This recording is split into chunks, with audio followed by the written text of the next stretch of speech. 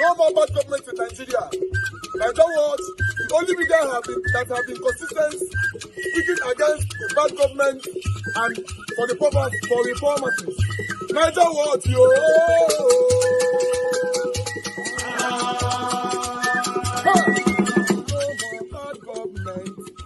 No more bad government. Nigeria what? No more bad government. Nigeria what? No more bad government. The only media that have been speaking. No more bad government. The voice of the voiceless. No more bad government. No more bad government.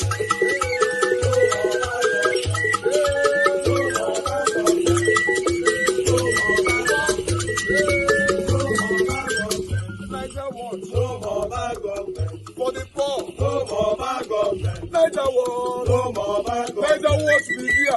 No more bad government. No more bad government. No more bad government. In Nigeria. No more bad government. No more bad government. No more bad government. The only media. No more bad government. The number one media in Nigeria. No more bad government. That have been speaking against government. No more bad government. Nigeria what? No more bad government.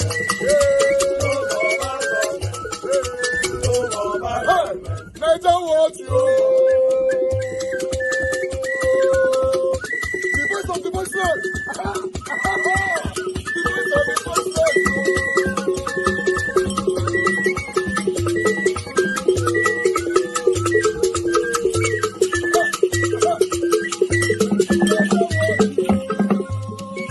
Voice for the voiceless. Voice for the voiceless. Nigeria what? Voice for the voiceless. Nigeria watch media. The only media that have been speaking against bad government. Being consistency since 1944. Voice for the voiceless. Voice for the voiceless. Umuwame. Voice for the voiceless. Umuwame. Voice for the voiceless. Voice for the voiceless. Voice for the voiceless. Voice for the voiceless. Voice for the voiceless. Voice for the voiceless. Nigeria watch you. We have been seeing all you guys have been doing, and we recommending to everyone in Nigeria, saying that you guys are the number one. Nigeria what you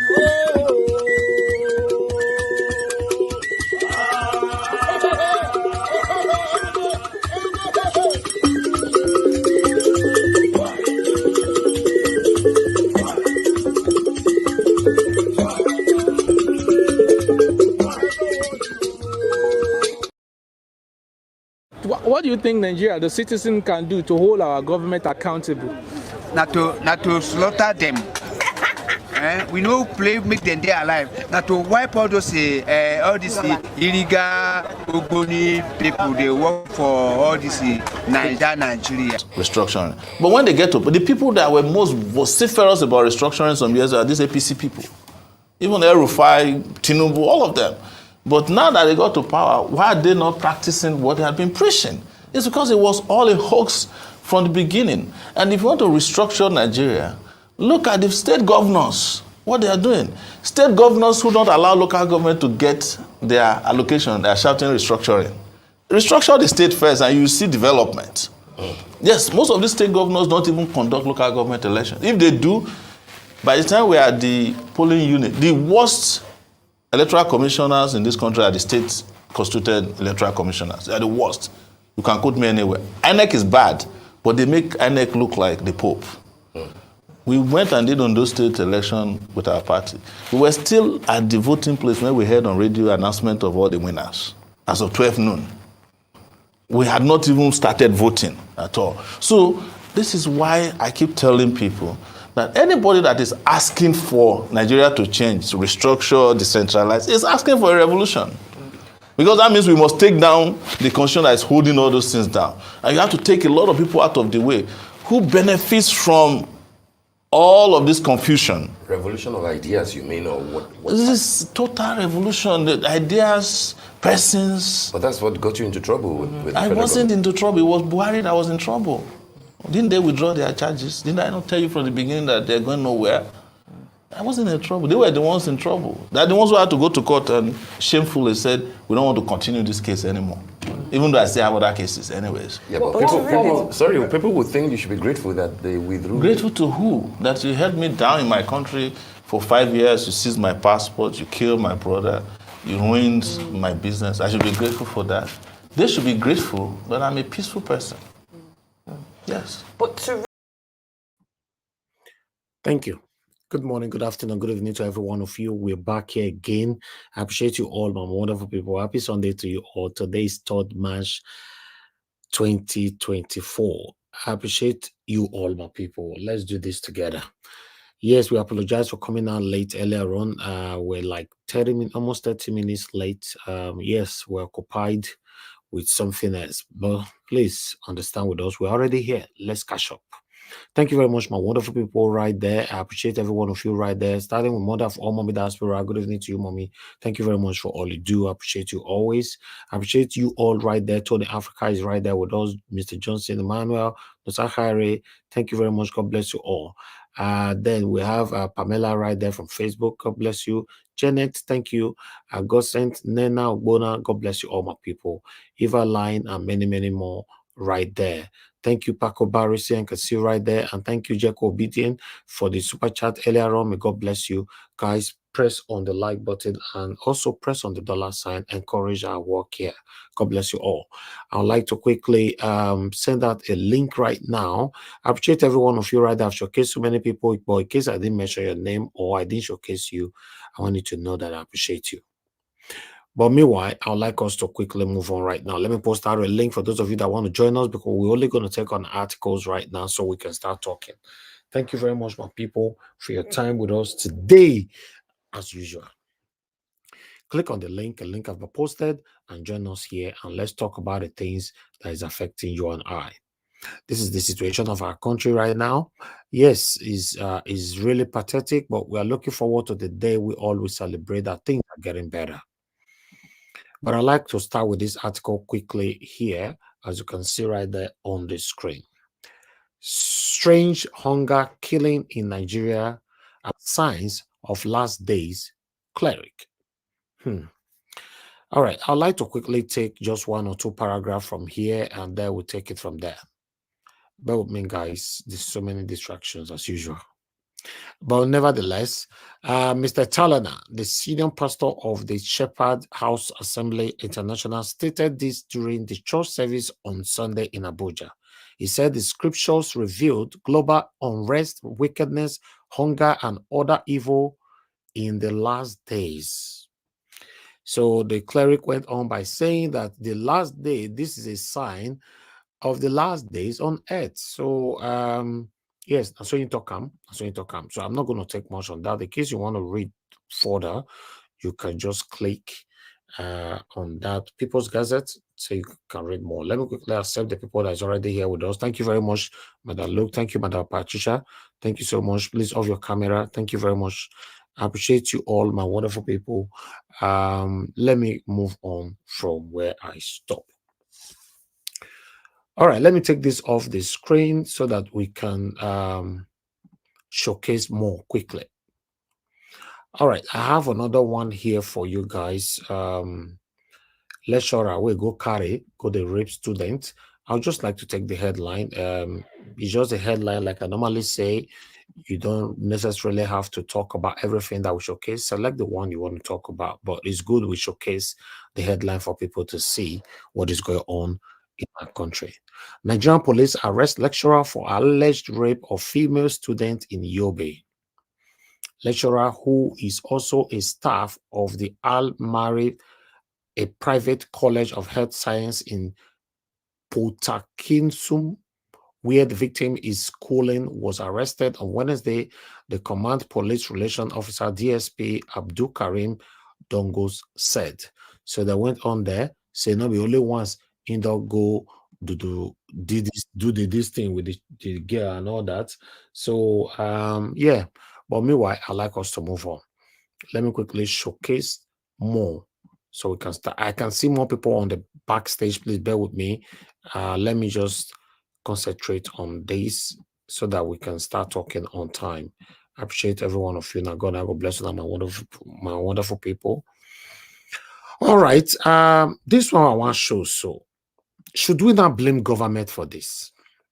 Oh, we have Madam Rita with us today. Thank you very much for joining us. I can see you on the backstage. We have Mr. Jonathan right there. Thank you. Okay, we have Blessing and Women. I full house today. Oh, where are the men? Where are the men? Because like I said, the women want intimidate you today. But meanwhile, should we always blame the government or blame the government and blame ourselves? Nigerian police arrest Abuja trader for repackaging local rice into foreign rice bag to make more profits. So should we not blame Tinubu for this now, or blame the former president Buhari for this one? You see, we are also the problem of ourselves. Yeah. Yes, we are. Although many people will blame NAFDAC and all that, blah, blah, blah. But somebody who have a heart, the mind to do such thing, you know, I don't know. People like this should be sent to jail forever. I'm sorry to say that, because you are repackaging the local rice in Nigeria into the foreign rice bag to make more profit. So we are not even sure how many things you are repackaged that is not even safe to eat. It's crazy. But meanwhile, let's move on. What do I know? I like to bring out other stuff on another article on to your screen right now. Guys, bear with us and let's quickly do this. You know, then Sharap don't talk about Tinubu for here. Let me just put this on the screen so that I can quickly. I might likely take one or two paragraphs on this. I struggle with advert on all Nigerian articles. To be honest, I struggle. Every day I struggled. You know, so Sharap sues President Tinubu over failure to probe missing 3.5 billion IMF loan to finance budgets respond to COVID-19. So I'm just going to leave that one right there. You know, but all these sue, you they sue, yeah, God, you they sue president. How is that even possible? Sometimes you'll be like, say, all of us just they play. Please bear with us. I'm working. You know, if I never show I'm removing stuff before showing it. That's what I do here every day. You know, the hunger with our country, even they affect our mainstream medias. To be honest, your pack advert will reach 50 for article. It's crazy. But nevertheless, let's go, move on. This one go shock Odashao. In the midst of hunger, finally, Buhari don't talk.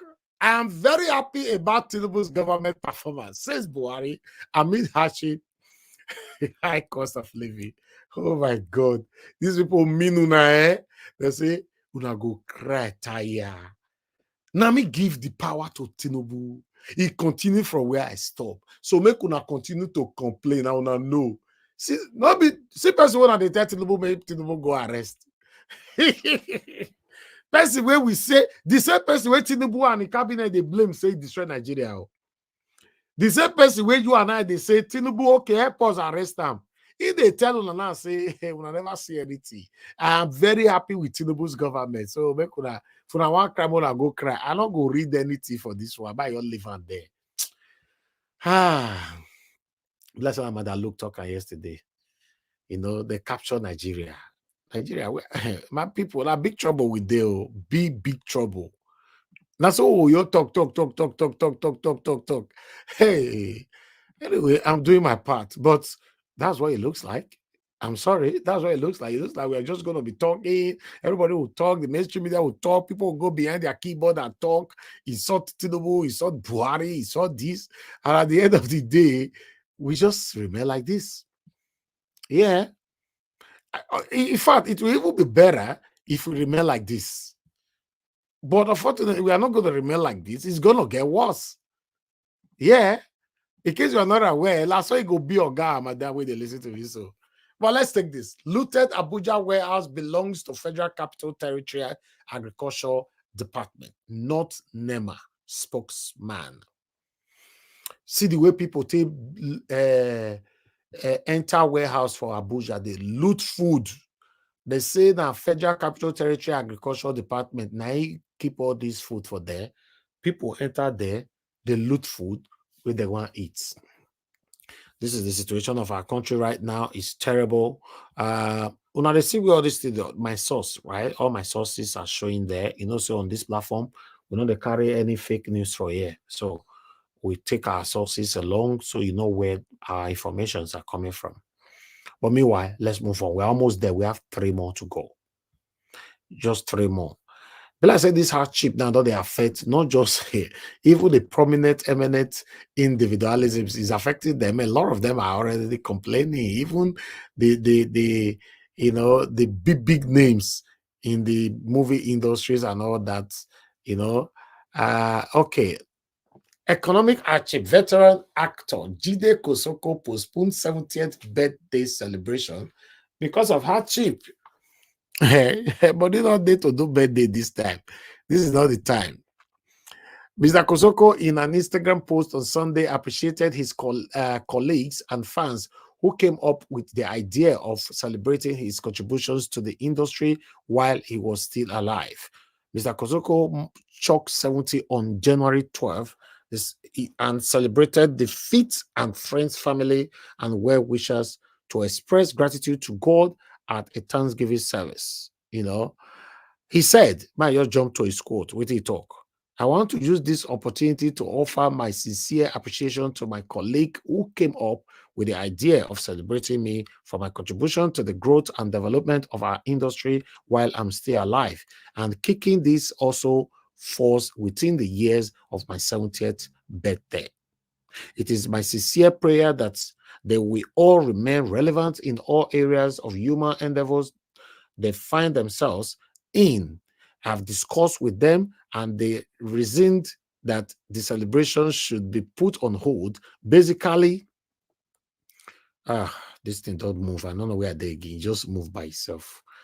We're basically container God. Sky God. Oh, still move by itself.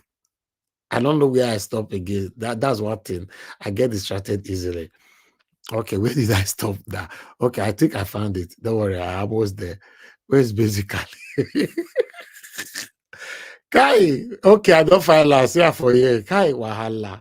Basically, because of the current situation in the country, what the people are going through. So, because of that, it's yeah, the two they move again. They all they pour advert for inside this tea. Let the people breathe. Let the readers breathe. People's Gazette. Una worry. I beg, I move on to the other article. There are too much for this country. All right, I have 2 more to go. I'd like to quickly take this one right here. Bear with us, guys. Do your part. Press on the like button as I do my own part right here. Tinubu's government lacked vision, didn't come prepared. Nimi Wiriboko. All right, yes, we first talked about this man yesterday. So he's still talking. So I'm just going to leave that one right there. I'm not going to read more. Yes, he didn't come prepared and all that. Everybody know how Tinubu to become president now. You know, I bet make I take my last time, make I hear from my wonderful panelists. I bet make una help us press on the like button. The last one I remember. So, you know, I don't know why I hear they happy this evening. What did they happen? I'm not supposed they happy. With the situation that we are facing in Nigeria, I shouldn't be smiling like this. Okay, make us serious. man, serious. Okay, my people, this is another very serious one right here. Article will be LP more death of veteran actor Mr. Ibu says it is a big loss to Nigeria. Okay, let me see whether I'll see where our principal talk. You know, say when it comes to Peter Obi, they like make I read everything. The candidate of the Labour Party, Mr. Peter Obi, and People Democratic Party, PDP, Atiku Abubakar, in the 2023 presidential election have mourned the death of veteran Nollywood actor John Okafor, popularly called Mr. Ibu.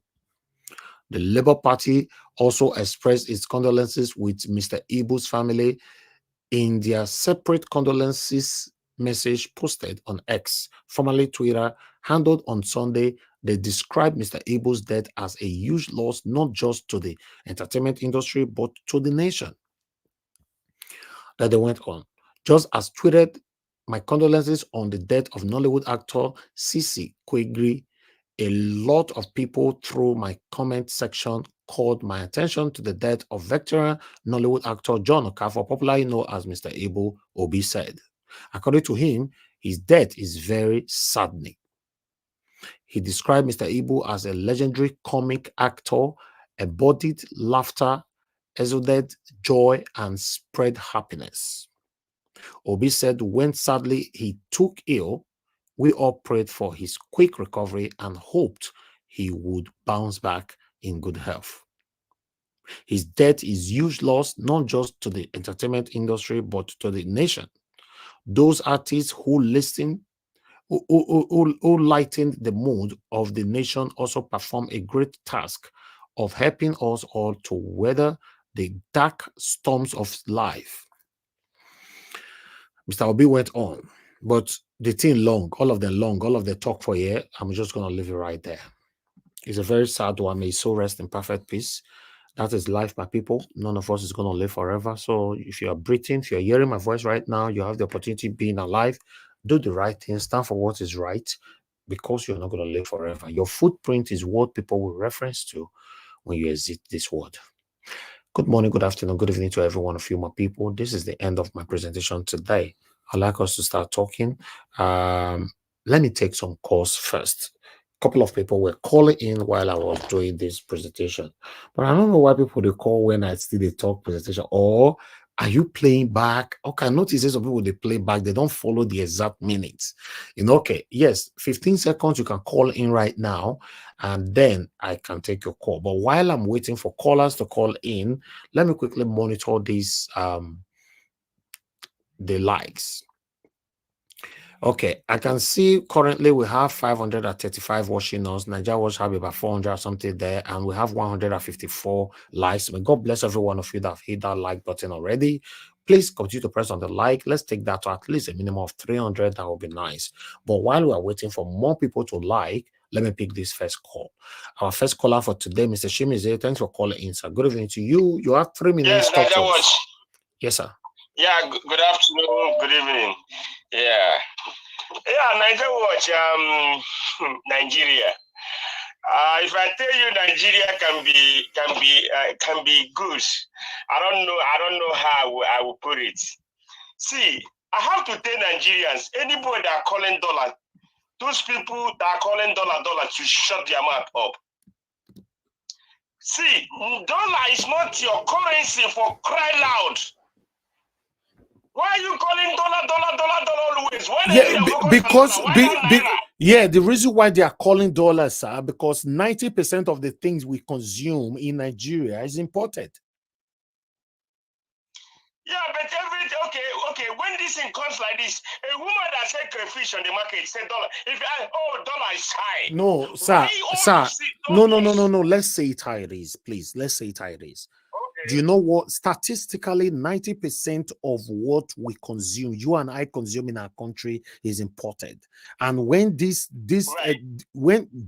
moment where we have economic hardship, so whether you like it or not, those people selling the crayfish that you're talking about, they use transport because the dollar is also affecting petrol. Everything is the petrol subsidy have hit everything. So whether they are connected one way or the other, so it's affecting everything. It's affecting the pure water. It's affecting everything. So it's crazy because you need transport to carry your pure water from one location to another.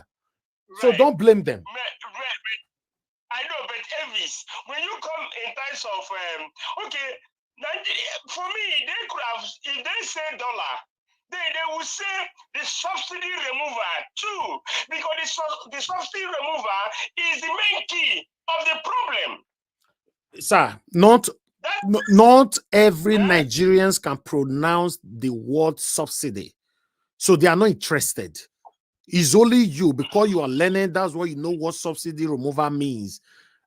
Average Nigerians not aware of these things. They don't know what it means. If it's just like Buhari borrowing more money the other day, saying ways and means. A lot of people don't. They are not aware of the meaning of ways and means. So they use all these big words to confuse the average Nigerians. They are yes, the average Nigerian, they are weaponized illiteracy on. So yes, let's face the reality. The hardship is hitting every single area in our country. Well, I concur with you, Niger Word. I concur with you. Then, okay, there is one video I come across with. It's a Igbo other prophet or pastor. Man, I think you help me to analyze this one. This video was saying dollar will crash. I say, you see everything. He say, oh yeah, everybody start prayer. I say, is everything on prayers? Is everything you put on prayers? Yeah. Is everything? All these people, to be honest, sir, to be honest, sir, when we give you 3 minutes here, use it to talk about the most important thing, not inconsequentials. Right. When you talk about those pastors that you know that these guys are deliberately the first class Yahoo pastors, so you shouldn't talk about them. Let's talk about the reality. All right. For me, it's crazy that all this thing is going on in Nigeria. Believe me, you see how people are saying they need to go their way every day. Let the country split into 3 so that they will go their way. Southeast will go, Arewa will go, Yorubas will go. But because of what? Because of bad governance. If Nigeria is good today, nobody will remember all these things. It's because of hungry. The killing, the adoption they're doing here and there. So if Nigeria can get it right, all these people are crying for food. Even food is common thing. Food. If anybody that comes to your house is giving food, the food is nothing that people are crying for. Begging for government to give them food, to give them, make them their life better. Just give them the lights for them to have something to eat. But Nigeria should help themselves too. The Nigerians should help themselves too. Go back to agriculture. Go and farm. Okay. Thank you, sir. Put something on the land so that when the time for harvest reach, you go and harvest it and and go back into your house or get some and go and sell it and make some money. Okay. That's how country produce, move forward. Thank you. Thank you, Niger Watch. Thank you, sir. Right. Thank you very much. Let me quickly pick another call. We have Law of God is my strength on the phone. Good evening to you, madam. Thanks for joining us. Please talk to us. Sunday to you, my brother. Happy Sunday to you. Happy Sunday to everyone on the. I have 3 minutes on the comment section. Is that 3 minutes? Yes, ma'am.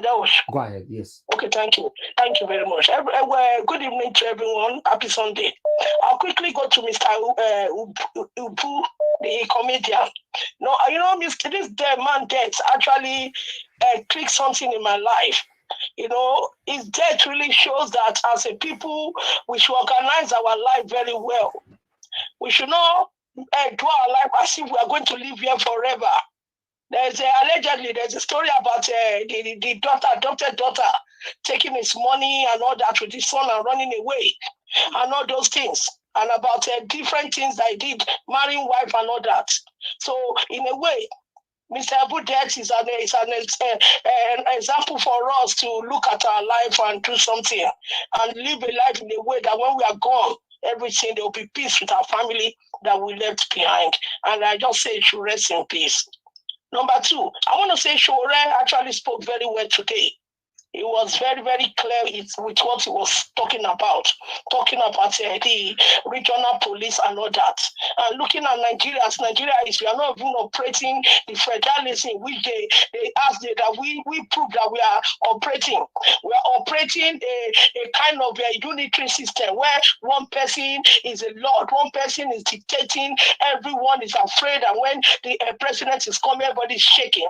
I think we should go back to regional where everybody It's going to have their police. There will be someone like a governor or anyone operating in the state to control everybody, resources and all that. I think it's very good. And for us to have a local police and let our local government operate in a way to help us. I'm going to end it with this one.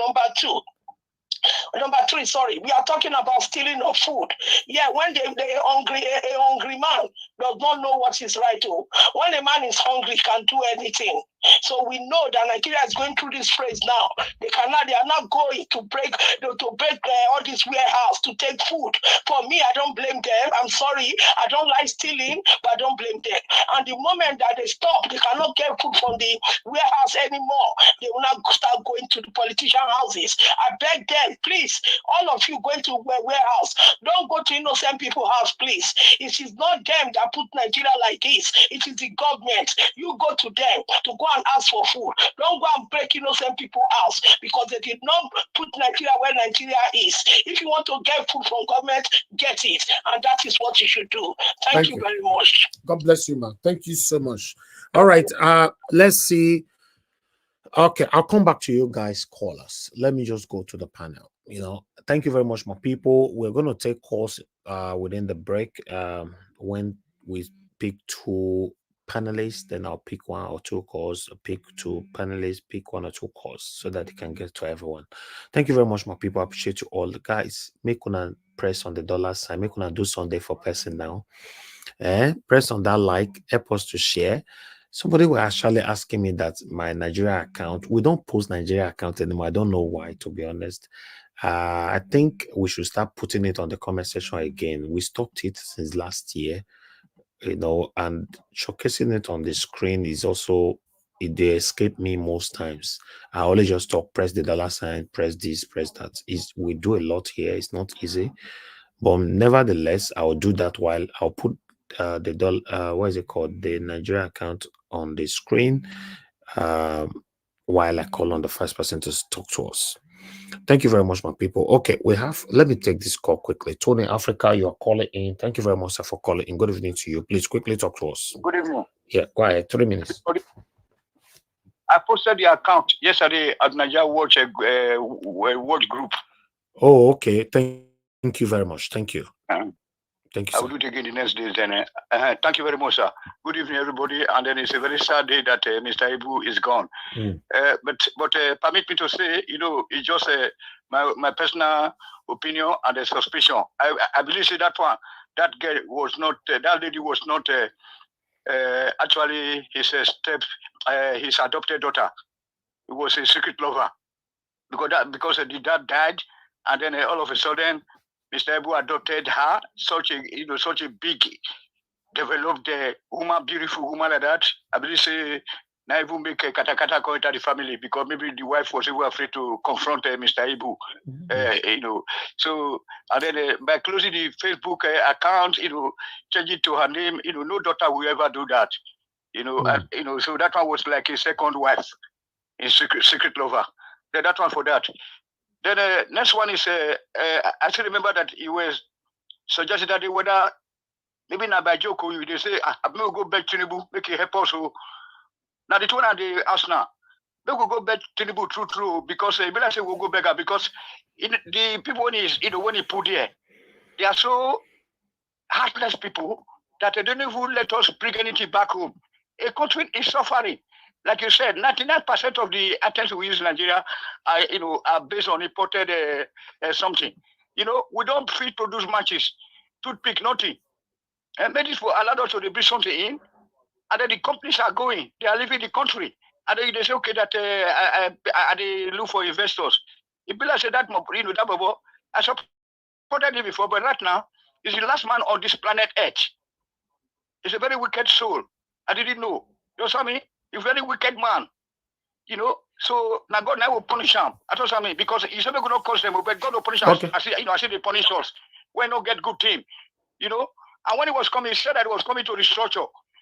Now say that he want to put some something in place before restructuring. This is crazy.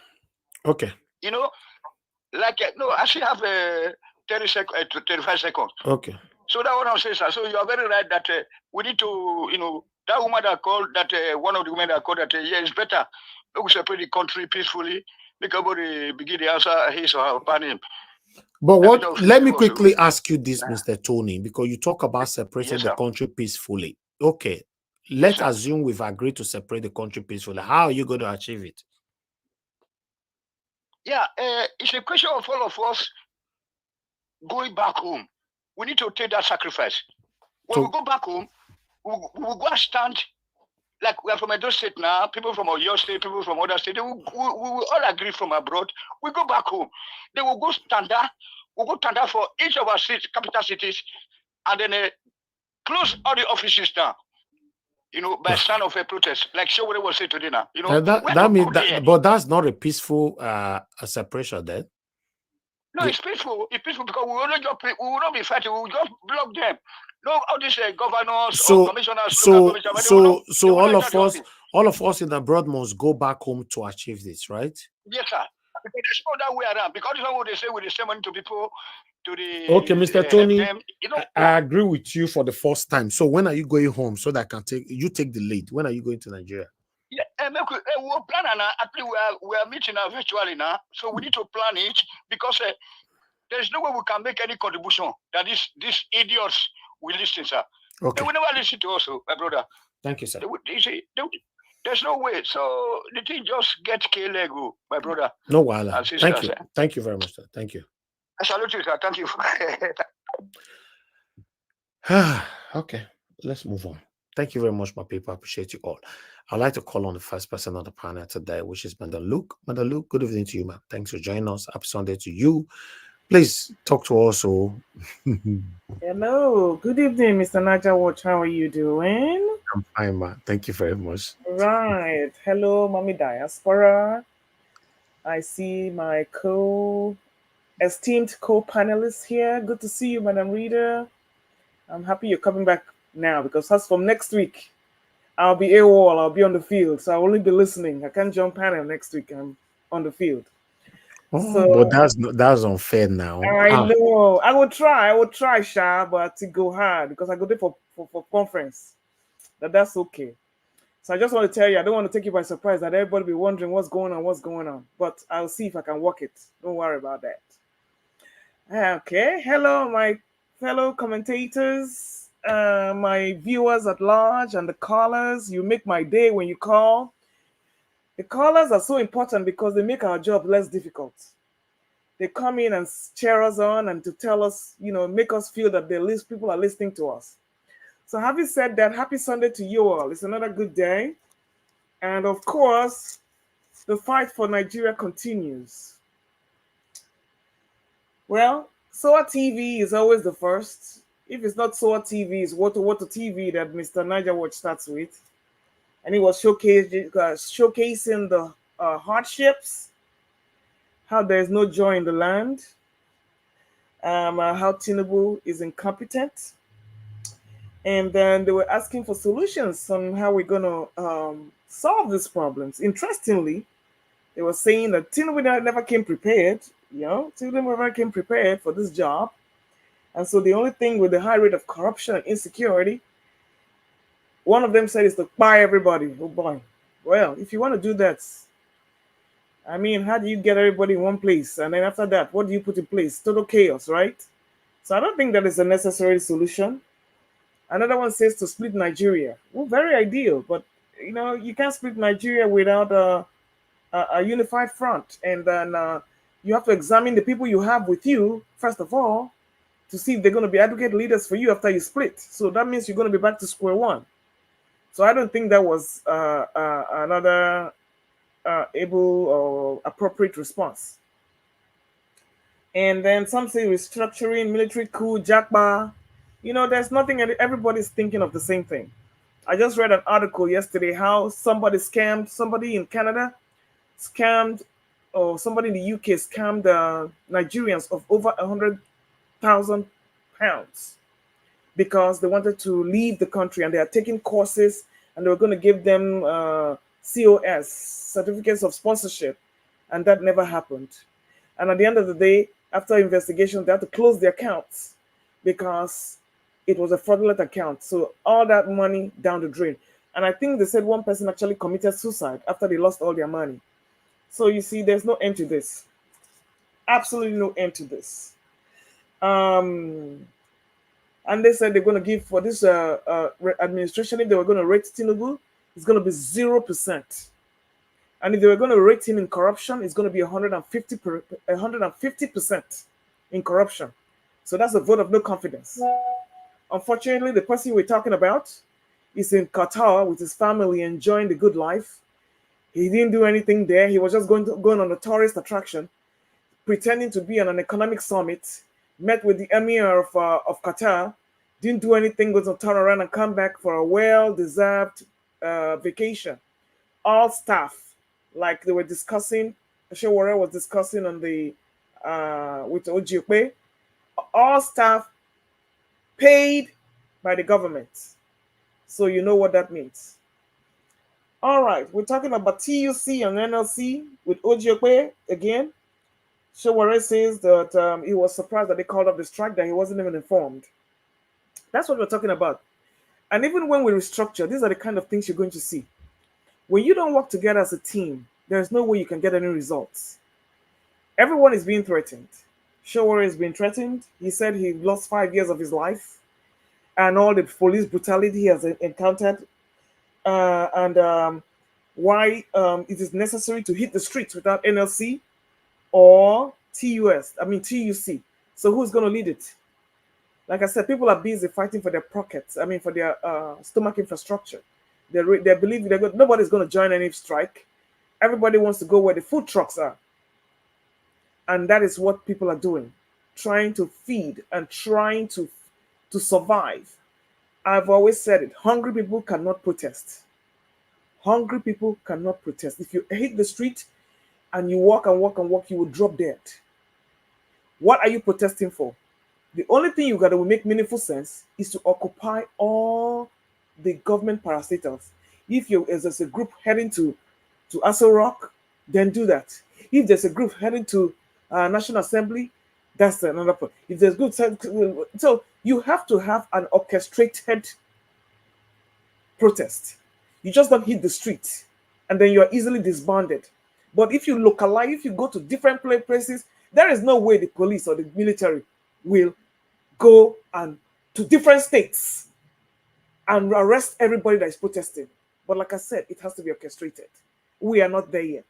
So Mr. Sowore is in a good place, but even if he goes on the street, how many people are going to back him up? Nobody. He has been doing this for years, and he will keep doing it until that is his calling and his satisfaction. He said they killed his business, so he's still surviving at least. He looks really good, but at least his voice counts for something. So and they always say that another group is saying they don't want the military to come in because the military is going to be even worse. And we all know what that means because the military has been infiltrated. So you cannot find anything good out of this military. It is not what it used to be, where it was kind of a representative of the whole regions in Nigeria. Now it has been hijacked.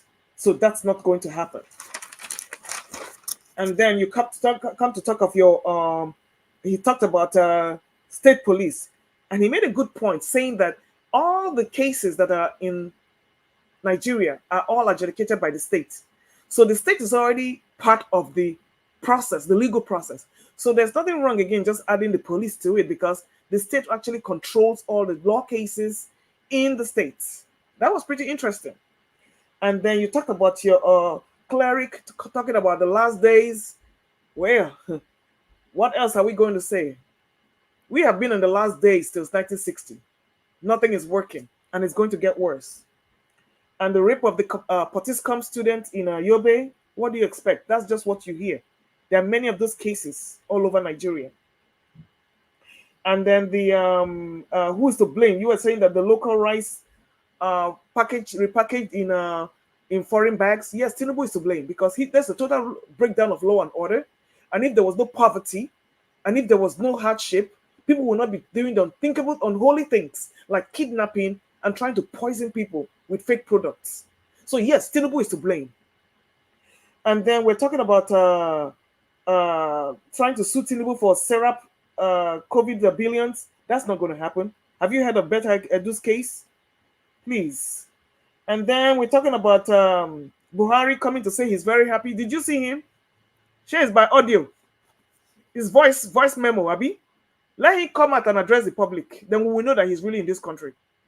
It's not by writing by proxy. I didn't buy that. He probably has already heard this program that we're saying he's a ghost. So all of us said in abracadabra, they are issuing speeches. No, he needs to come out and address us. So we'll see whether his face has changed or the mask he has on his face has dropped or if there's any market change in appearance. So let's not be fooled. This man has gone AWOL and can never be found. If you announce his death, it's going to be like buried and gone. This man does not exist, period. And now we're talking about Madam, look, which man that doesn't exist? Your Buhari, of course, does not exist. Are you kidding me?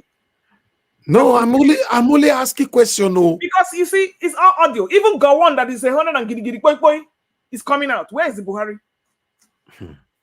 Okay, Gawon that is 100 and something or in his 80s is still coming out and showing his face. Obasanjo is coming out and you can see Jonathan. Where is your Buhari?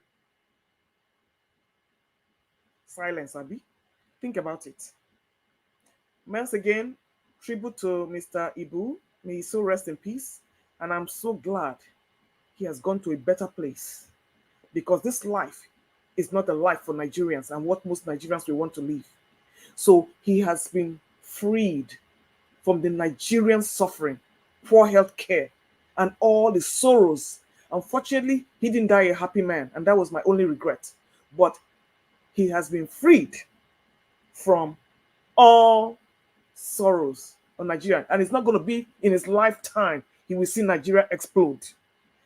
Kudos to Jide Kosoko for putting his birthday off with the current economic crisis. I don't even know how anybody can celebrate anything good in that country. It's not even going to be palatable to people. You will be at a party one day, people will just storm your party and disrupt the whole place and carry out your food. And then lastly, the looted warehouse that belonged to the federal. I don't care who has the goods. Nigeria will hit the street. It will come to a point where people enter market. Your basin of tomato will disappear. You will have your mudu of rice. Somebody will just carry it on their head and run away. We are getting to that point. So, my dear Niger Watch family, we are not there yet. The struggle continues. We'll keep making our voices known. We'll keep healing together. Thank you very much and have a happy Sunday. Thank you very much, Madam Luke, for that wonderful submission. God bless you, ma. Thank you.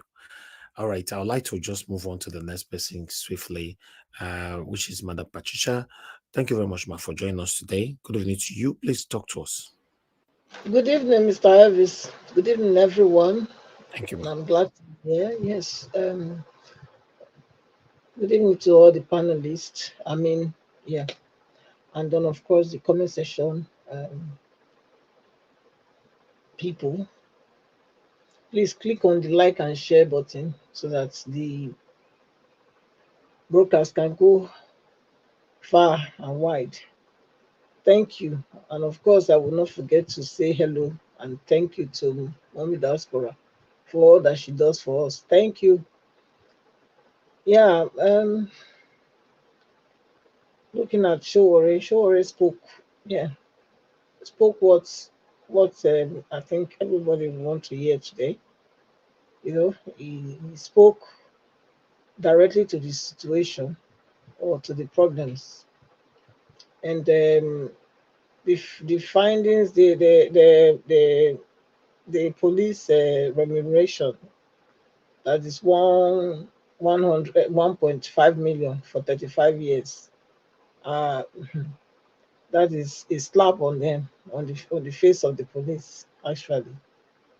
And to come to talk of it, think of the fact that they are not well paid and all these things, and yet they are doing what they are doing is amazing.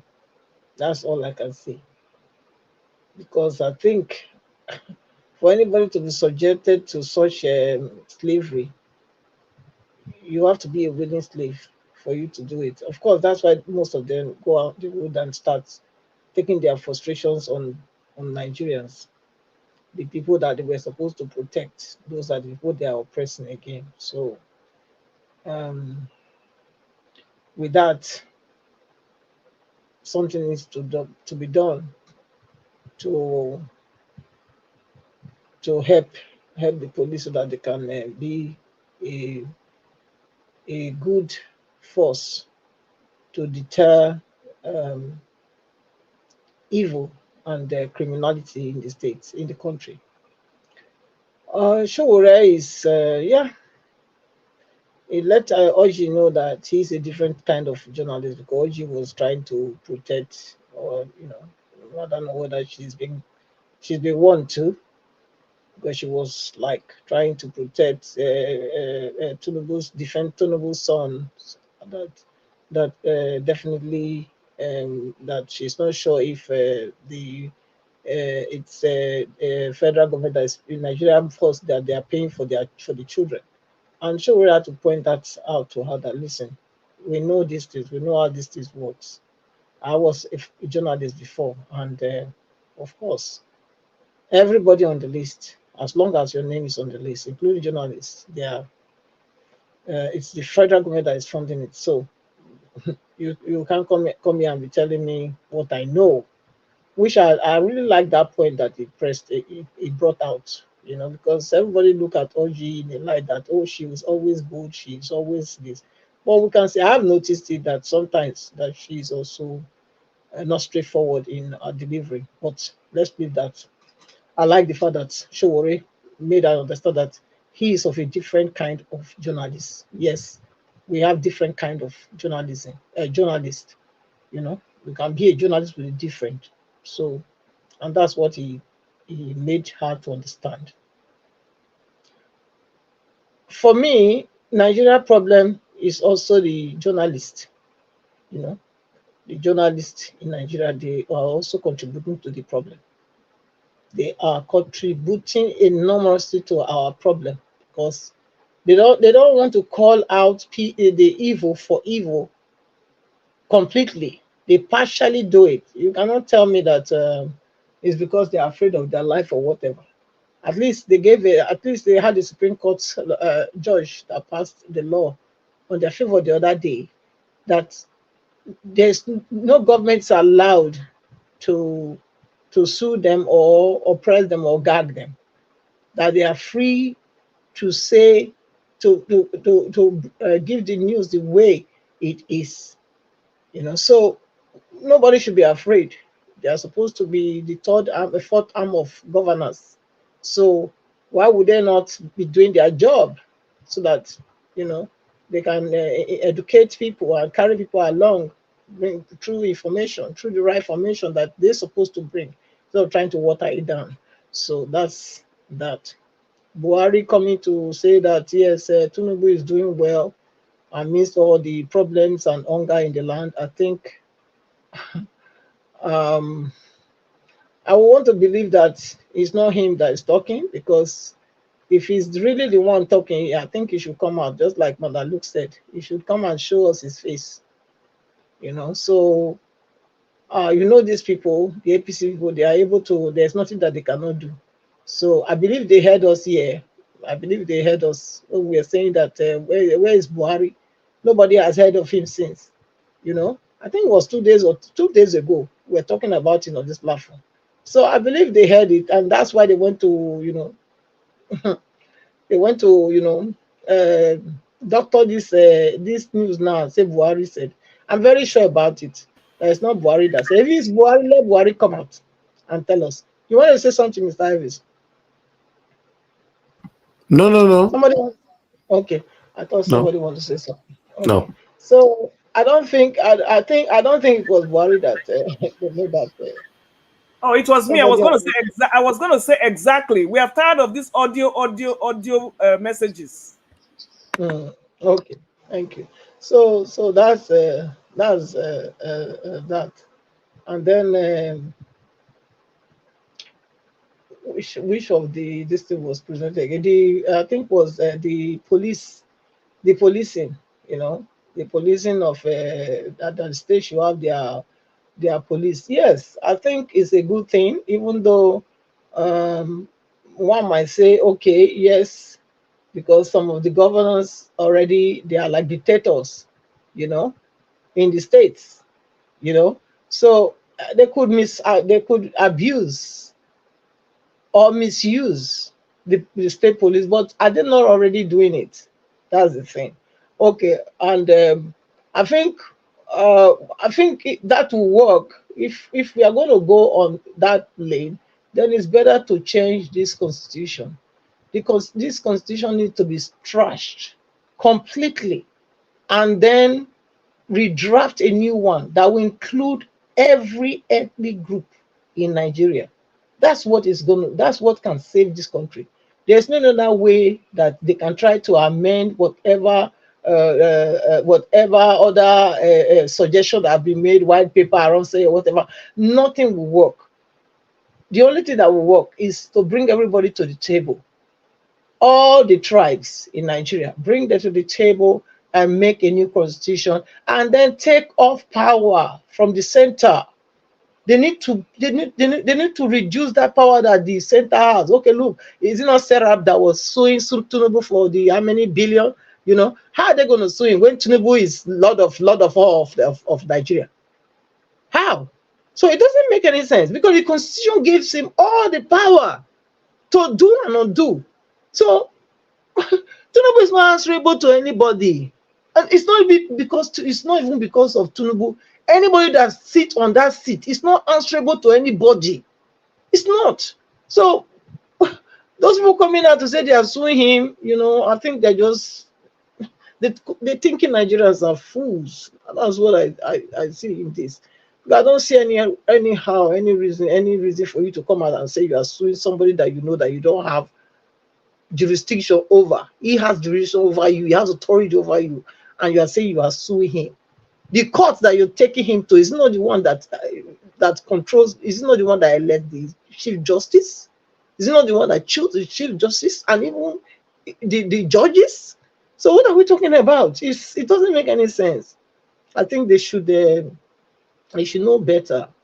They should it's time they start treating Nigerians as educated people and not illiterates, because the way they sometimes their antecedents, and the things they bring out makes me think that they think majority of Nigerians are just not there yet.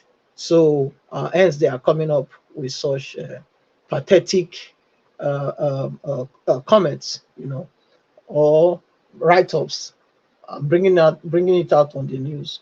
So the looting of food in Abuja, yes, they will loot now. On that side, they happen. Make it continue to happen there. If they make them they do and there, So make them they do for that place. It's good. Make them like somebody said, yeah, they shouldn't be going to innocent people's place, innocent people's house. Let them go to the people that have been oppressing them, those that have been depriving them from food. They should go to their houses. Those are the places they should go. So I think it was the federal government, what was it called? Federal Capital Agricultural, whatever they looted this time. So let them do that one, since they are hungry. They are hungry now. So a hungry man is an angry man. So let them vent their anger on those that are the ones that are, the reason why they are in the state that they are at the moment. So that's my take for now. And thank you, Mr. Evans. I think I'll leave it here at this moment. Thank you. Thank you. Thank you very much. Or did you leave me to talk? No. I just leave people to talk to because we are not much on the panel. Yes, it was longer and longer. Thank you. Thank you very much. God bless you, man. All right. I would like to call on let me pick this call before I come back to you guys. Thank you very much, sir, for calling in. Good evening to you, please. Thank you, sir. Talk to us. Good evening, Mr. Jajawat, and good evening, Mami Diaspora, and good evening to everybody in the panel. So I was not surprised. Kabari should be ashamed of himself. He says he supports governments of Tinubu. Why would he not say so?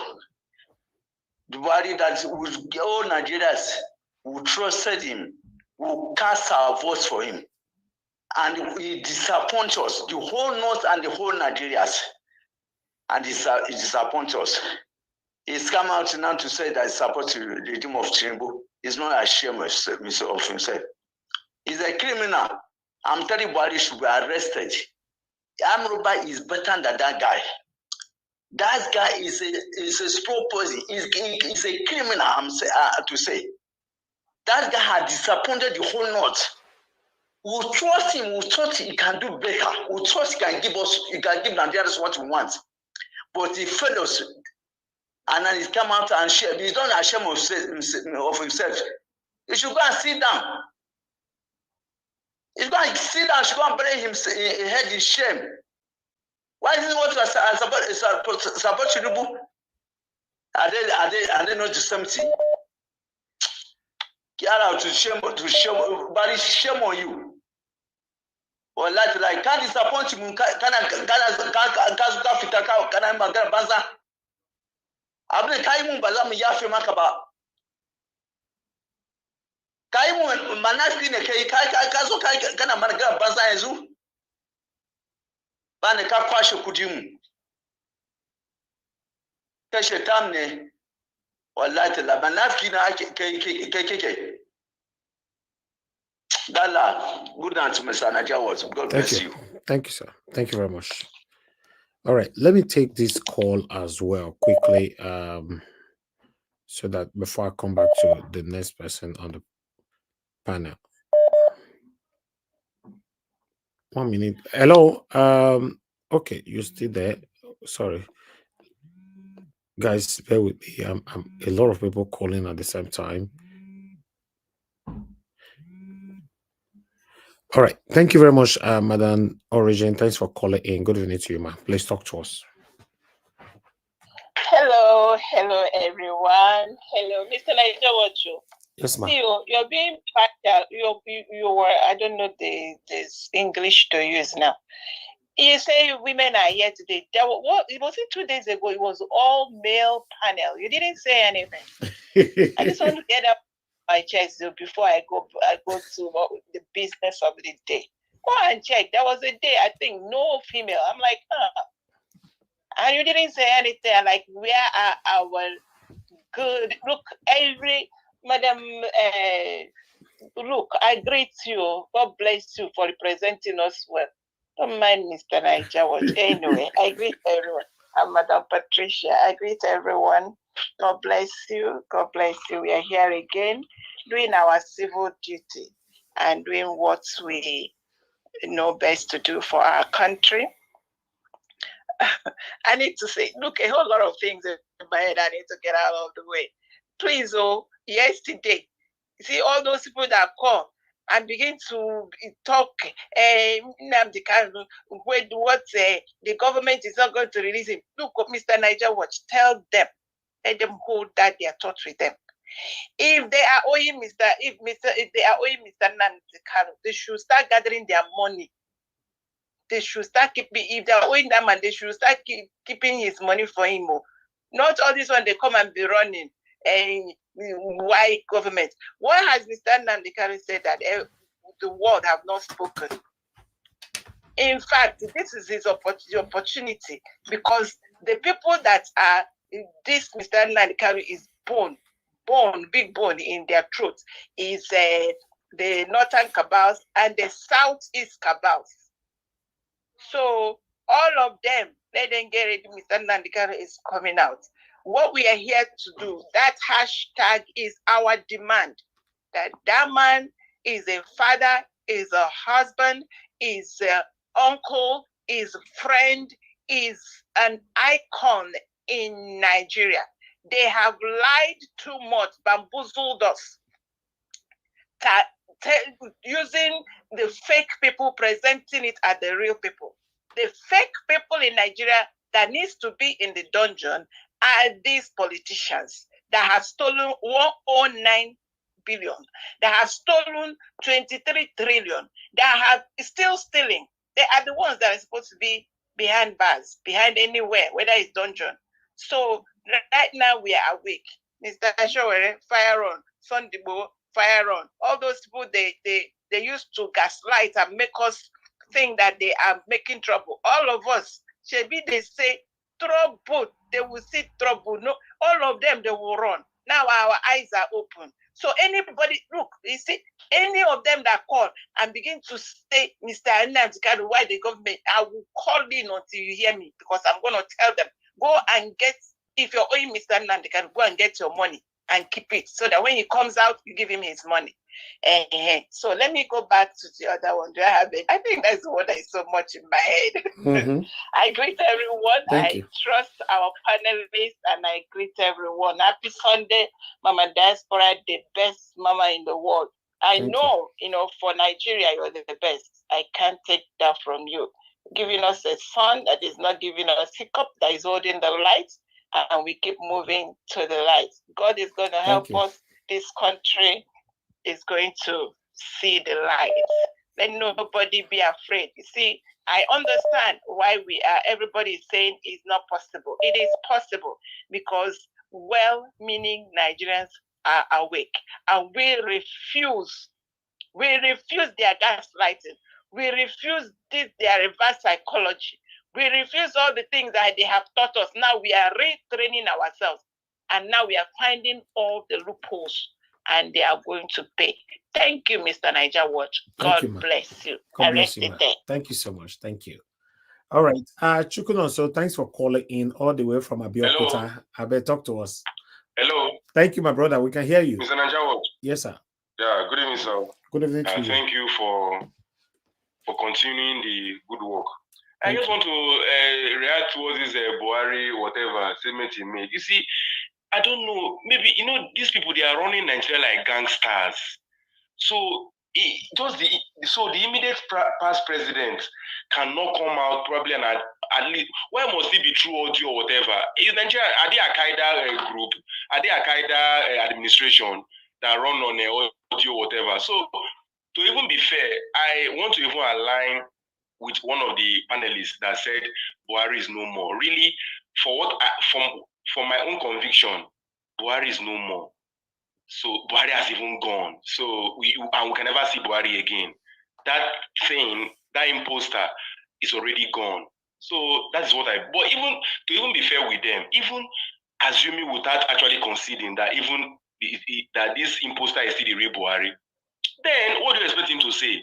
So they are all both APC, they are the one that brought this punishment to Nigeria. So they are one and the same. So do you expect him to say that Tinubu is not doing well? But I think they said they protesting the NLC. For Tinubu, I watch his statement. He is seeing NLC as Labour Party. To him, NLC and Labour Party, they are one and the same. So that's why he's asking them to wait the next election. Yeah. Because already they have actually put all their people. The total INEC apparatus has been filled with APC card carrying members already. So that's why he's asking them to wait till 2027. But really, they said P2B is the one sponsoring the protest. And so P2B is the one that sponsored the one that looted federal government food warehouse in Abuja. P2B is the one that is mobilizing those people to go and loot Boa and Dangote food trucks. So honestly, I know that this thing will still continue. So for me, I'm just waiting for when it will now, but the tipping point, we are close to the tipping point. So that one is their business. They are government of propaganda. They are criminals. So let them continue. But as long as the hardship keep biting hard, of course, the tipping point will be moving closer and closer. So that is just my submission. Thank you. Thank you very much, sir. God bless you. Thank you. All right. Thank you very much, my people. I'll come back to you guys again. Callers. Let me go back to the panel. Okay, we have somebody on the backstage. Please on your camera. We have Umosu Destiny. Thank you. Okay, yes. Please tell us where you're joining us from, Mr. Destiny. Where are you joining us from? Good evening. I'm Jenny from Germany. From where? Germany. Germany. Okay, thank you. Thank you. Good evening to you. Go ahead, talk to us. It's your first time on the panel, right? No, I've been in this panel for some time, but I just stepped down a little for some years now, mostly during 2023 election. Oh, okay. Talk to us. Go ahead. Talk to us quickly. I'll prioritize you. All right, thanks.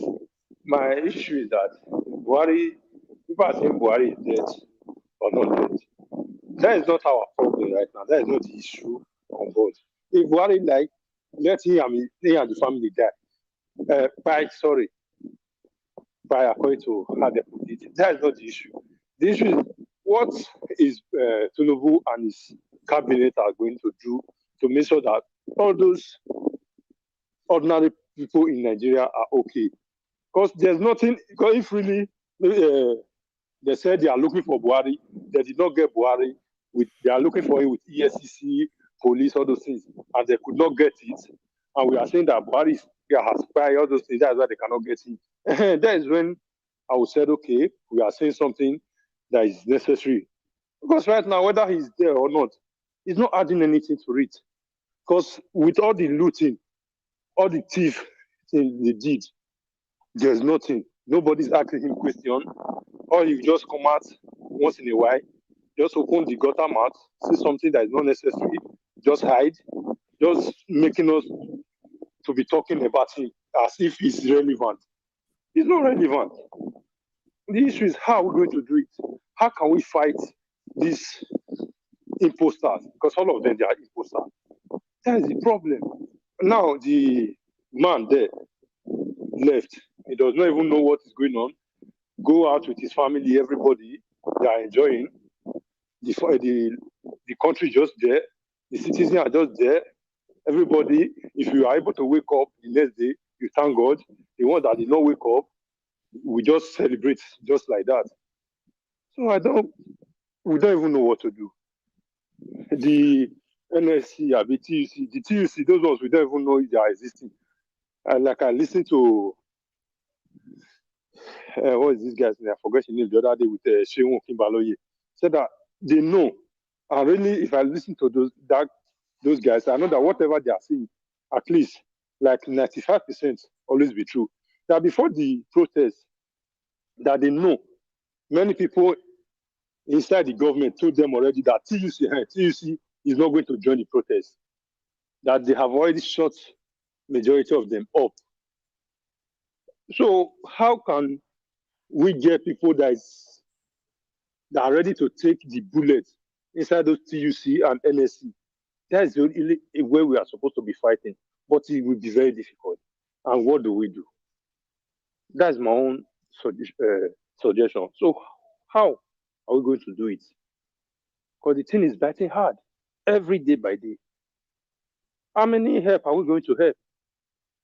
Every day, if you call 1 or 2, 3 people in Nigeria, they will complain different kind of complaint to you. Different. And not that the complaint is just that, how can you help me out to become somebody? Before, that was majority of the call that you get. But right now, the majority of the call is, how can we feed? How can we feed? So how many are we going to help out? The government are not even making any solution, nothing. All their own is just how to loot the country dry. Very sad. So that is just my solution, please. Thank you very much, Mr. Destiny. It's really good to have you on the panel. Yes, I can feel your pain. We all are facing the same thing. Trust me. It's serious. It's very sad and it's disheartening. Unfortunately, I don't know how we can rescue ourselves out of this. To be honest, I don't know, because it's not looking good. Well, thank you very much for joining us. May God bless you. Thank you. All right. I would like to quickly move on to the next person. I would like to call on Madarita before I come to Mr. Jonathan. Madarita, thank you very much for joining us today. Good evening to you, Ma. It's good to have you back again. Yay. I beg to. Yeah, good evening. Good afternoon, everybody. It's good to be back. My lovely mommy diaspora, Obuta, Mr. Elvis, thank you very much for all the sacrifices you've been making.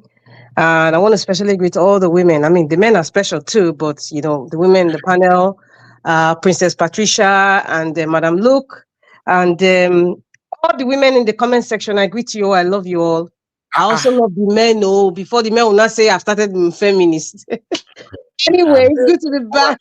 Mona, they include us, so I beg. Good to be back. You know, I hear Mr. Jonathan's voice, Dr. CM, Mr. Victor give us our mandate, and Black Panther. It's amazing. Well, I will add to Nigeria as well. You know, it's amazing. You guys are just, you know, kicking it every day, and then God bless you all.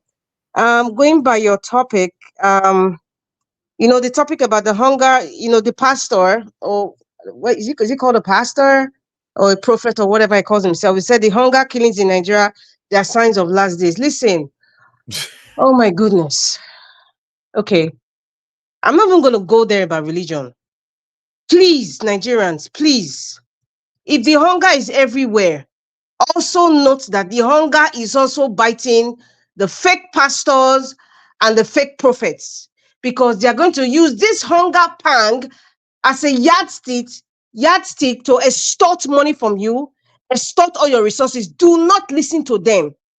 We are hungry because many of us are not farming. We are hungry because the economy is destabilized. We are hungry because we have evil men ruling the country. We are hungry because we have evil people in the National Assembly making laws for us to make us more hungrier. That is why we are hungry. It has nothing to do with the last days. 1999, I'm sure many of you were still, you know, you were still able to read and write and understand what was happening in the world. 1999, we had this big boom that said when we get to year 2000, the world is going to end, blah, blah, blah. Please listen, it's only in Africa. In fact, let me streamline it because it's unfair for me to use Africa. It's only in Nigeria that any bad thing that happens to us, suffering, pain will happen to us, a pastor, a fake pastor or a fake prophet will come out and use that as a yardstick to confuse the people and further starve the people more. Every pastor right now, every sensible pastor or a man of the cloth or a man that believes he's a leader under some whatever religion, any of them that is coming out now to speak, what they're supposed to do is to start empowering the people, encouraging the people to go and farm. Encourage the people to go and farm. Don't bring no BS about using the Bible, twisting and turning everything upside down in the name of religion, and people are starving. That's your statement now. How has it improved the life of somebody? That statement that is saying has to do with the world is ending. How has it improved the present condition of one of your church member now who has a child in the hospital? There's no Panadol. There's no money to even put that child on a bed. They're outside and lying down. How is that your statement helping the people? Please listen, all of this. If you are a pastor or if you are some prophet or if you are whatever religion you are in now, the situation of the country, please don't falsify or abuse the scriptures just because of your own personal greed.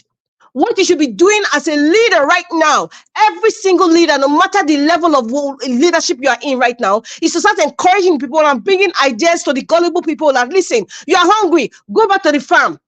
Okay, the farms are not, there's no security. Security is terrible. Okay, within the confines of your house, find somewhere to be making a garden, make some vegetables or something. Nigeria is blessed with good soil. That's what they should be talking. They should not bring any Bible. Leave Jesus alone. Jesus is fed up with all of you. In fact, God is tired of hearing our prayers. We don't want to act. Please, in fact, I got so angry listening to that. I wish I could stand on the podium where that person made that comment and telling me, give him a piece of my mind. Because this time, we should not deceive the people. We need to be speaking out, speaking against all these fake pastors and geos and whatever they call themselves. They should say the right things and stop making everything topsy-turvy, using the Bible as a yardstick to lie. Because at the end of it all, it's all about grabbing from the people, not about helping them. Now, the other talk about, police arresting the traders with, repackaging. Okay, Mr. Niger Watch, I remember last year, we talked about this thing. We talked about the price of the bag of rice and the repackaging.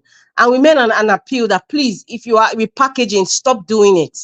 Because at the end of the day, all the years you have been repackaging and changing labels and whatever, have you become a multi-billionaire? Have you become Dangote or Elon Musk? The answer is no. It's either you are killing the people or you're buying the people or you are making them suffer more. And you think you are progressing. You are not progressing. If you are a trader or you have a friend or a mother or brother or sister that's a trader that's repackaging, tell them they will not progress by their actions. They should stop it. Because we are our own problems. Nigerians are our own problem. That is a fact. We are our own problem. Irrespective that we have evil set of men ruling us, we are our own problem. Mr. Elvis, you made a comment and I want to disagree.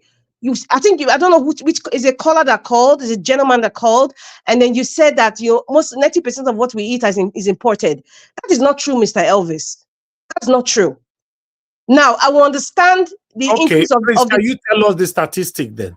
Okay, I don't have the statistics, but I want to just give you a scenario. I was in Nigeria. I came out from Nigeria last week, and I went to, if you people are familiar, in those of you in Edo State, Ekiwa market, right?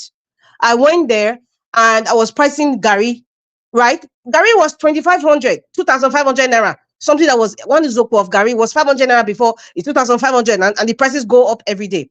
Okay, now, and I asked the woman, I said, why are you increasing it? She said, dollar don't rise. And then she said, you know what, my pikin? I have never seen a dollar in my life.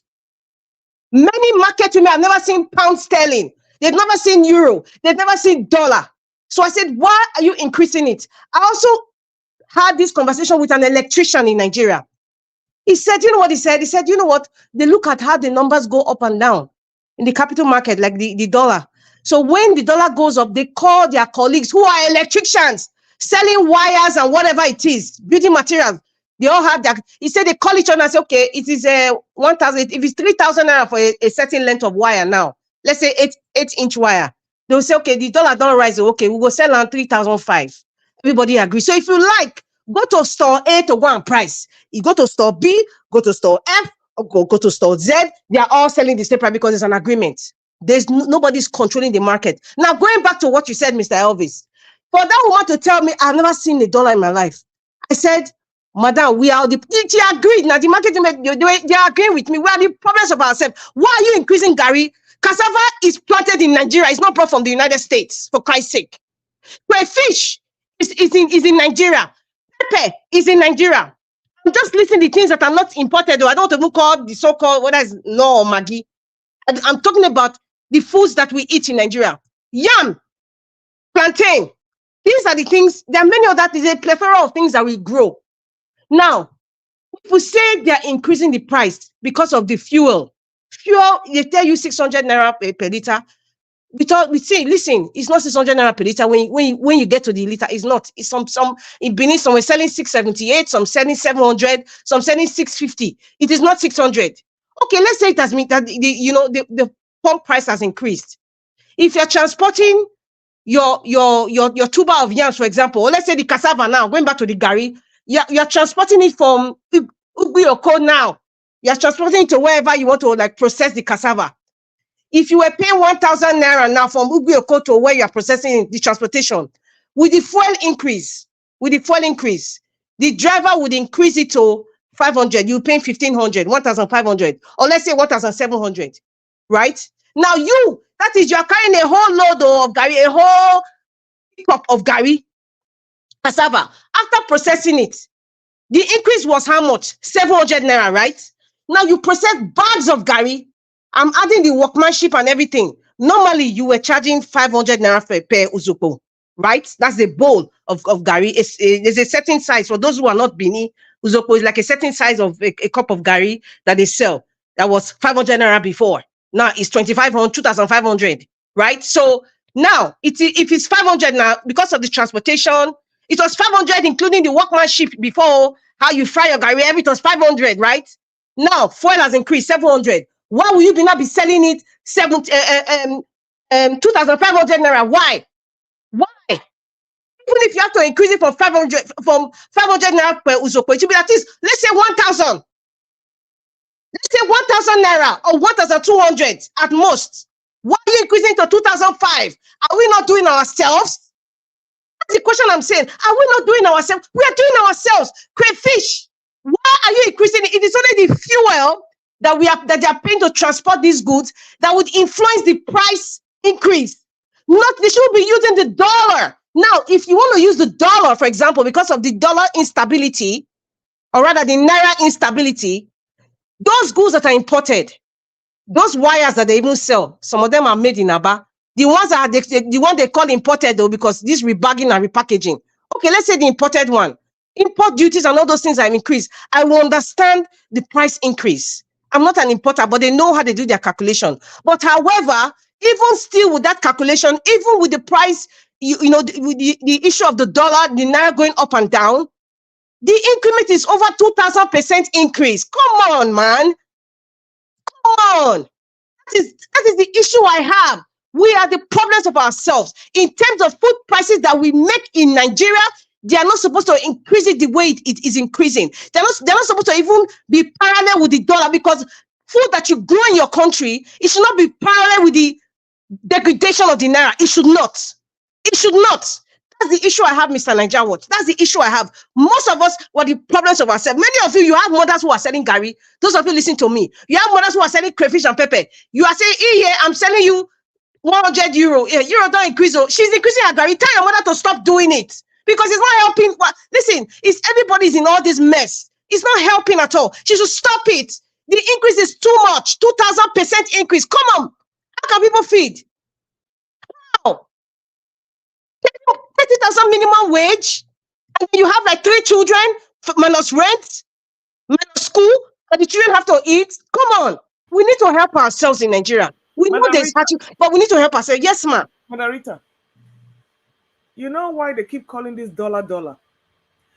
Are you aware that the cost of transportation, the cost of storage, everything has increased, all because of this dollar? So when these people call this dollar, they're just transferring it into the hardship of inflation. Now, the money you're going to use, those people that come to the market every day, they have to store things. They have to, even those that are even importing this food, they need to rent warehouses. They need to rent everything. Everything has gone up. And that's all that has transferred into those goods. So even if we are producing those things in Nigeria, the fact that you're going to transport it with fuel to your destination has jacked up all those prices. And that is where the dollar comes in. Madam, look, the dollar does not listen. Prior to this falling of the naira, prior to this now, I just gave an example with gari as a commodity. With all before the first subsidy that was scrapped, if gari was 500 naira now, one zopo of gari was 500 naira. This is prior to the increase of the first subsidy issue now, 500 naira. And that 500 naira, you are taking into cognizance of storage that you mentioned, all those things, it was 500. Now, because the fuel increase, like I said, it is sensible for a business person to go along with, if your transportation that you're paying has increased to a certain amount, you have to juxtapose it in the price of how much you are selling your goods, right? That is simple mathematics. Now, this is local commodity. Local commodity. I'm not talking about the yogurt that you're importing and storing. I'm not talking about that. Are you also aware that people that is buying this local commodity you are saying end up also add other foreign imported goods into their Mr. Nigeria Watch, listen to me. Oh God, no, Mr. Nigeria Watch, listen to me. Let us be frank. I just made an example. I said prior to the removal of the first subsidy, we had prices of goods, we had and services, right? Now the first subsidy was scrapped. Commodities that we make in Nigeria, that we plant. I said gari, I'm using cassava as a case study. That is planted. We go to the farm. I just said transportation now has obviously increased because of the scrapping of the first subsidy.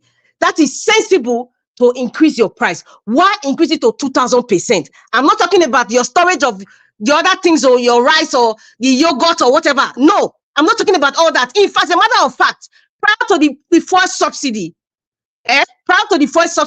these goods I'm talking about that you're talking about paying of storage, it was still balanced. What I'm saying, Nigerians always have a way of taking advantage of this dollar and fuel increase that has nothing to do with Nigeria. Rita. That is my point. There are goods and services. No, listen, excuse me, sir, please. There are some services and there are some goods that are imported. Agreed. There are services and goods that are imported, and it also affects, as a retailer, it will affect you because you are paying a lot of money to buy the foreign currency for you to import those goods. And then the wicked Nigerian government now, custom services, they have increased, They have increased in taxes on goods that are coming to Nigeria. So obviously it will affect what you are selling. I am talking about the stuff that we make, the local food. I'm not talking about rice now. Yeah, but Forget Mr. rice. Rita, all Sorry, those things will be Oh, affected by sorry, inflation can now. someone say something? But she's talking about the transport, and those women pay tax, and they pay Inflation, for all those what do they call them? All those you guys are getting me. Agberu of 18. They pay for all those Agberu and Listen, different things. sir, Also, they were paying police for that come to Agbero arrest them. They pay for all before those May things. 29th. Oh God, listen, they were paying for Agbero, they were paying for transportation before May 29th when this apparition scrapped for subsidy, right? Now, what I'm trying to explain to you guys is Nigerians, let us be honest, we have a way of taking advantage of a bad situation, especially in dollar. Example, can somebody just tell me, explain to me in simple English, how does dollar affect the price of Gary? Because if somebody can explain to me, I will say, okay, I agree. That is reasonable, no? Because it does not affect it. That's my point. If you float your currency, if you float your currency and your currency soars to meaningless levels, and you put yourself in a bunch of inflation, what do you think? The people are not taking advantage of the situation because nobody's buying. The food is not even affordable. My goodness, Madam, look, I'm just trying to explain something to you here. I know, but before May 29th, Just said Gary, the market woman even told me, she said, my picky, I never see dollar for my life. This woman is not 25 years old. She's like in her 60s. I never see dollar for my life. And many of so when it's increasing, they don't even understand. So they just increase like that. That is my point. They just increase that. She's never seen dollar in her life, she told me. So why are you increasing and the price of Gary now? One bowl of Gary, you increase from 500 to 2.5. Because other goods and services are increasing in prices that woman, too. if you want to pay for school fees for his daughter, is from that Gary, and the school fees increase. If you want to buy anything, it increase, and it's from that Gary. And dollar increase, even shirts that she want to buy for herself or her children, dollar make all those things to increase. So he's getting all those money from the Gary. So she have no any other place to get any other money than to increase the Gary also. She has never seen dollar. Exactly. Yes, fine. Thank you very much, sir. She has never seen dollar, good and fine. But anything that she's buying from dollar increase, she has to apply it to her own Gary. That does it. Yeah, because sir, you are just proving my point. That is why I said Nigerians take advantage of every single situation, especially when it comes to dollar. Even if it's not relative, dollar and Gary they're not related, sort of. Nigerians take advantage. You just explained it in simple English because it's like a trickle down, it's like a ripple effect. Because of the price of maybe school fees or whatever has increased, the Gary that she's supposed to just make like maybe 800 naira or 1,000, she will increase it to 2.5. Are we not doing ourselves? Are we not doing ourselves? No, we are not doing ourselves. No. Oh God, they do ourselves. No, Margarita, sorry. Everything end and stop in the hand of the government. It's not exactly. Because if government can make all this price of the dollar affordable, make everything affordable, that woman have no right to increase it. If she's going after selling her Gari for 1,000 naira, she went to the market to buy clothes and see clothes of 100 naira to buy or clothes of 200 naira to buy. She cannot increase more than, okay, why is it that she did not increase it 2 years ago? Okay, can I shock you with something? You see that 2005? You went there on Monday, you bought the Gary after talking 2005. On Tuesday, you go there, it is not 2005. That situation, they'll say yesterday's price, now what price, madam? And nobody will look at your face and beg you, okay, yeah, come. Nobody will do that. I understand that, like I said, it's like a ripple effect of everything around. So at the end of the day, if we sit down as a people, Nigerians, we don't love ourselves. And I know that because we've lost the moral compass. Nigerians have lost the moral compass, by the way. They have completely lost it. Their sense of reason or sense of compassion is completely gone. And because of the environment, because of the environment and the situation of the country. However, that is not a yardstick because everybody is bad. You have to toe in line, but people say, I don't want to suffer. But, if you really look at it, I don't want to overflog it. We are punishing ourselves at the long run because especially with goods that I said, goods that are not related to the US dollar or pounds or euro. We are punishing ourselves because we see it on social media. Grown men are crying in the market, holding a bag, and they are pricing. They can't buy anything. They probably just have 5,000 naira in their hand. They have children to feed at home, and they just the gari, that's the basic thing that they can manage with gari and granite or just ordinary gari with water. They're selling you 2,005 or maybe 3,500. How are they going to survive? 3 spoons. There was a video on social media. 3 tablespoons. 3 tablespoons. That's the spoon you used to eat rice. 3 tablespoons in a small bag is 15 naira of gari. So you do the calculation. Are we not helping ourselves? That's the point. Okay, how are we helping ourselves with the situation that we are in now? It's like a dog eats dog. Nobody cares. Nobody wants to look at your face because you want to make money. At the end of the day, this same money you're making, you're not even living well. It's still not enough. So what's the point? At least feed ourselves. At least put the rice to be reasonable price so that at least we can be able to feed. Not jack it up to 2,000 or 5,000% just because maybe you want to pay school fees or your child's the transportation from within school it has increased or the provision has increased. You don't do that. It's too much. It is too much. Do you think this women? I mean, you've been to the market. How many people can even afford those commodities? No, not many, right? So by the time they sell it to one person, they're trying to make up for their losses, right? So you see, we are doing ourselves, but the people that are selling the goods are not enjoying either. So nobody's having it fun. Nobody's finding it funny. Nobody's gaining from all this. So what's the solution? Solution is we have to divide the way to help each other. You can, or are we going to go by trade by barter? This is not a humanitarian. This is not a humanitarian venture. You know? This is pure economics. Government. We do not have a government. Nobody controls price in Nigeria. Okay, now, Madam Rita, what you're talking about now is humanitarian and philanthropic ventures. And stop in the hand of the government. Everything stop and end in the hand of the government. Yes, because Madam Rita, what you're going into is philanthropy and humanitarian ventures, and that is not what Nigeria. Excuse me, madam. Look, I'm not talking about. Listen, a business is a business. You're running a business. You're running your loss and your profit. I understand that part. If you understand what I'm trying to say, when I say we are doing ourselves, I explained, and in reality that this forced subsidy was scrapped, and it also would affect goods and services, especially when you're transporting goods from one location to the other. It will definitely affect it, and it will be for a business person. You must add what your expenditure has obviously increased. You must put it in your price, in the price of your good. That is normal. My point is, Nigeria with that greed, the spirit of greed, they increase it to 2,000%. For crying out loud, man. Well, let me tell you. Well, I have news for you. If you like, increase it to 5,000%. Nobody's going to buy it. Okay. So look, it's like we're going around in circles. Yeah. If you say nobody's going to buy it, we're not helping ourselves. I get going to suffer. Who is going to suffer? We are all going to suffer. So we need the solution now. That's what I'm trying to say. The solution right now. The solution lies in the hands of the government. They fix and regulate this. The solution does not lie in the hand of the Nigerian government. This is Nigeria I'm talking about. You are talking because your mind is set because you are in the diaspora and things are working accordingly. In Nigeria right now, listen, when you are in a deep hole, when everybody's in a deep hole, you're not going to be looking for a leader. Everybody come together and you bring ideas of how you get out of that shit hole. What I'm saying right now, Nigeria is in a shithole. And the people that put us in the shithole, they're not going to help us. They are never going to help us because they're evil and satanic. But now that we're in this shithole, we need to help ourselves. But what Nigerians are doing, they're not helping us. Everybody's grabbing and hurting people. They don't care. At the end of the day, we're all still in the same shithole. That's my point.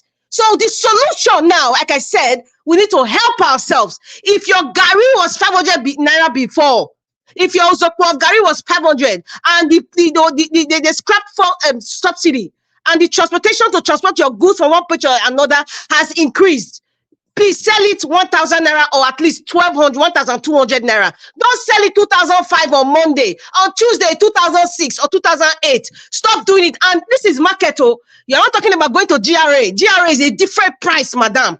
So what am I saying? We need to help ourselves. We're in a shithole. The government of Nigeria does not exist. Listen, governance and administration does not exist in Nigeria. Everybody wake up and smell the coffee. It does not exist. Just forget. It does not exist. Everybody's doing what they need to do to survive, and they don't care who is hurt along the way. So right now, we need to help ourselves. Anyway, I understand where Madam Rita is coming from. I understand where Madam Luke and every one of us is coming from. But if you have to look at the aspect where Madam Rita is coming from, I think I mentioned it a couple of days ago here. That we are the problem of ourselves. You know why? Yes, let's talk about us. It's obvious that many people are capitalizing on this removal of fuel subsidy and the dollar increase and all that right now to put higher prices on, on their goods. And apart from that, we don't have price regulation in Nigeria. That's another big problem. If you go to Mama Shukuka, how much for your bowl of gari? Go tell you say na 3,000 naira. If you go to Mama Emeka, Mama Emeka will tell you say na 3,800. If from there you go to Mama Ifeanyi, Mama Ifeanyi will tell you say na 4,200. So this is also a problem that we have in Nigeria. Now, because of the economic hardship right now in the country, a lot of Nigerians are capitalizing and hiding under the economic hardship to make life even more difficult for ourselves right now. That is the area Madam Rita is coming from. Not that the dollar is not affecting. Obviously, it's affecting. If you listen to what she just said, her last statement was, if the bowl of gari was 500 naira before, now the removal of fuel subsidy have affected your market, you can increase it to 1,000 naira or a month of 1,500. But not that you increasing it all the way from 1,000 naira, 500 naira to 2,000 naira. Say, madam, why it be like that? Na dollar. So a lot of people are capitalizing on it. And we should also understand that in every economic hardship, not just in Nigeria, in all over the world, in every economic hardship, there are people suffering, losing, and there are people gaining, profiting. We should always have that in mind. Let me make a case scenario of COVID-19. During the time of COVID-19, a lot of my friends that I know become so wealthy in Nigeria. You understand? And I'll tell you how they make their money. And there are a lot of people that made their money through that time. Why some of us were in the house cleaning, using whatever, what do you call it? This thing will take the clean at that time. We're home praying, or some of us were praying and all that. But some people were thinking out of the box how to help themselves in this period. Like my friends that I'm telling you that become wealthy during that time, they started making videos back to back. Today, many of them are doing extremely well on social media. Why some of us were inside the room, the same will not come up for us, or will not go carry COVID-19, you were watching their videos, right? The same way other people benefited. So in any crisis, yes, sanitizer, God bless you, Janet. That's what I wanted to say. And did actually thank you, disinfectant, yes. In every economic hardship, it affects people and people lose a lot of money. The same way it profit people. But the big but where Madam Rita is coming from, even though you want to gain, don't make life extremely difficult for the people just because you want to quickly gain on this period. So that is my take. I might be wrong, but that is my understanding of this whole argument. But I would like to quickly... Mr. Niger Watch, wait. Mr. Niger Watch, yes, wait. Are you aware that for everything the market woman sells in Nigeria, those things have also been imported? I just posted a link for you to see. We still import gari. Yes, that's what I was trying to talk about earlier on. So now, your imported gari in our market is not imported, please. I'm just being realistic here. What? Once you import goods, the gari in Benin City is not imported. It's not imported, please. I'm talking about this not imported. No. It's not imported. As soon as they hear that the other gari is imported and jack up the price, then we increase it. Madam Rita, I know where you are coming from, and I know where Madam Luke is coming from. I will agree with Madam Luke. I will also agree with you. Do you know why? The gari you are talking about in Ekiwa is not reported. But when you go to supermarket in that same Benin City, right, you will see different Gary. They will tell you. It's repackaging, Mr. Elvis. Now you and I know it's repackaging. No, yeah, that's what you want to say, but we are not too sure because you were not there.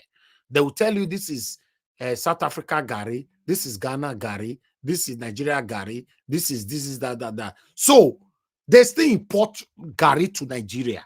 It doesn't mean we don't have our own Gary. They still, that I am very sure of that. So Elvis, if they're importing Gary, maybe to go to the northern part. In the south, one of our staple food is cassava that people plant everywhere. So anybody who is repackaging and putting supermarket. How many people still have the guts to go to So Elvis, I'm just being realistic here. I'm just trying to tell you, any supermarket, I'm just going to use Edo State. I'm not going to go to another state. Any supermarket right now that repackages Gary and says imported and maybe made in whatever country outside Nigeria, that package, that Gary is repackaged. If you say people are opening businesses, you know, where they have Pando Yam and all that, those things are processed mute yourself in Benin. Please, Mashallah, mute yourself for now, please.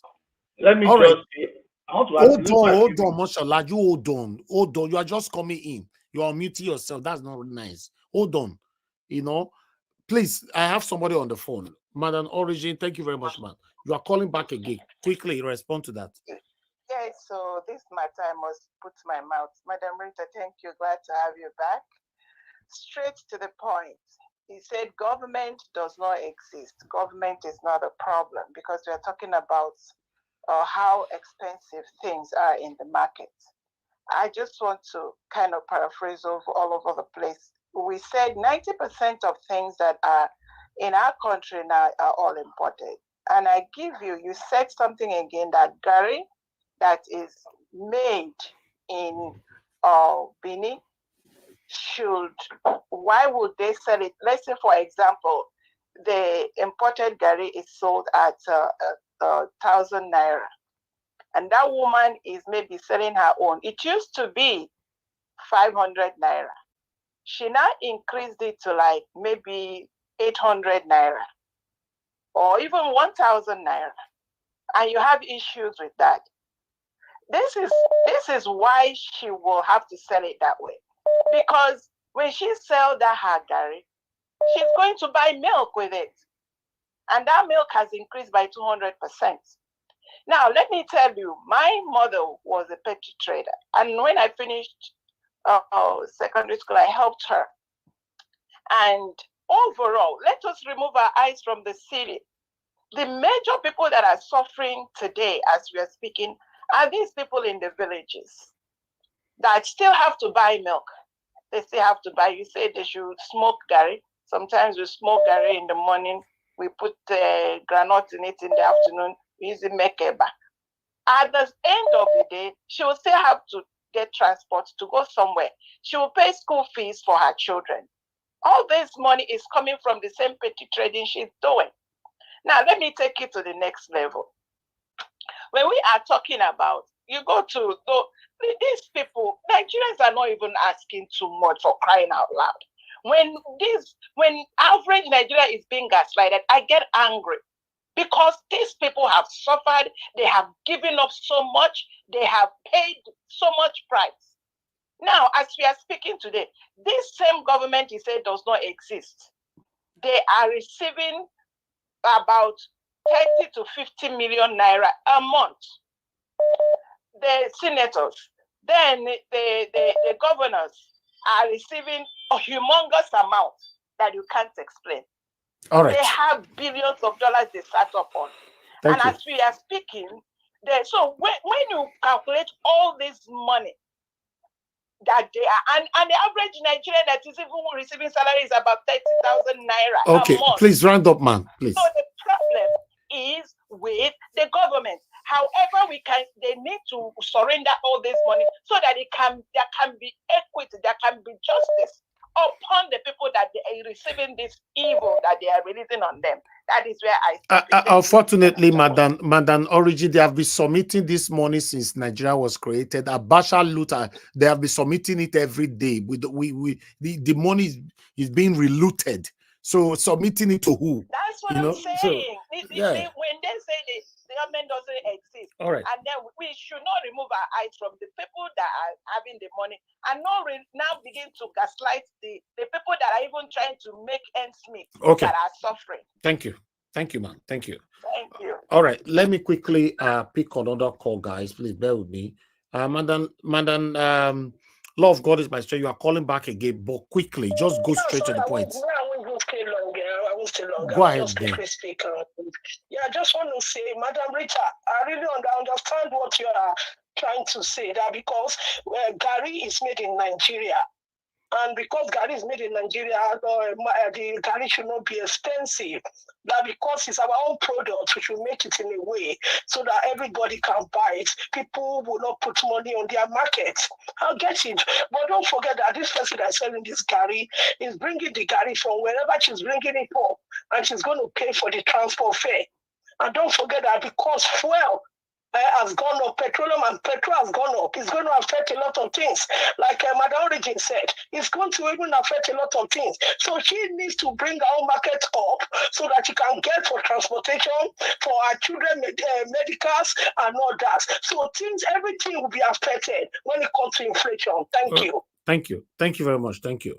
All right. Let me quickly take another call here. Let me see the next person. Okay, nobody's calling in right now. I can see a lot of you were calling in. Okay, Madam. Okay, Mrs. Guinea is calling in. Let me quickly return your call. Thank you very much.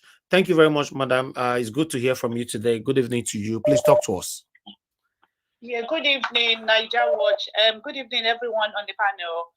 I just wanted to say that I agree with Madam Rita.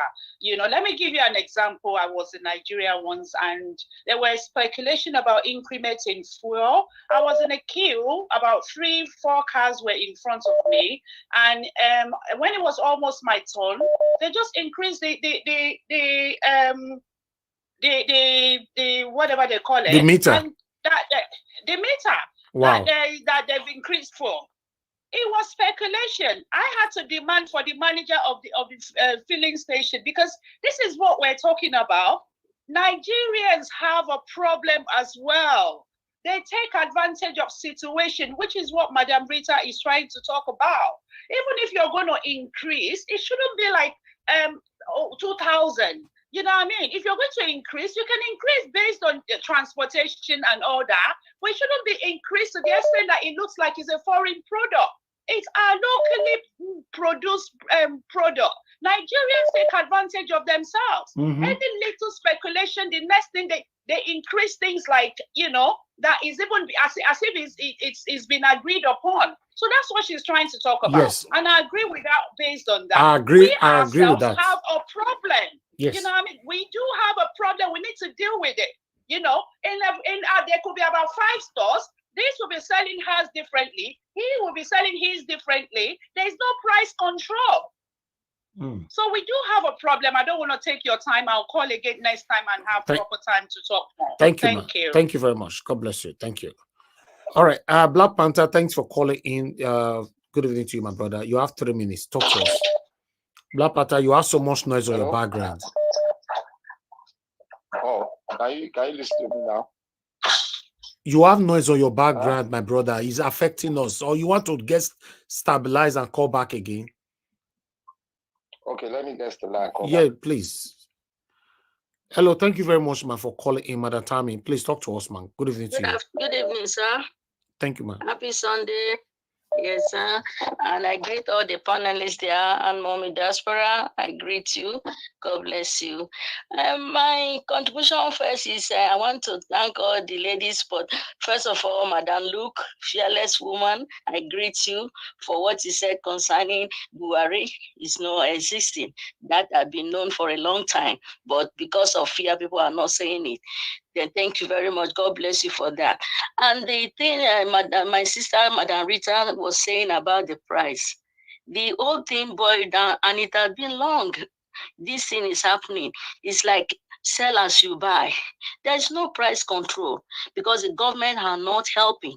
So sell as you buy, because that woman for the Gary We're not supposed to buy Gary so expensively, but we are buying it so expensively now. So she will pay transport where she go to, to ground it when she come back, and then she'll pay transport to go to the market. And at the end of the day, she also use that money to go to the market. She will buy rice. She will buy other food. She will pay her rent. She will pay light bill. That is not there is no light, but they'll bring bill for you. So all those things boil down to that Gary she's selling. So for me, I don't put blame on them because there's no price control. That is my own contribution. Thank you, ma'am. Thank you so much. God bless you. God Keep bless you, up the good work. Yes, ma'am. All right. Thank Bye-bye. you. Bye-bye. Thank you. Okay, the last call for today is, I think this is coming from, Chukuno, so you are calling back again. Just go straight to the point. Yeah. Thank you, Mr. Najawaj. Yeah, quickly. Go ahead. Quickly. Hello, 1 minute. sir. 1 minute you have. Go ahead, sir. Hello. Oh, we can hear you. Go ahead now. Yeah, thank you. I just about the what is it called, the Hikari issue. Really, at least nothing that we in Nigeria. So the matter is that the thing is biting us hard. But I can't really still blame these people that are producing this Gary, because even Madam Rita was talking about everything everything about Gary is in Nigeria. It is true. But let us also know that even right now, Mr. Nigeria, the matter is that they are even still bringing Gary from the Republic to Nigeria. So the government has totally abandoned agriculture, and they have made it so even unattractive for even youth to even go into. Because even look at my own elder brother farmed almost 1 acre of land at Benin Wina River Basin. He spent over 300,000 way back 2011.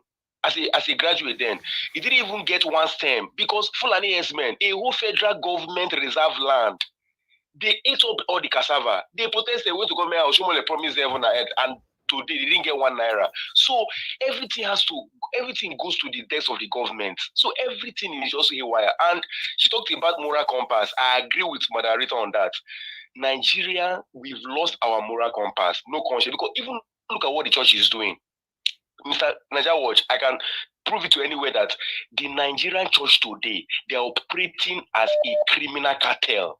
What the so-called Nigerian churches are doing to our Jew, what they are doing in Nigeria, they can't do it in UK. We know what happened to Pastor Chris Oyakilome. We know what happened to Matthew Ashimolowo in UK. You know, so, but this is what they are doing. So church will take church money, build university and secondary schools to the total exclusion of the poor church members. So moral compass, we don't have it. So morality is just dead in Nigeria. So it is man, dog eat dog, man eat man. If it serves you, do it. But really, to be fair enough, the food insecurity, everything boils down is to the government, the state government, the federal government. That's the truth, because that is just and really there's no solution. So thank you, Chukwuna. So thank you very much. Okay, Black Panther, you're calling back again. You have 3 minutes. Please talk to us. Yeah, thank you, Mr. Najawaj, for giving the opportunity to speak. To remain Black Panther, and I want to say something here. I greet every one of you all protocol observe. I want to say something here. We can as well agree with Madam Rita, but the point which Madam Rita is coming in is just a minor thing. It's just like it's like from one micro section. But when you want to look at it holistically, Nigeria inflation rate has risen up to 36%. And when you now juxtapose it with the rippling effect on the economy, it has a long ladder. So somebody cannot come here, somebody cannot tell me that there's speculation in increase in fuel, and you know the increase in fuel will come. And as a businessman, you want to stay in business and you want to make profit. And as well as you make profit, you are still adding to the economy. One, the taxation rate is high. Every market woman is being taxed, and the taxation is increasing according to the inflation rate in the country. That is what Nigeria is all about.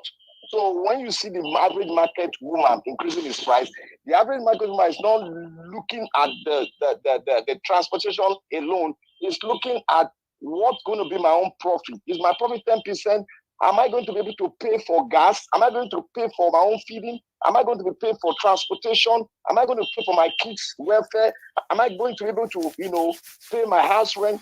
Those are the rippling effects of high 35% interest rate that is going on in the country, including other things. So Nigeria economy is a mono economy, and in a mono economy where you are not manufacturing, people don't have job, then your inflation rate cannot be well balanced, neither can you control the inflation rate. So on passionate ground, I align with what she's saying, but when it comes to business, there's nothing like passionate, because everybody, if they go on that trajectory, everybody will fold up and nobody will sit into it. Okay. Looking at what is happening to our farmers, could not be able to farm. They could plant last year. If you look at, they could not be able to plant last year. So these are the rippling effects. So when there's an increase, you are expected to have at least more than 100% increase. Thank you, Mr. Najawach. Thank you. Thank you, my brother. Thank you very much.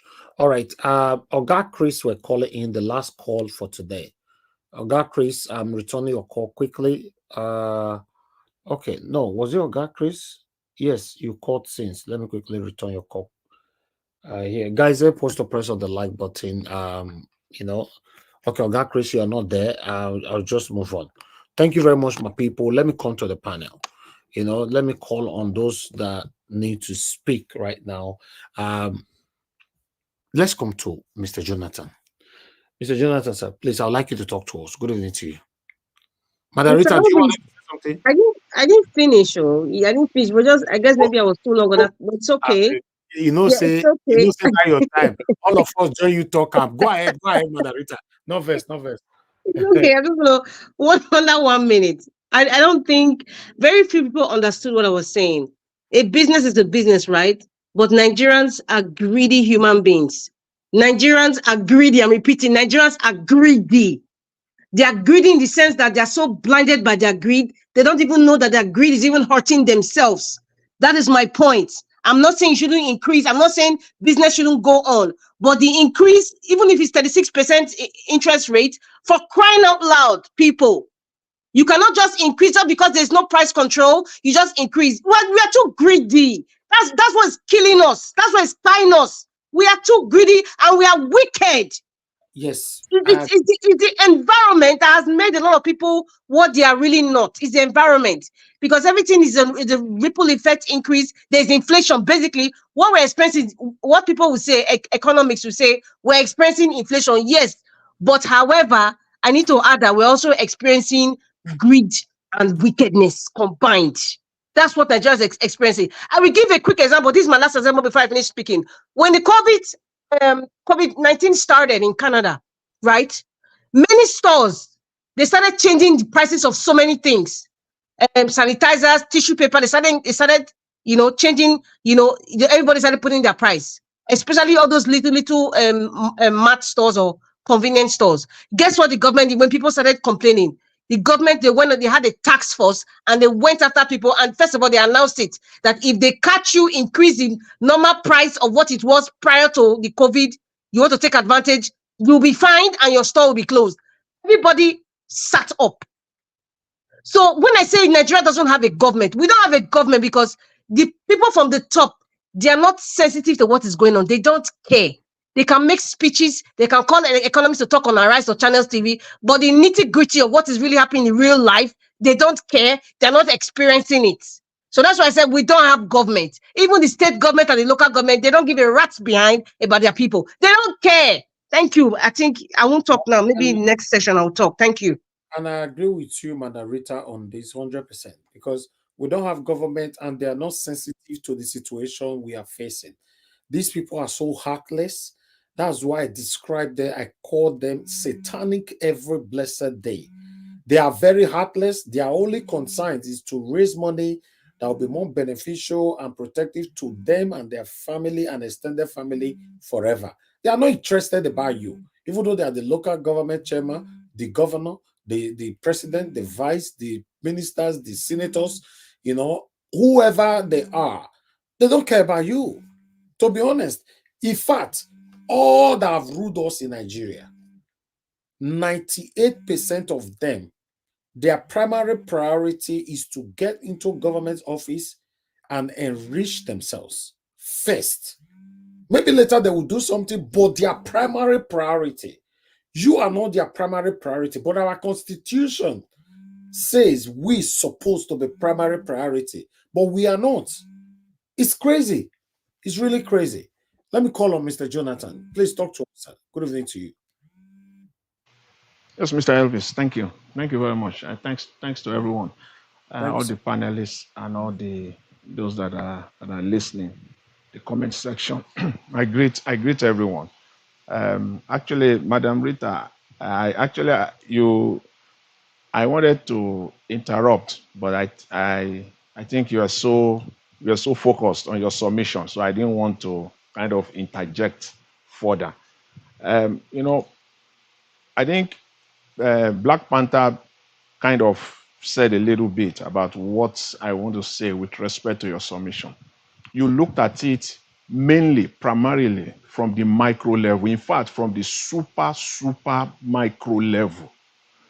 Economics doesn't work like that. You see, you are looking at it from that woman that is selling Gary, that woman that brings maybe 50 kilograms of Gary to the market, maybe 100 kilograms or 200 kilograms of the market, subsistence farming, so to say. You look at it, and when we look at it from that level, then this argument or this discussion so far will make sense. But you have to look at it from that trader, that Gary trader, that is bringing in 5-6 tons, tons. You know what tons is, we all know, of Gary to the market. Is going to use trailer.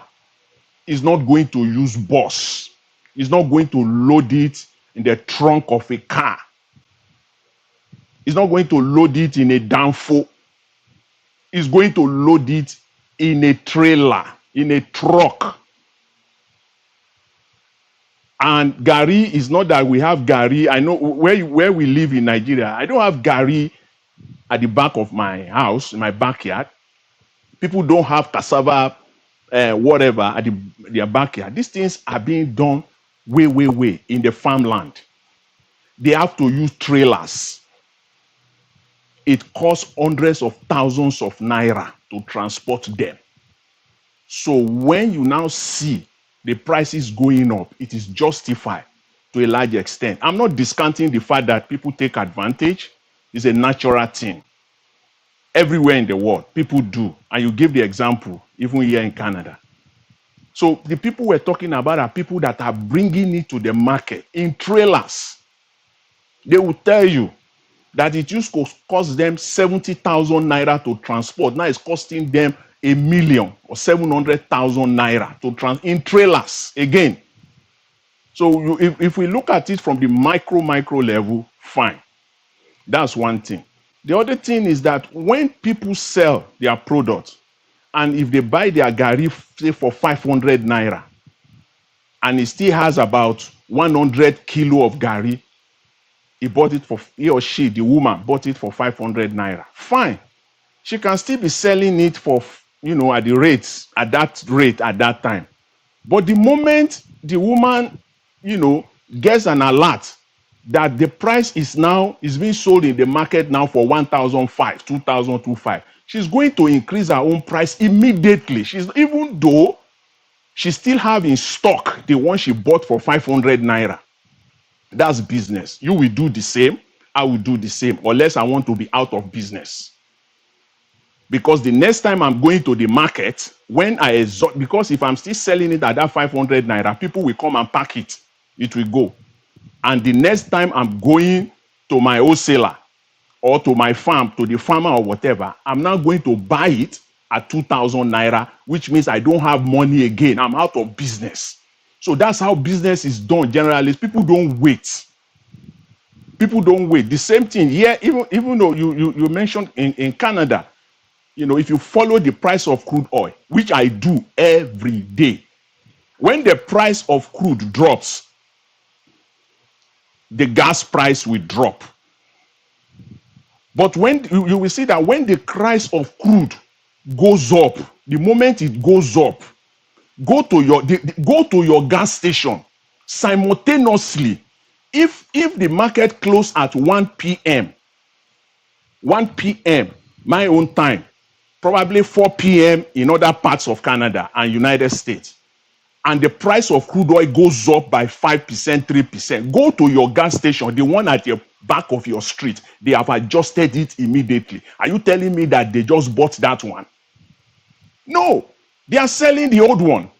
Because if they don't, they will be out of business. Because when they go to market the next time, they don't have their cash will not cover again.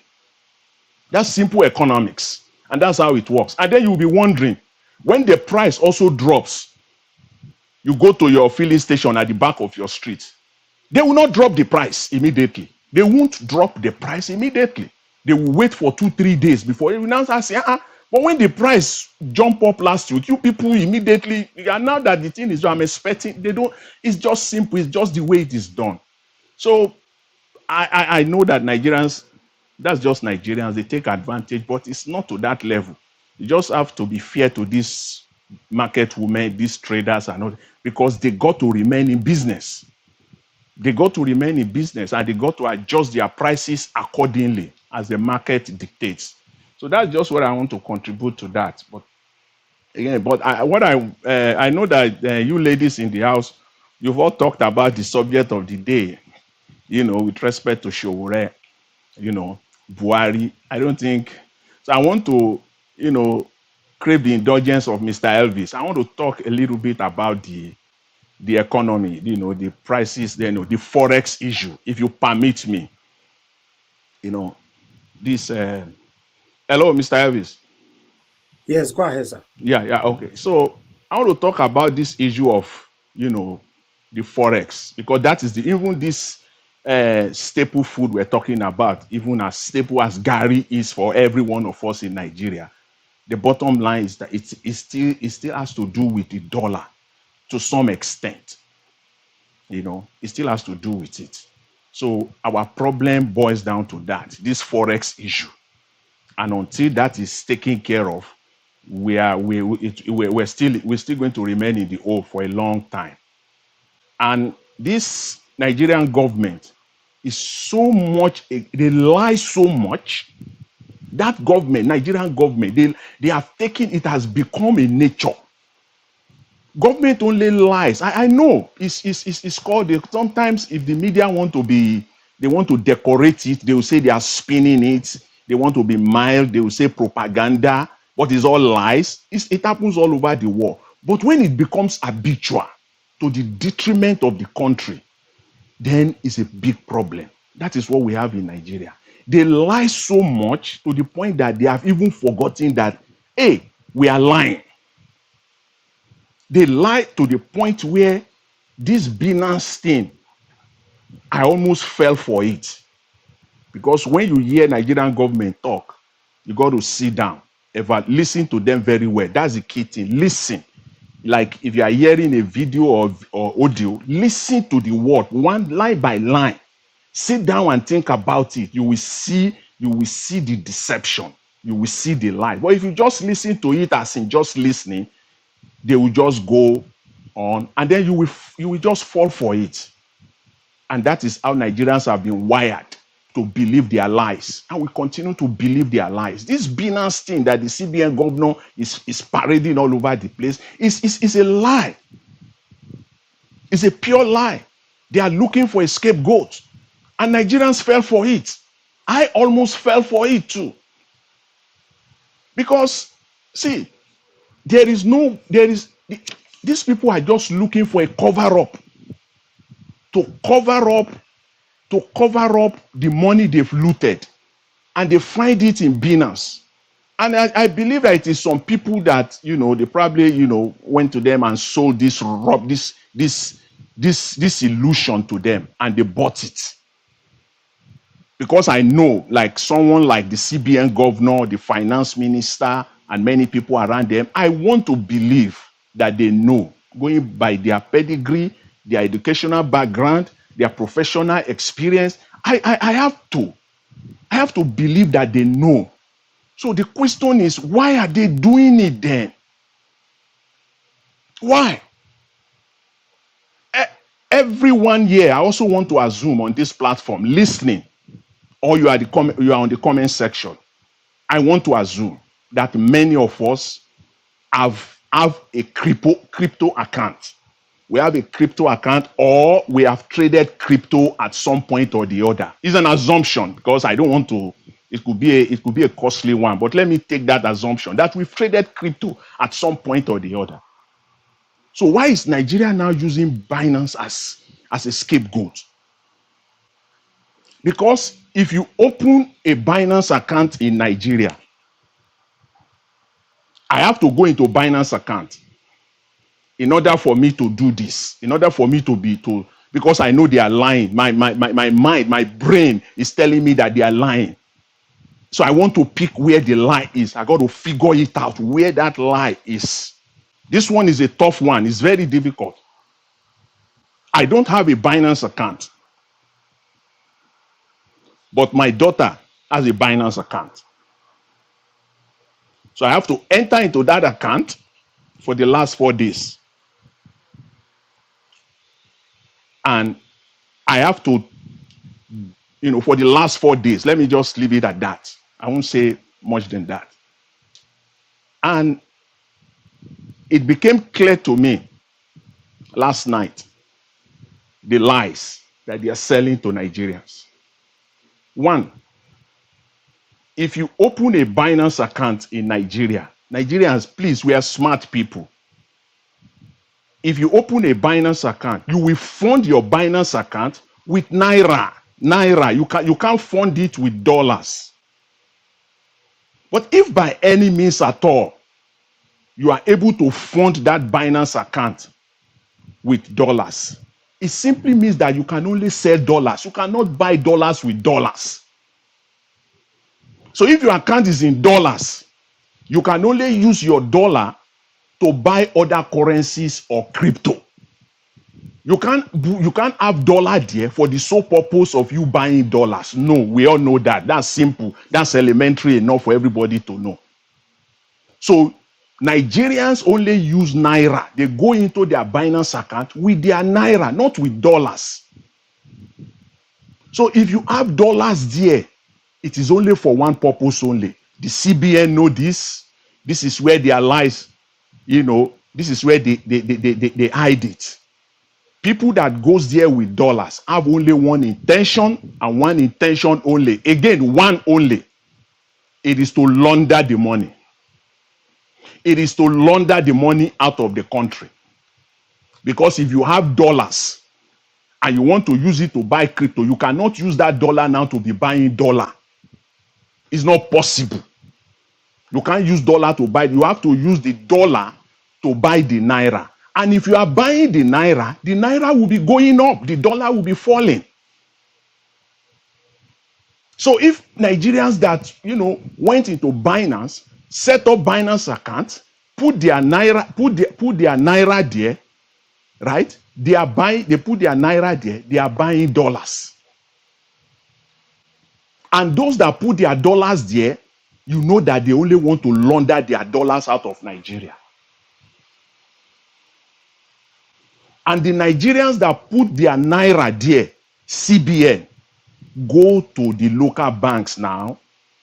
Go to the local banks because they have to fund it through their local Nigeria bank. So why are you coming after Binance? Go to Zenith, go to Access, go to IBTC, go to Diamond Bank, go to all these local banks in Nigeria. That is the account from which they fund their Binance. So you know where these people are. You are only playing games.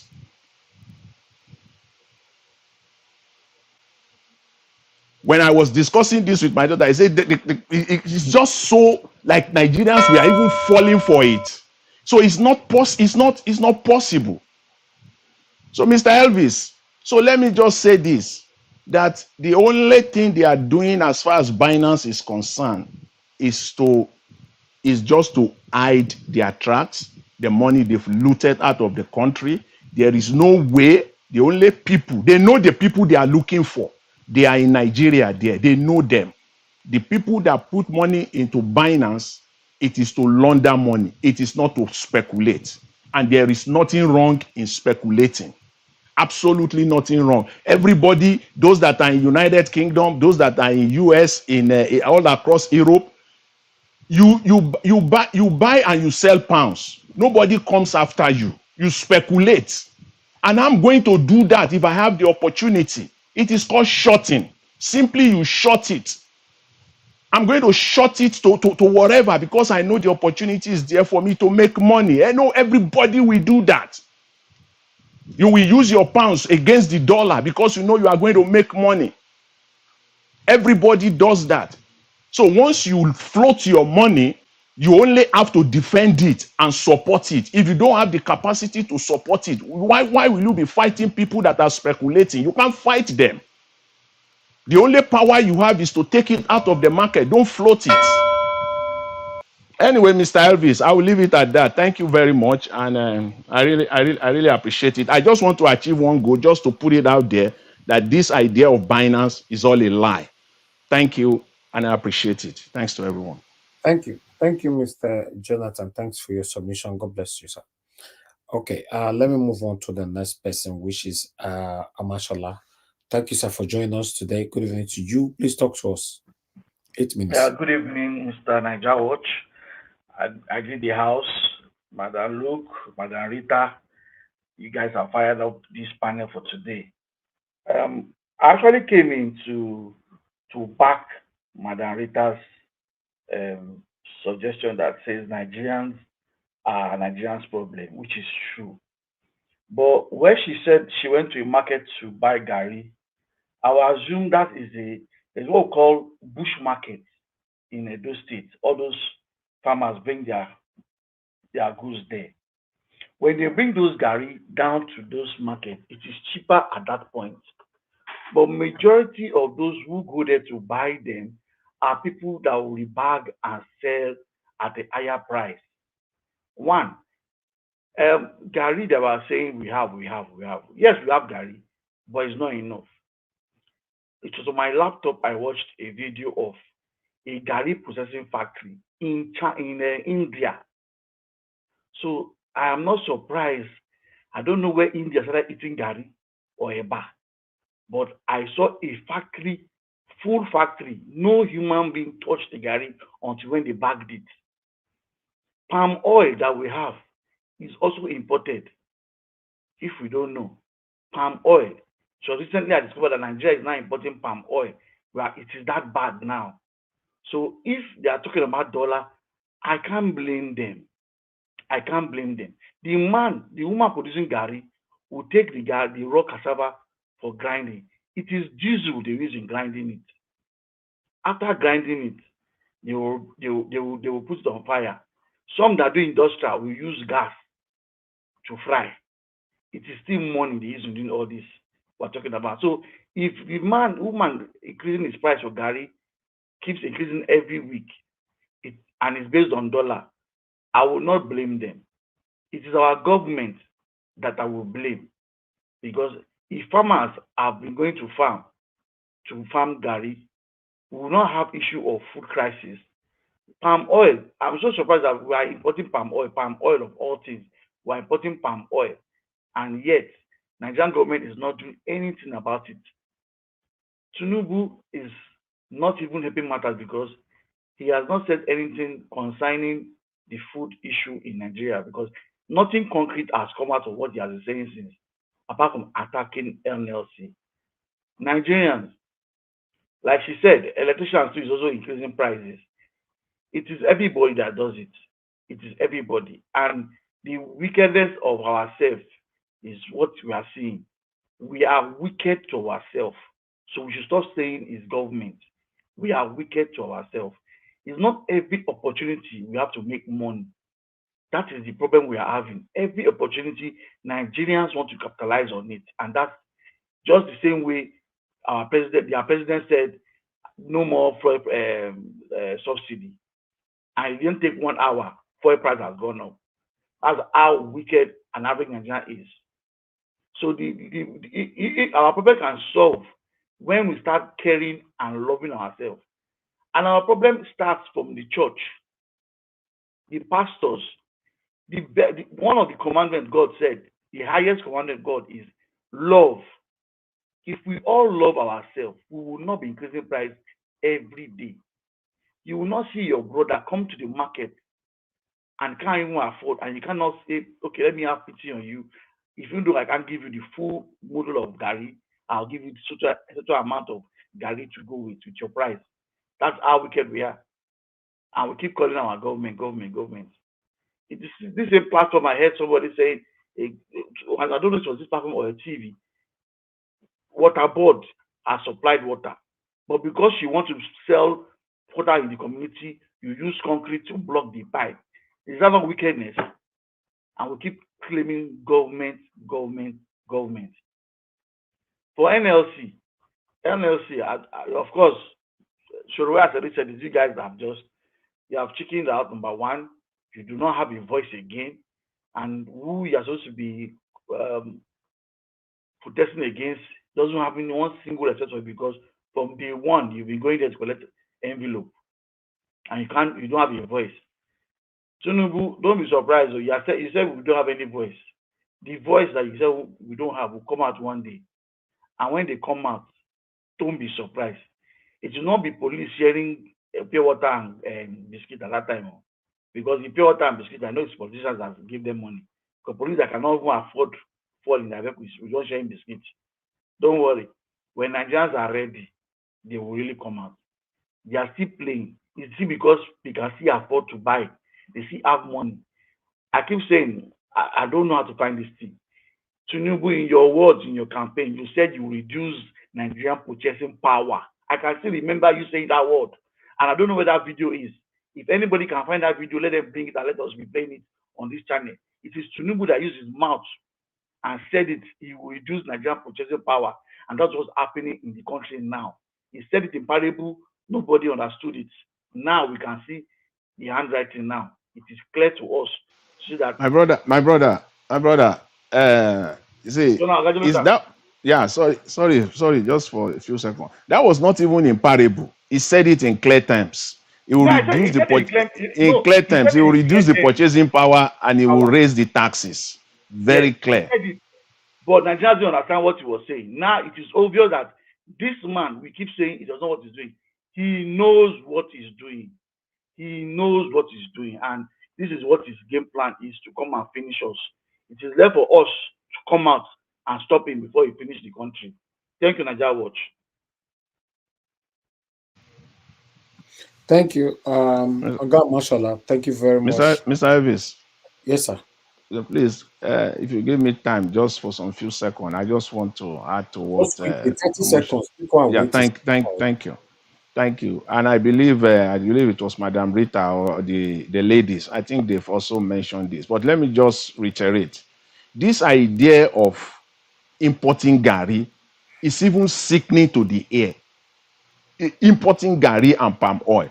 And this shows that we don't have a government. Thank you. How can that be? Why can't you impose a 1,000% tariffs on import duty so that nobody will tell you not to bring palm oil now? Exactly. What kind of government is that? Impose 1,000%. But I said this here some days ago about Mr. Jonathan, even though he stopped them, the S-men are not allowing them to go to the police. That's the major problem. Sorry, I feel talk one thing. I beg more than no vessel.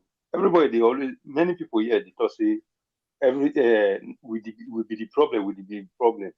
In your own house, as a father, not be waiting the law where you put. Now they always stand. So if everything they happen and would they say not be government, that would be the problem. How? If government put like country where we did now, the law where government put, we disobey. Say they're not the discipline us, we not the Arthur. I get one of my friends for years. Since when he cross road, they give him a fine of I think 20 euros. Till today, that guy, if we dey waka like this, if traffic never show green, you know they try am. Why we could always talk say not be government. Now we be problem. How? Which laws are Nigerians breaking? I know there are problems. It is so all over the world. Citizens break laws. But which specific laws are Nigerians breaking in terms of economic policies? Nigerians are steadfast. Please don't give this government any area. The Nigerians people are... Mr. Jonathan, the government is the problem of the land. Yeah, that's what I'm What? saying. The government is Good. a Now it's problem. the talk. It's not the But people. people The for here people, now they talk yes. say The but people is people the same government, sir, see Mr. Jonathan. no It is the same people no because the people is the government. no. Okay, Your let me government give did you not come okay, from Not okay, South let me the Africa. okay, government let the me say government is the this. problem. Let me Because if say you this. disobey the law, the government punish you. Let me say Tomorrow this. you talk. Showore So earlier everything in that depends on the interview. government. See, Showore said something in that interview So more not today. they blame Is see, ordinary people. Now this yeah, the fella not they always talk. We they see, blame my ordinary brother. people for All right. nothing government they Let me do say they this. supposed to do. Thank you. Let me just chip this in. Quickly. Showore says something in that interview.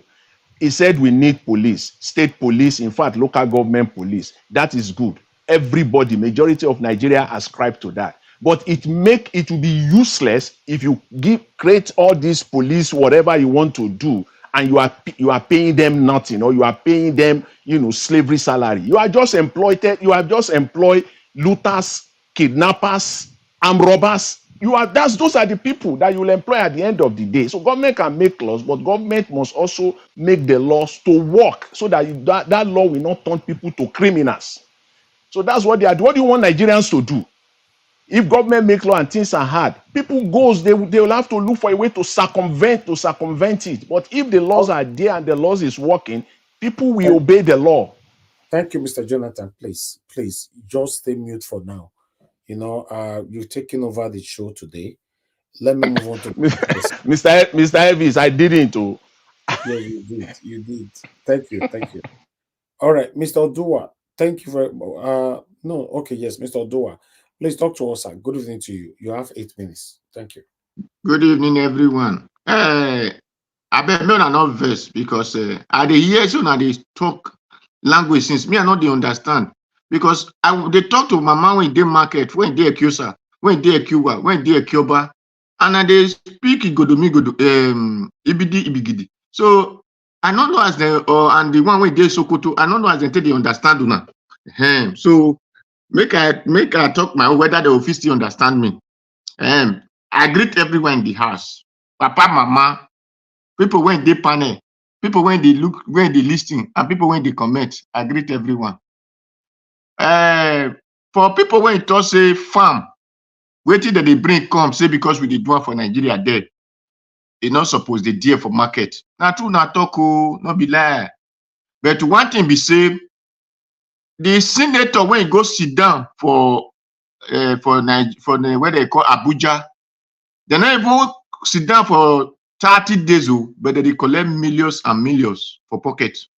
And I not tell them, say, the money where they collect is too big. Say they suppose they collect 100, not be even 1,000, because they not sit down, reach how many, and they not they carry any load, and they collect millions. The people when you go farm, it take them nearly a year before they fit make cassava come out from the farm. The suffer when they suffer put before cassava come become cassava, we not look to those places. Then after the cassava don't still grow, don't produce, the suffer where they suffer till they uproot them. If you know them, you know say the money where they take they sell for cassava never even near anywhere. After they don't root them, come out from ground, come peel am. If you dey where they fry cassava, you go know say to blend for eye very easy. Then where all those process don't pass, they'll come carry and come market. Then we can't see because we can't see and say plenty for inside basin where they call basin. We can't say maybe they sell and cheaper chico. The rice where we they buy, where we they call 50 kg. The money where they take they sell that gari where they label anyhow put, it not even reach half bag of that rice, or to cut talk of beans. For me, I would have said that the rice will have even be the most costliest food in the market, the gari, because they suffer when people they suffer for gari, not be small thing. Me, I don't make gari farm before. I know as it be. So if you not value your things, nobody go help you value them. They go you put more rice for something, they will say 1,000. Indomie, spaghetti, they'll call 1,000. But when it come to gari, you'll say why be like that. So maybe they look at well before we talk those things, because this Gary work not be easy. So but although I'm not really saying that we should be wicked to ourselves, but the problem we are facing is all Nigerians are wicked, greedy. But for business, for you to catch up to the next amount of business, is what like what our brother we are saying is in Black Panther or whatsoever. So you need to look to the price of today and know that tomorrow you must short. So you cover that space up. So those are the reasons. Market woman, when they go down, when you come from village, if they send Pikin to university, now that Gary go take send his Pikin to university. Now you go take send that to any school when you want to go. If they sick, now that Gary go take do one. But we should consider those things before we say that those things are cheap or not, or it's too cost or not. So if senator can just sit down on a seat and carry hammer, say those who in favor say those who against say ni, and collect millions of naira, then why would farmer collect billions of naira for his product or her product? So we import everything because the machine where they want to grind that Gary, now import and come. The diesel or fuel where they use to the grant time, now import and come. Without those things, they will not function. Electricity, when people know they use, when they spend thousands and thousands of naira put, we don't see them where they will say they increase tariff. All those things, farmers get all those money they want to spend on anything in that country from that their crops and that their product. So whatever they bring, they sell. You want them to control the farm product like the way they did in Canada. That's good. In Canada, government do know the numbers of people they have. And they know when people are the one that are sick, if he did not have enough, they know how to treat them. But in Nigeria, government did not even know the number of people they have. I believe in Canada, they did not have pothole that will cause hold up for 5 hours, you'll be on the road. But in Nigeria, especially that Edo that you mentioned, if road of Ipobahi is poor, 5 days you will be on the way, you will not even go to Agbo. If the one Sapler road spoil, 7 days, a week, you will be on the road, you will never get to Sapler. Not to talk of going to Ugele, another part of it. The same thing with Lagos Road. But in Canada, I believe if one spoil, there is another road to pass before you will go between how many minutes or how many hours. So we should consider all these things first before we can see what the farmers are selling. And then in the other hand, if the farmers were able to plant much last year, I believe there will be food to eat this year. But Buhari have given his children and his friend and his cohort and said, go and drive our people out of the farm. Would we not hear it in Uronigbe, Mwande, whatsoever part of the Edo state? People could no longer go to farm. Where will they bring out food? Because Buhari have put his herdsmen to drive everybody out. Apart from Mulandi Kanu, who organizes people and said, let us defend our father's land. Then the rest of us, we are now looking like Onwa Norimadin Iwohobo. So these are the costs, what we face. And this, what you saw last year is what they are benefiting this year. So that is only what I want to tell us. Thank you. Thank you, Mr. Dua. God bless you, sir. Thanks for joining us today. Okay, the last person on the panel is give us a mandate. Then we can have our final submission. Give us a mandate. Thank you very much, my brother, for joining us today. We'll give you 8 minutes, sir. Thank you very much, Mr. Elvis. We can't hear you. We can't hear you. Your voice is too low, sir. We can't hear you. Can you hear me now? Yeah, but it's too low. Really? It's still low? Okay, go ahead. Thank you. Is it good now? Yeah. Okay, sorry. I think my mic was not in my mouth. Sorry about that. Good evening to you. Happy Sunday to you and your family, and greetings to the panelists, comment sections. Mommy Diaspora, we greet you. Thank you for all that you do, your support for Mr. Elvis. Thanks to everyone that made it here today to come keep this movement going again. We trust that this will be a good week for everyone. I mean, it's a new month, hoping that it will be a good week as we all stay in our various countries where we are calling from. It will be a better news, wonderful week. And for Nigeria, it will also be a good week. Hopefully, the next time we'll come together, they will not be looting from trailers again. They will not be looting from warehouses again. Hopefully, by the time we'll come back again, the criminals in power would have been removed. Hopefully, and then Nigeria will begin to enjoy the good governance as we intended. Well, we pray all this prayer in Jesus' name. That's my that's my own wish. Hopefully, that all of these things can happen. Economic hardship. We need not to wait for NLC to flood Nigerian street. I think maybe she already listened to us. Was he yesterday? I think he may have listened to us yesterday because I categorically said, yeah, after watching the video of that TUC guy, that I don't see any seriousness in him.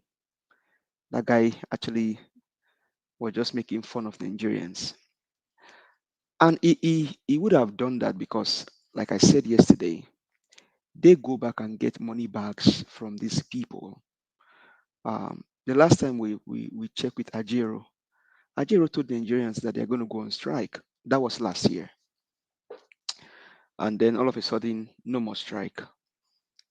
Then again, Ajero came out again this year saying that they gave federal government 14 days ultimatum.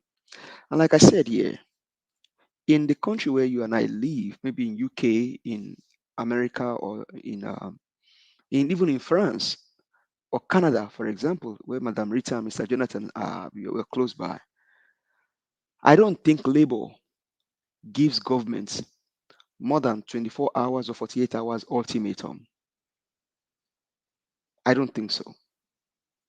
If they request for something and it's not done, they hit the streets. They don't have time for this shit. Give us our mandate. Go ahead, sir. Sorry. You see, when Labour comes out, that's it.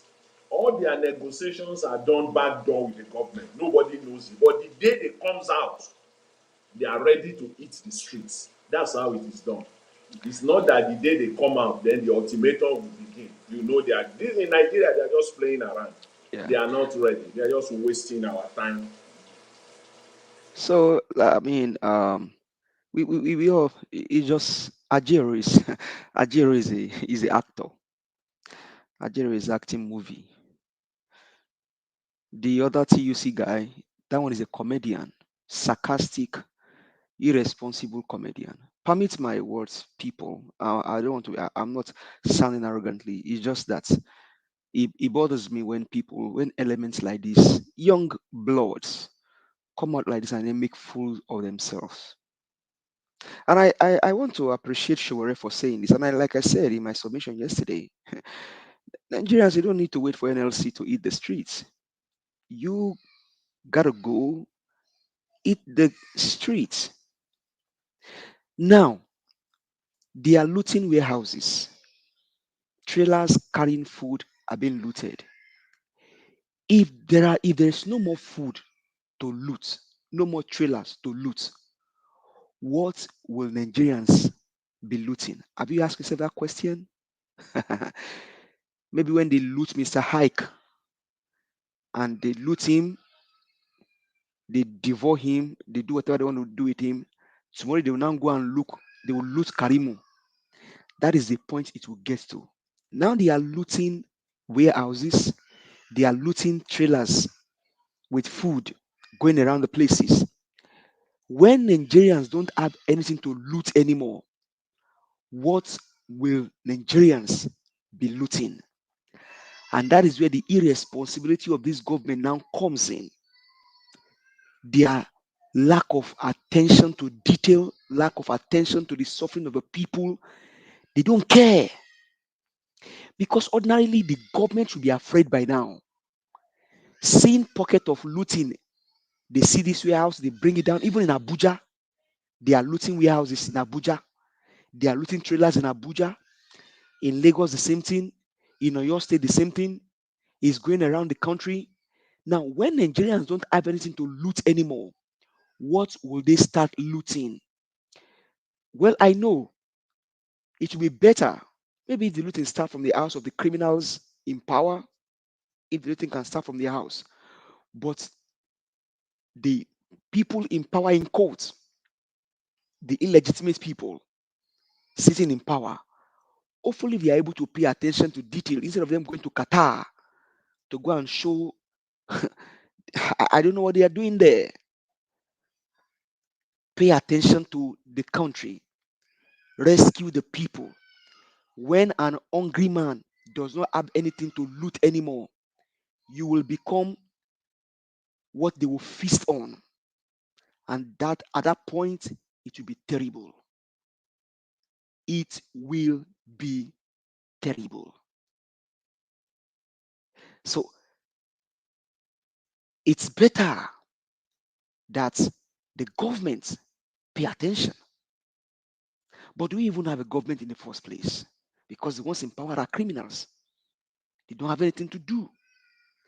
They went to the very first time they get into power, they went to France, investor, nothing. They went to India, investor, nothing. They went to Dubai, investor, nothing. Now they are in Qatar. And I just saw on their handle telling the Qatar people, hey, if anyone asks you to pay bribe before you can invest in Nigeria, report them to us. We will deal with them. Why do you even have to bring in the issue of bribe in the first place? That shows you the irresponsibility and the lack of integrity of these people in power. They lack the moral integrity to do anything.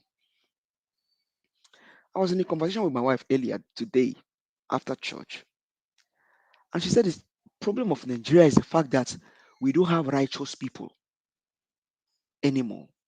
And when I say righteous, it doesn't mean that maybe people that goes to church or maybe go to mosque. No, people with right character.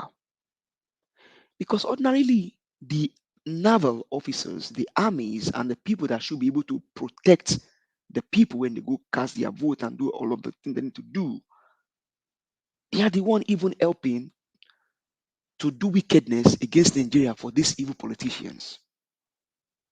And so the country is in chaos. The country is in anarchy. Now going back to the issue of now food production, all that we are talking about, I was asking people in church today, is there anything that is there anything we are seeing today that Peter Gregory Obi did not mention while he was campaigning? The issue of from consumption to production, the issue of insecurity, the issue of fuel subsidy, the issue of the mass land that we have in the north. Peter Gregory Obi mentioned about, he talked about all of these things and what he was going to do to fix those things. An example is the issue of Abia State. Peter Obi went to Egypt, for example, to go study their power sector. And people were asking him, well, what are you going to do there? Alex Oti just delivered one of the reasons why Peter Gregory Obi went to Egypt to go to those studies. But today we have people in power that are not paying attention to detail or what they need to do to help the woman producing Gary. I mentioned here some weeks ago that Nigeria will soon start to import Gary, and it is coming to limelight. Nigerian people, Nigerians, arise and do the needful. You don't have to wait for NLC. You take the bull by the horn. Take your country back from the hands of these people. Thank you, Mr. Elvis. I hear the mic. All right. People, I appreciate you all. We've come to the end of this first submission. We're going to have our final submission right now. So we round up. So if we can focus more now on the solution, on this final submission, if we have any though, you know. Thank you very much, my people. Press on the like button. I'd like to appreciate those of you that have supported us earlier on. Thank you very much, Jack Obedient, once again. Peter Ife, thank you. Grant, thank you. Adelaja Ogobiye, God bless you all. Thank you very much. I appreciate you all, my people. Press on the like button and help us to share. Okay, let me go to Madam Luke. Madam Luke, thank you very much, ma'am. Please give us your final submission, 4 minutes. Thank you, Mr. Niger Watch. Once again, hello, Niger Watch family. You want to focus on solutions. Well, for we to think about solutions, we have to realize that the apparatus that we have in government right now is not a solution working one. It's more of a problem creating one. Judging by the way they went into the elections and the way they grabbed, snacked, and ran away with whatever they thought they were running away with. So now they didn't come to give solutions. And that is where we are now. The illegitimate principal has come out openly to tell you he has no solutions. So are we the ones that are going to give the solutions? So when you say profess solutions, who exactly are you talking about? The people who have the power to give this to provide solutions, or those who don't have the power to provide solutions? So yes, we can give all the solutions we want, and we already know what the solutions are because our principal, Peter Obi, has already laid that out. Like Mr. Jonathan said, or Mr. Give Us a Mandate said, he listed all these things while he was campaigning, from consumption to production. Do you hear your illegitimate principal saying anything about that?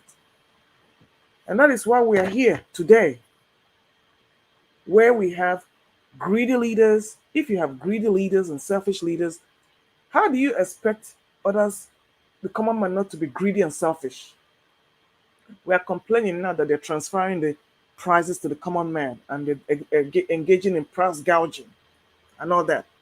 When the president, illegal president, is gouging Nigeria every day with fake subsidy removals, and you think the woman selling Gary is not seeing all this?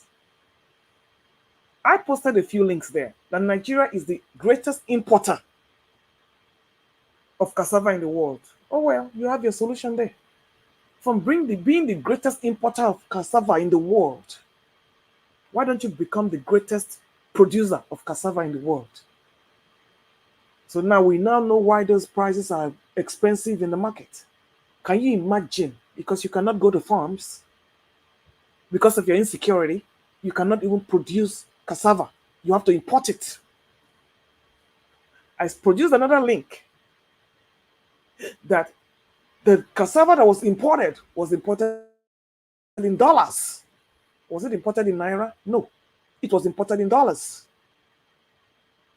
Even if the average market woman doesn't know about dollars, the importers are importing in dollars. They are importing from foreign countries and they're not using naira. So what do you expect? And so they will sell to the market woman at that dollar rate that Exactly. the naira equivalent of that dollar rate they use in bringing the goods into Nigeria, Exactly. plus their own profit. I wrote it there. $580 million yearly of cassava comes into the country. And then you now have Indian Gari. Madam Luke, so sorry if I may interject you. Go ahead, please. What you are saying now is what they call ege, is a local name in Yoruba. Okay then. Ege. Okay. The last time I checked, when I was growing up, ege was growing. You can even grow ege in Lagos. You can grow ege in Ogun State. You can grow ege in your state. You can grow ege in anywhere in Nigeria. What? Okay then. But look at it now. You have Chinese Gari, Indian Gari, and Chinese Amala in Nigeria. And how do you think the local producers will feel? And you call them wicked? Madam, look, the video I said I watched was Indian factory producing Okay, garri. it's only 4 minutes you have. When it gets to your time, please, you people can respond, please. Madam, look, 30 seconds to go. Thank please. you. So when you keep importing and your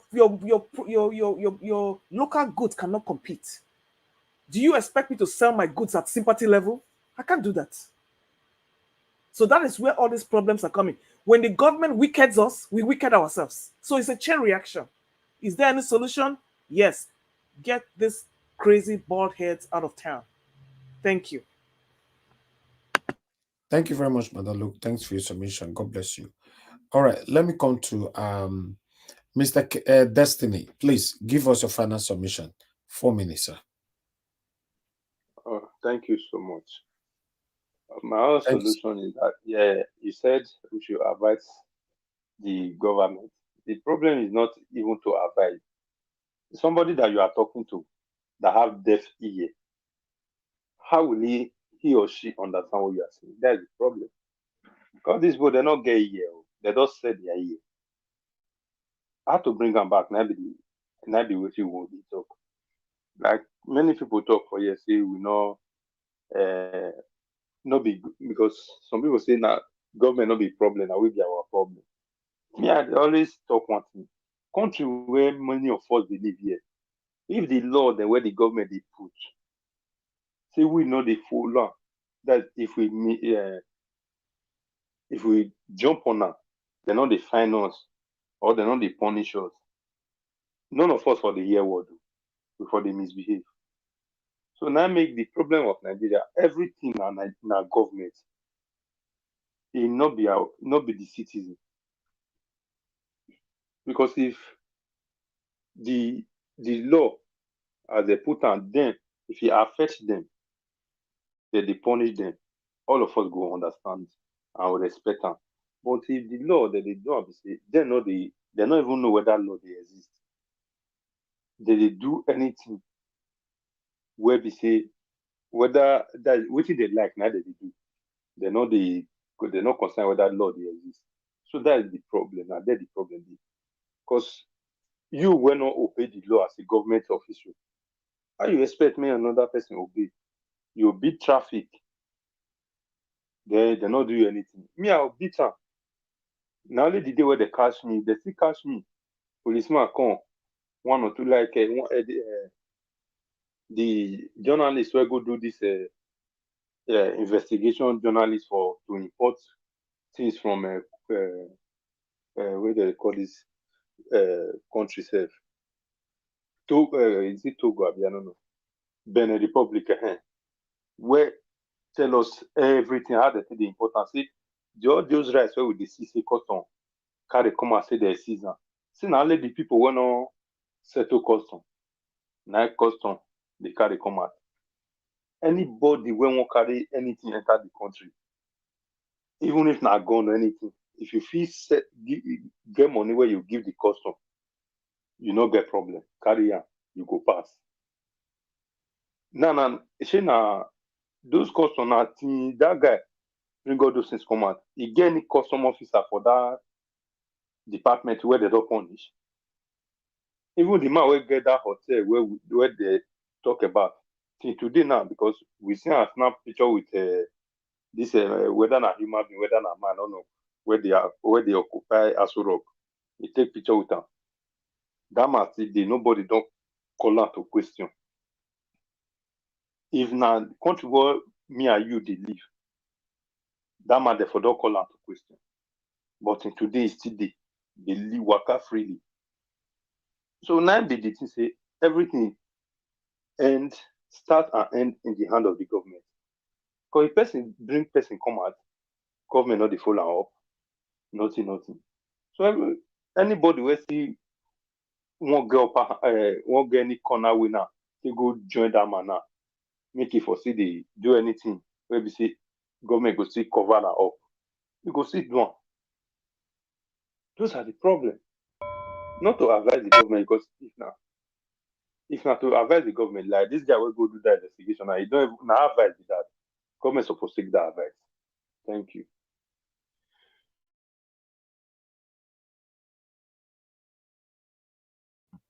Thank you very much. Thank you, Mr. Destiny, for that wonderful submission. It's good to have you on the show today. We're looking forward to having you again. Your voice matters so much to every one of us. God bless you. Let me move on to the next person to speak to us, which is Moderator. Moderator, please, 4 minutes, your final submission, man. Okay, thank you, Mr. Elvis. am I going to say again? I'm just going to jump to one of the topics you talked about this our veteran actor Jide Kosoko, putting a hold on his birthday. Um, I also read recently today that the one that calls him, is it Kwam One, also suspended his 67th birthday. Everybody is kind of treading carefully now. I wouldn't say they're treading careful because they truly care, because I'm not in their hearts. But I'm just going to pinpoint on Jide Kosoko, but that's the topic. I'm very proud that man did that. And it just shows that, people need to be more sensitive, to the economy right now in Nigeria. Everybody needs to be extremely sensitive. And I think this kind of born out of what happened to Herbert Wigwe and Dr. Siju of, the RCCG church. You can't be celebrating when there's mourning. You can't be celebrating when people around you are suffering. What are you celebrating? It's like you don't care. That's the message you send out there. So I think he recognized that. And I'm very sure in his own family, there's a lot of people like he's paying school fees for. This is an assumption. I'm alleging. I don't know. But I think he has kind of looked at the kaleidoscope of Nigeria and his immediate family and the people that depend on him. And he has seen that, having a 70th birthday, the money I'm going to use in renting a hall, the money I'm going to use to buying maybe cows, or the money I'm going to use in buying an expensive clothes and all that, even if perhaps it might be donations, he will prefer that, he rather use those things to help the people around him and not, celebrating his birthday. That's just a one-day event. So what happens next? So everybody needs to be sensitive towards that. I guess perhaps with the death of Herbert Wigwe and this Buhawa happening with RCCG, I guess people are kind of like more sensitive now to people's feelings and the way the economy is now. So kudos to him, and I think everybody should like go on that thread. When you're doing things, especially in Nigeria, you're celebrating or you're doing something lavishly in the midst of hunger. It speaks a lot about your character. It speaks a lot about who you are as a person, and it also speaks to the fact that maybe you are kind of out of touch. So that's very good. I just really wanted to say that because I'm very proud that, if he was my father, I'll tell him, I'm very proud of him for doing that, postponing it at least. His birthday was in January, I think, but they wanted to do a party. So I guess maybe towards the end of the year or when things stabilize or whatever, he'll probably do a big party. But, I give kudos to him for doing that. Lastly, he said, Tini, I don't know, did Mr. Nimi something? I didn't catch the last name, Mr. Elvis. He said, Tinubu government lacks vision. That's not a new statement. I think Madam Luke kind of put it out well. Like, the government that came with snatch it, grab it, and run away with it. What vision do they have? So far, during the 2023 presidential election, the only leader that gave us like a snapshot of how the country should be ran is my president, Peter the Rock Obi. He just talked about production, and importation, exportation. He's a market guy. He's a guy that's on ground. So he understood how an economy can, grow, and how Nigeria could have done better than the way it was, prior to this apparition in Aso Rock right now. So, it is what it is. Oga, you coming to tell us that we already knew from day one. We were telling you, all of you, we're telling the entire Nigerians, these people lack vision. They just want to just answer Mr. President and bring us all these Lagos boys. And this is exactly what is happening. So if anybody that you come to a position on the basis of lies, that person cannot do well. As a politician, you come, you grab it and you snatch it. When you enter the position by grabbing and snatching it, you will run away with our resources now. With vision, there's no vision. And I want to say, I'm not want to praise any government official because you have been voted there to do the work, right? You should be a servant to the people. I just want to bring this topic about, Dr. Alex Oti, and, for me, I'm not praising him because he has not done anything as far as I'm concerned.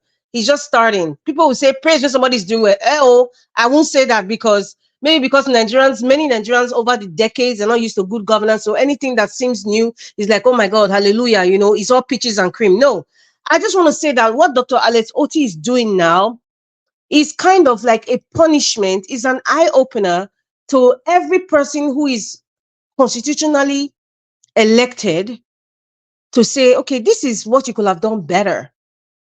This is what you could have done better. Every governor right now, in fact, I'm not even going to say Edo State present governor right now should not even be talking on social media, should not even be making any speeches about Nigeria economy or the dollar or whatever. Please, anybody, those people who are sending me those videos, I don't want to see it. Please stop forwarding to me. Please, I don't want to see it. He should not be talking right now because we have somebody who has been there than less than a year and see what he is doing. What kind of touched me, Mr. Elvis, when I was looking at, Mr. Alex sent me some videos, I was looking at how the roads were done. I want to compare it with the Biscuit Road, Nigeria, what has been showing the entire world, the kinds of, the quality of roads that have been done in Edo State. Is biscuit. You know how you hold biscuit and it breaks? You use your fingers and you break the road. Compare it with what we are seeing. We are seeing Julius Berger's job in Abia State. I served in Abia State, so I know what I'm saying. It's sad. I feel sad. That's why I say I cannot praise Dr. Alex Oti. I feel sad that, okay, just this minute, this tiny thing we are seeing Dr. Alex Oti is doing within the space of how many months? And we still have people praising corrupt, wicked set of government in Edo State. People are still praising he has done well. Done well how? May God forgive you people, because this is a social media. I don't want to say what I really want to say, but may God forgive you all. May God forgive you all. Please, let us stand for good governance. Let us keep speaking. Don't allow anybody to tell you that you stop speaking. Keep speaking and speak it louder, so the whole world will hear to the ends of this world. Keep speaking. Thank you, Mr. Elvis. Thank you. Thank you, Mr. Madam Rita. Elvis. God bless you. Thank you very much. Oh God, Mr. Jonathan, Elvis. no worry, they come to you, not your worry. You Yeah, cannot I have continue a to pick. question. No. You don't have anything. You cannot continue to pick. It's a question for Madam No, Rita. It's a you question for talk and when you Madam get Rita. cheese here, no Just worry. 10 You talk seconds. after your minutes. Thank you, sir. This your guy Jonathan don't pick 1 minute 30 seconds, 1 minute 30 seconds. If you can't add all those 1 minute 30 seconds, your guy Jonathan they pick every day for a year. Journey in minutes. Or guy Jonathan they talk for more than 1 hour. Thank you. Today I don't go. I not agree for anybody. All right, let me move on to the next person. It's okay. Thank God, and I evil you. Oga Jonathan, use your 4 minutes. Ask Madarita a question. Thank you.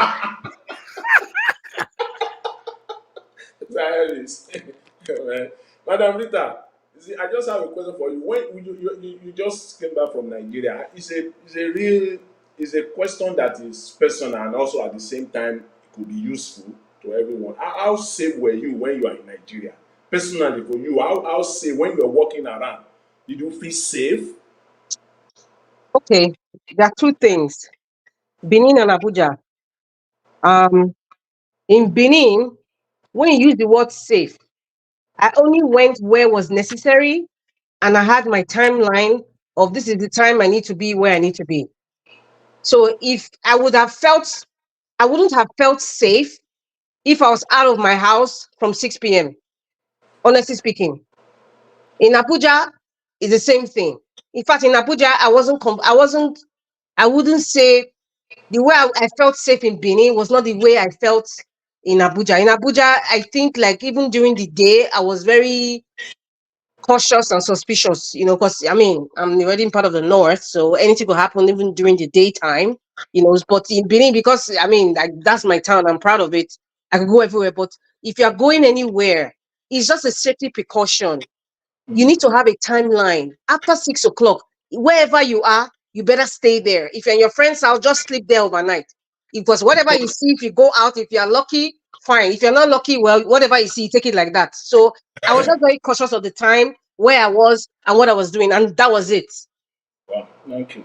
Thank you very much. It's good to at least have a sense of how people feel, not the propaganda, that we hear, most of the time, especially coming from the police or from the army, because that's the propaganda they sell to us all the time. We're not getting the real facts. So whenever I want an opportunity to hear from people that are actually on ground, you just ask that kind of question. Thank you very much. I appreciate it. You see, I just want to go back to You the remain 30 Sowore. seconds for your 4 minutes. 30 seconds. Thank you, Mr. Elvis. Thank you. I appreciate it. Anyways, the NLC, just one thing. that Sowore said. He said the NLC has been diminished. Yes, that organization, you know, it's not just only diminished, it continue to be diminished, continue to be diminished every day, every single day. You see, when you hear the threat, the NSC saying that they got a threat from government, I ask, what kind of threat is that? That you can't even say it out. Let's hear what that threat is. They are never open, they are never, it's the same thing even with the government, never transparent, always vague, because they know that when they are transparent, they will be caught right there. And let me just say this, Mr. Elvis, finally. You mentioned about, to provide solutions. The manifesto of Mr. Peter Gregory Obi, from consumption to production. See, all the solutions of Nigeria's problem, they are all embedded in that line. Just that line alone, consumption to production, that line, that word alone, every problem of Nigeria, each and every one of them is embedded. We only need a good leader, a good government. We only need to sit down, and then open it up. Everything is inside. That's consumption to production line. Because even right now, we're talking of the forest, because Nigerian government can never be transparent. They have no capacity to be transparent. Never. They have never done that. All of us, most Nigerians that are in diaspora, we know what is happening now. They are looking for dollars all over the place, finding the dollars wherever they can get forex now. They are looking for it. But there is something they can do. There's one thing that they can do today. And again, I want to believe, though it could be a very costly one, but I still have to, because of these people, because of their educational background, their professional background, I still want to believe that they know this. But it could be costly. Probably they don't know. Because there's still one single solution, which is that, see, in Nigeria today, all of us abroad, we have in Nigeria, they have the NNPC. NNPC is there. You can take 5% of NNPC, bring it to the London Stock Exchange. You will get $20 billion right there up, and then this dollar that you are looking for will be a thing of the past, and then you can begin to support the naira. But guess what? They will not do it, because what that will do for them, it will open them to transparency and accountability. So they don't want to. So when you talk of profile solution, that is one solution for them. And I believe, strongly believe, that they know this, but they will not do this. Me as a Nigerian, yes, I will buy an NPC. I will buy an NPC, and I know there are thousands and thousands of Nigerians in the diaspora. If you put 5% of NNPC on the New York Stock Exchange, they will buy an NPC, because you know what you are buying. So, Mr. Elvis, thank you very much. I really appreciate it, and thanks to everyone. Have a wonderful evening. All right, Mr. Jonathan, thank you very much, sir. So I beg, put color for your mute them in case you want to try open. I mean, not open again. I beg, just mute them. That your mute. Put padlock. Perhaps, Thank you. perhaps we'll still give like another half hour after the. No. Thank you, sir. Thank you very much. Thank you. All right, but people, I appreciate every one of you. God bless you all. Let's quickly move on to Amashola. Amashola, please, your 4 minutes, final solution. Yeah, thank you, Nigeria Watch. Thank you for everybody in the panel. The only thing I can see here is everybody's asking a solution. The only solution to Nigeria right now is Peter Obi, whether we like it or not. The man in government does not have solution. He only knows how to run and run and run, because he will keep running for the next 4 years and have no solution to us. He cannot give any solution but to tell NLC that they are not the only one that can protest. that they should go and sit in the house. Isn't that telling Nigerians that you guys don't have any solution to my government? You cannot take me out. I stole it, ran away with it, and you cannot take it back. That's what he told us.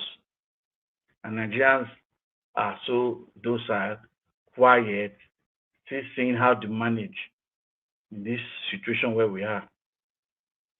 The funny thing now is the truth is, as Mr. Jonathan said, they are still looking for dollar because when they don't see dollar again, the naira will fall yakata this time. I won't be surprised if we see 3,000 to a dollar. I will not be surprised because they are still looking for the dollar.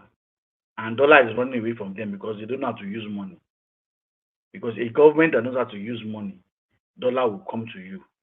But because you will still steal the dollar will keep running away from you. Nigerians, the only solution for us to be on the street and make sure that this government goes. We just need to 30 days on the streets. 30 days on the streets. You don't have food in your house, come out. Those days are they worry. Carry sit down better than carry waka. Carry waka na better pass sit down for house. Hunger they kill you. So instead make hunger kill you for house, come outside, come protest. As they protest, who they shop gala go buy gala for you? Who they drink water go buy pure water for you?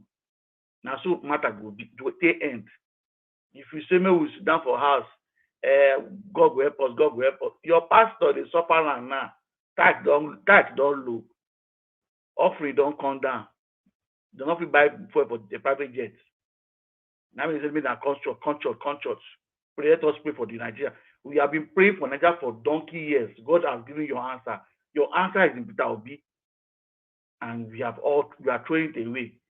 If you don't come out and call out Yakubu that stole our mandate, INEC chairman that stole our mandate, if you don't call him out, we need to have a report. What happened to that beavers?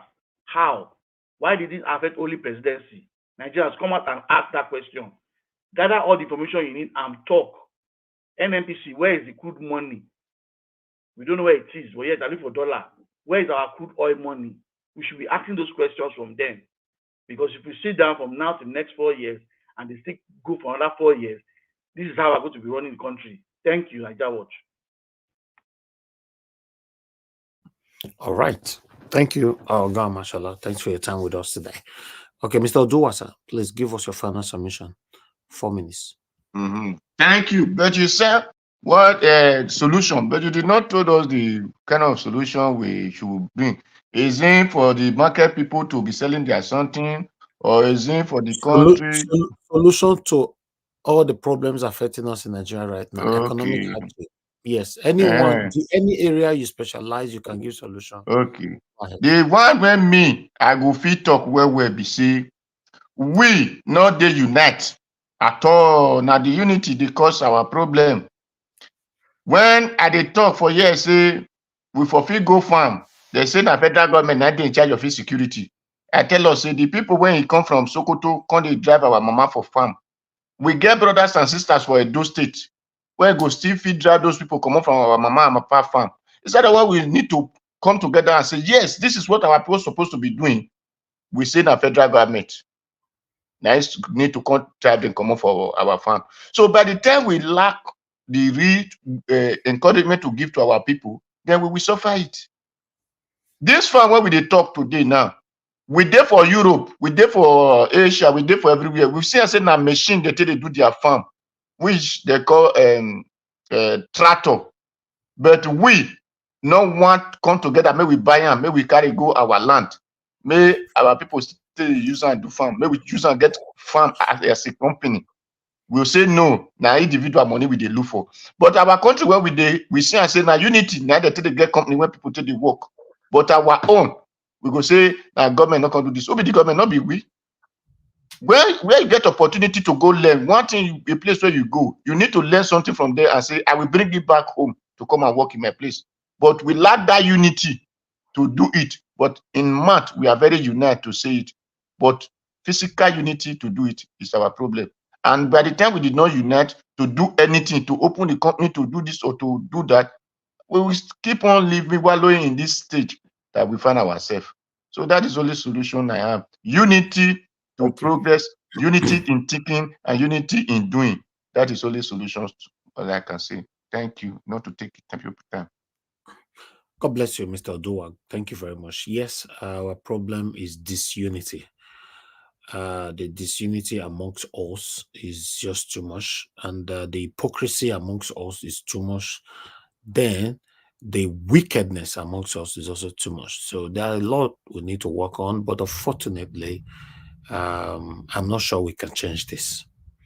So let's just start from somewhere by government doing the right thing.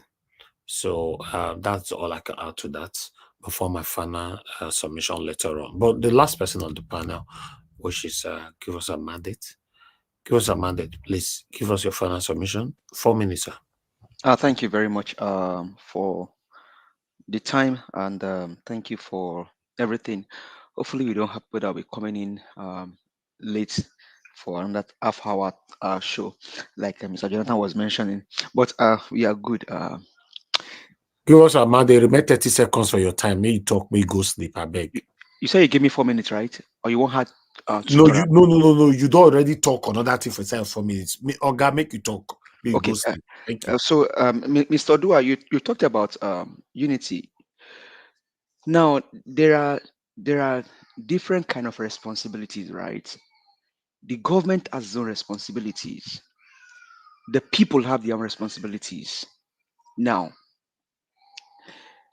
just like we have in the family, the responsibility of the father, the responsibility of the mother, the responsibility of the children. You will not give the responsibility of the children to the father, nor give the responsibility of the father to the mother. As it stands right now, Nigeria is a country. We have the executive, we have the judiciary, and we have the legislators. Each one of them have their responsibilities. It is so sad that where you and I live, we are not the one providing light by ourselves. We pay, light is provided. In Nigeria, just like Madam Rita cited our situation in Nigeria, possibly maybe something she didn't even tell you, she had to probably provide her own security as she walks around in Nigeria. She had to provide her own light as she stays in Nigeria. But in Canada, the government had to provide security for her and provide light for her. The mechanized farming that you talked about, sir, there are also individual farms in the country that you and I live in. Government have their own, individuals have their own. But as much as individuals even have their own, the government provide an enabling society, enabling and thriving economy for them to actually do their farming. The tractor, most of this mechanized farming that we even see, don't be surprised if I may shock you. Most of them, the military have their involvement in providing this mechanism to their people. They go into the laboratory, study them. Okay, mama in Orion Junction has to go to farm. But when she go to farm, she carry hoe, she carry cutlass. The governor have to think the future. Okay, how can I help mama in Orion so that when she go to farm, she doesn't have to bend down, scoop down with hoe or cutlass in her hand. How can I make her live long by providing mechanism that can help her carry out her farming with ease? That is the difference between our country and the civilized world. They think the future. Our own people think about the now and how they can loot from their people. AI is everywhere. Artificial intelligence, mechanized farming technology is improving every day. Improving science and even in health.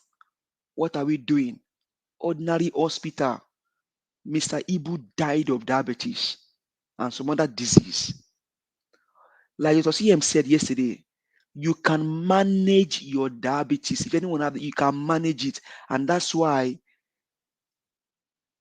the difference between Canada and Nigeria is the fact that there is health system in Canada, but in Nigeria, they don't build hospital. But they can easily they buy jet so that it can be easy for them to jet out to UK whenever they fall sick. I have never seen, ever since I've been in this country, I've never heard that any sitting president or a senator or even a mayor or a local rep, house rep in my community flown out to a different country to go and be treated because of health. Because why? Every city have hospital. Every city have hospital, emergency, urgent care, doctors' offices all over the places. And that's why you will not see an American or a Canadian or a UK citizen. Mr. Evans cited his own situation. Somebody being treated just ordinary. It was in malaria you have, Mr. Elvis, or what? They wanted to go and operate him for appendicitis, or if I say another story. The government has its own responsibility. The people have you cannot give what the government need to do to the people. Security is the function of the government. Mechanized farming, technology, advancement is the duty of the government. More so, you have somebody like Innocent Moto build his own factory from ground zero. Today, if Nigeria if the leaders of that country they think the future, Innocent Moto should be competing with international producers. Like they come to this place in Dallas, maybe towards the end of the year, they come showcase their products. That is how Innocent should be doing. But what is happening? Not even his own government will encourage him to produce more, to do more for his own country. So the government have his own function. The people have their own function. It is the duty of the government to provide security. It's the duty of the government to provide technology for their people to thrive and do their business. Thank you very much. For the sake of time, I will use the mic. Hopefully, we are able to speak more tomorrow. But thank you very much, Mr. Elvis. I appreciate you, sir. Mr. Elvis, please, All right. please, just a second. Okay. Mr. Give us our mandate. Is it the government that make this man that create a computer to do it? Isn't the government that opened the computer for him? Okay, the government did not create the computer, sir. He has that idea. He brought Thank it you. out. Then the government Thank you. supports him by creating an enabling society. Now, Exactly. let me show you something, sir. Imagine if Bill Gates was a Nigerian when he developed His dream Microsoft. will die. His dream will What are die. you talking about, sir? Yeah. Just That's ordinary. Thank it. you very much. Thank you very much. Since Hold you on, were sir. Hold on, sir. Hold on, sir. Ordinary Ninja watch here. You know how many attacks you don't get? How many we get per day? Today, Just, today, 3. Today. just because of what? Because you are Today, doing good. 3. Who should be supporting you? If it was in a One good just left now. society, the government Please, should be oh, please, I supporting you. beg, make una no vex. This time I've been hearing this attack. What is that? No, they are trying to bring him down. You know, they don't want people to hear what we are saying here. They come in with different spamware and all that, just We to like don't what we happened to me don't the really last time. like discussing it, madam. Look, But because we don't want to give them that credit. yes, Today, yes. 3 of them. Okay, 3 of no. them came today on the backstage. I deal with them on the backstage, and you guys are not aware. But in most How cases, did they get to you? no, the It's same. just I like your post cyber link on the attack. public place. It's just like your cyber attack. Oh, So I post link on the public place. They use that to come in and do what they want to do, and on the backstage. This is what I face everybody. I don't want. They are listening. I don't like discussing it on air. thank you. Mr. Mandate, do you know why I asked you that question? By trying to tell us that it is only government that will give you mechanized farming. That is why I asked you that question of brigade creating computer. So it is not government that will give you mechanized farming. It is our mentality that will give us mechanized farming. Hello, sir. Hello, sir. Okay, You can we have an move idea. on? Okay, now, for example, during COVID-19 struck, the government came out because he wants to protect the life of the people, had to call on science. Scientists all over the world. Go into your lab, develop this. When they came out with the vaccine, what did the government do? The government provide an enabling environment for them to be able to carry that thing out en masse. Your idea will come to you, but it's the duty of your government. Imagine if China government is not supporting their production. Imagine if Korea is not supporting their production. Okay. It's the duty of the government Thank you. to provide enabling society for their Thank you. people. Thank you, sir.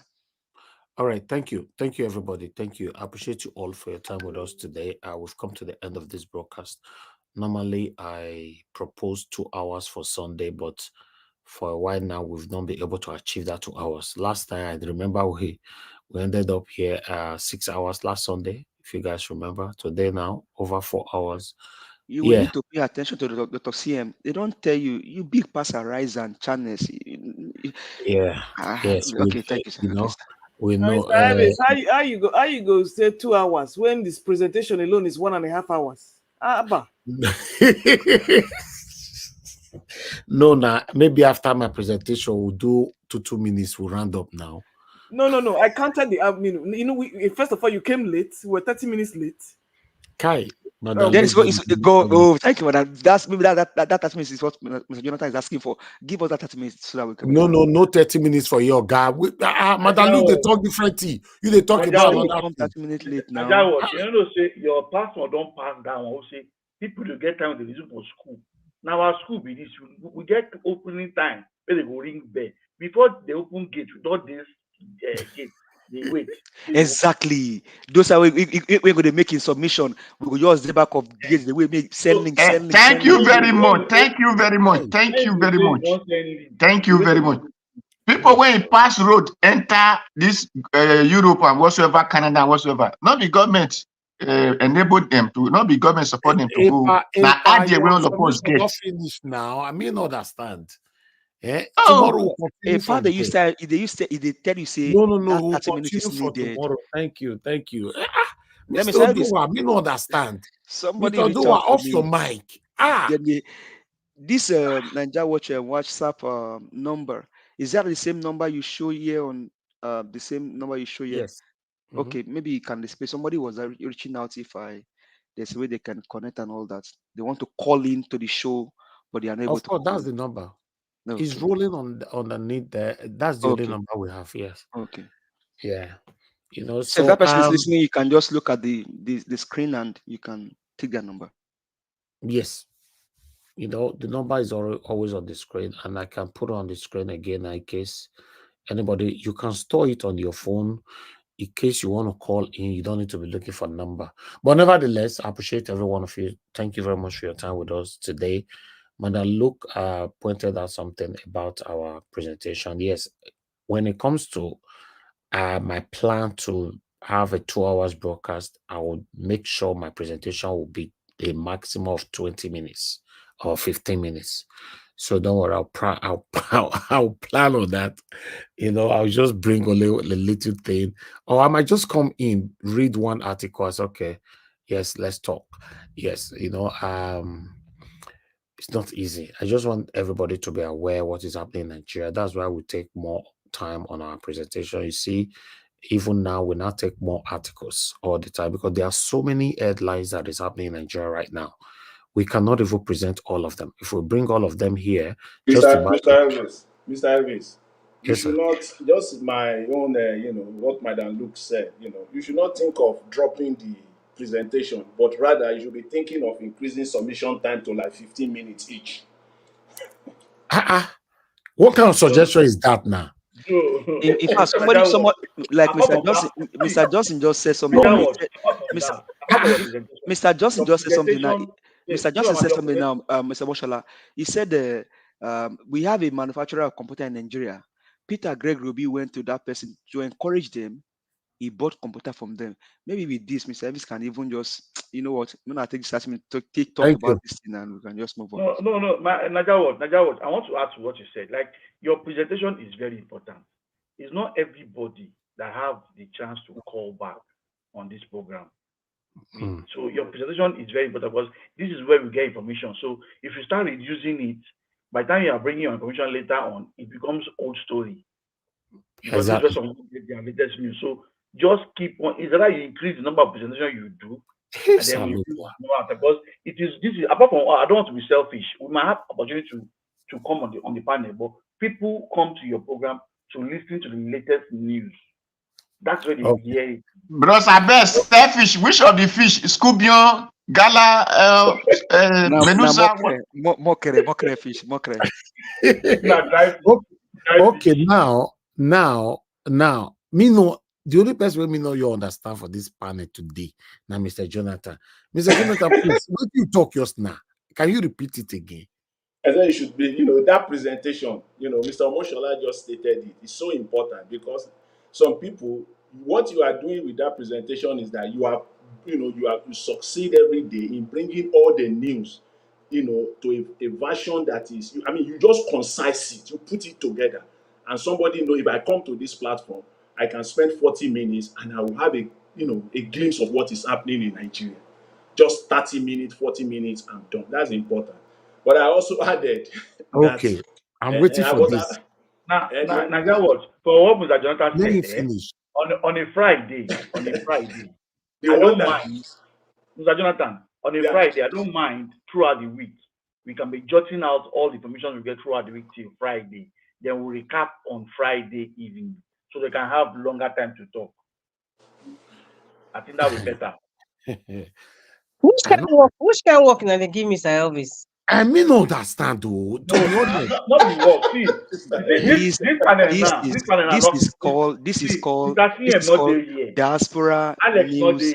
Diaspora So News many Network. stories you have during the week. We can jot them down and wait till Friday and dissect some of them. Okay, but I nominate you to do that. You know what, Mr. Niger Watch? You know what your problem is? Let me tell you the problem you're going to keep running into. You see this time change, so most of us at home now, we don't have anything we're doing because we're not even ready to go to sleep. But time don't reach for you to go to sleep over there. So this is the time where we just got our cognac and start drinking. No, then I need when I look for a presenter, somebody that will be taking over from America. Then you work time. So you need a serious assistant for real. Yeah, I need assistant from America, not in UK. Then we know that yes, when me and Ogasiem and many of us that live in the UK don't go sleep, we go continue now. Now not because make I do our own session, I'll do a session. It's not gonna be easy, man. I personally want to do all that. But meanwhile, the reason why we brought up this discussion, it could be like say we're not going to change them. Now let Madam Rita be like say they try help me for year. Madam look no one here. She no one agree. Then Mr. Jonathan can't come from one corner. They say increase your presentation. No, I agree. I agree. But what I was trying to say is that sometimes here by the time we log in, sometimes before we hit the panel, we're already reaching 2.5 hours, because by the time the presentations are going and then the callers come in, we don't already reach 2 hours. So now the panelists will come in, maybe we take another hour, then callers will come join another half hour somewhere with all the back and forth, and then interjections will come enter. By the time we're finished, there's no way. Let me ask you a question quickly. Maybe we might get what we are looking for from you. How do we make this broadcast 3 hours every day? It's not possible. Sorry. It's not possible. If you cannot spend a minimum of 4 hours, I'm sorry. I've been here and I've looked at the average. The only day we managed to end on time was the time when only 3 panelists or so. One day we were very lucky. Yeah. But as you close, people they look for link. So if you don't do more, Chris, they wait for Liko and Dr. CM. No, make them go sleep. So, Mr. Naja, to answer your question, you cannot be less than 4 hours. I'm sorry. No, we can achieve it if people like give us a money, they not join this panel. We can achieve it. But it gets interesting and we cannot leave. That's the problem. The problem is that it gets very interesting and And if involved. Jonathan will not be asking for extra 30 seconds. Okay, somebody just suggested something, cassava junction. He said I should exclude the rounding up section. That I think that would be nice. Just give the first session, there's no final submission. That Does would that not make work though, because someone like me, I can speak for like 30 minutes straight up. Not So only that, not only that, as soon as you give your first submission, your panelists will leave. Yes. But see, And it then will make a lot of people you have a diminished screen. The thing that is keeping us here is the final submission, because we'd have heard what everybody has to say, and we are already looking for a rebuttal. But if Mr. Elvis allow one person at a time to speak about every topic, a person can spend 15 minutes, and then the person on the 10th person might just, you can't wait that long because you need to say what you need to say. So I think even breaking it bit by bit, three minutes, I mean, it's good so that everyone can be involved. Okay. What about this? Our first submission, instead of 8 minutes, should reduce it to 5 minutes. Final submission, 3 minutes. I have no Mr. problem with any decision you make. We'll be having some issues when we start that, because some people on this panel, they give out information that most of us don't know. And when you start keeping 3 minutes, 4 minutes, you don't give them enough time to express themselves well. And sometimes we have questions. We have to ask questions too, clarifications. That will be a problem. Okay. Anyway, we can't change anything from Monday to Friday. I already know that. So let it flow. How long we can stay here, we'll just be here Monday to Friday. But my main concern is the weekend, Saturday and Sunday. I've proposed, I've planned, I've arranged, I've strategized, I've done everything to make sure that I do 2 hours weekend. Una not agree. And that is the day that people are free from work. Like we work morning till night. You see? Another thing I could do to help you, okay, let us come and present it, and you just stay back. Present it as how?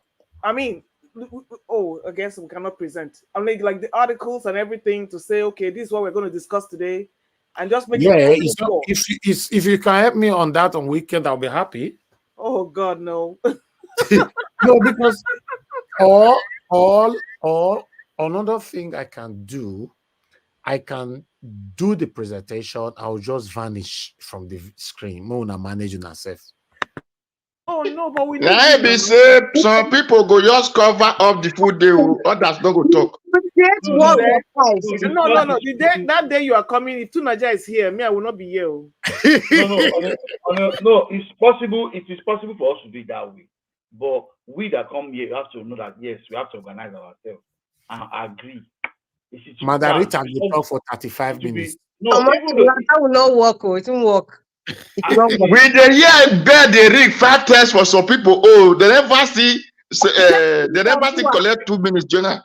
Exactly. If Dr. CM talk now, it's like he's in a lecture hall. He will talk for like 5 hours straight. So you need a presentation regardless. You still need a presenter rather. You need a presenter for like 5 minutes. Now, in case you guys are not aware, now they speak for ourselves. Mother Origi don't speak for the callers. Maybe last week Mother Origi right for screen. He said, well, they give callers 8 minutes. Wait till they do this, so not you're good at all. They callers, they won't corner too. They are trying to reduce the hours. Mother Origi is added to it. He said that speaking for the callers. Mother can speak for 20 minutes on the phone. In fact, 1 hour, she can say all she wants to say. That would not work, man. It will not work. Hi, wahala. If I give callers 8 minutes, I give panelists 8 minutes. Now, minimum of 12 hours will they do for you? Okay, Black Panther, what are you saying? You said, Elvis, that is good. That way, I agree. But you must put normal days 15 minutes, then 8 minutes final. Which suggestion are they give so? CNN na 24 hours, so BBC na 24 hours. Nigeria was supposed to be 48 hours. Okay, I know the big call this time, but Oga CM, they bombard me here. Oga CM, good evening to you, sir. Wait till you want now.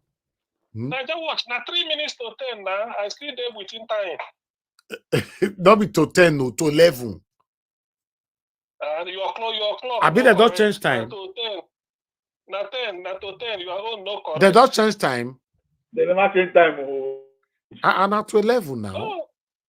No, na to 10. My own, they say your own no correct. Augustine, not be the same country me and you did. They don't change time. This is 3 minutes to 10 to 11. See, no, Augustine, you did. Na Mahmoud Yakubu, you they do so. No, you do the Yakubu pass. See, the thing they say, now the interest, I don't tell you, go determine. You know, people they look forward to listening to us or coming in. Hey, don't worry, not just 2 times. You go there, you go have to leave it flexible. Now the event you go determine the time. Okay. Do you understand? So now so you go, no, if you go no. Everything cannot be. You can't regulate it now. Now the interest, now you go determine the day where some bad that kind of news where people no one look into, you know, go see people. But the one where go generate interest, everybody go like to really listen and then see what thing go happen. So exactly. And the problem with this show, the thing is that it's so unpredictable. You don't know what can happen. Exactly. Somebody go just throw one. Look. Like Madarita today. Are we still on this celebration? Madarita just bring Gary Mata. Madarita just went everywhere today. But are we still on this celebration? If I just give increase the time now. Let Augustine finish, I beg.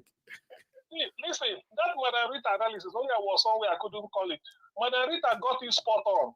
There is no way somebody go tell me, say, bring one economics, say, Gary depend on dollar. Gary for my village market. No way. There's Madarita got it spot on. Not only that, the simple answer is inflation. Demand pass supply. That's all. Demand they pass supply. It's as simple as that. So one can say they produce in Nigeria, they smuggle abroad because our West African countries safer. It's now stronger than Naira. Nigerians will go make money.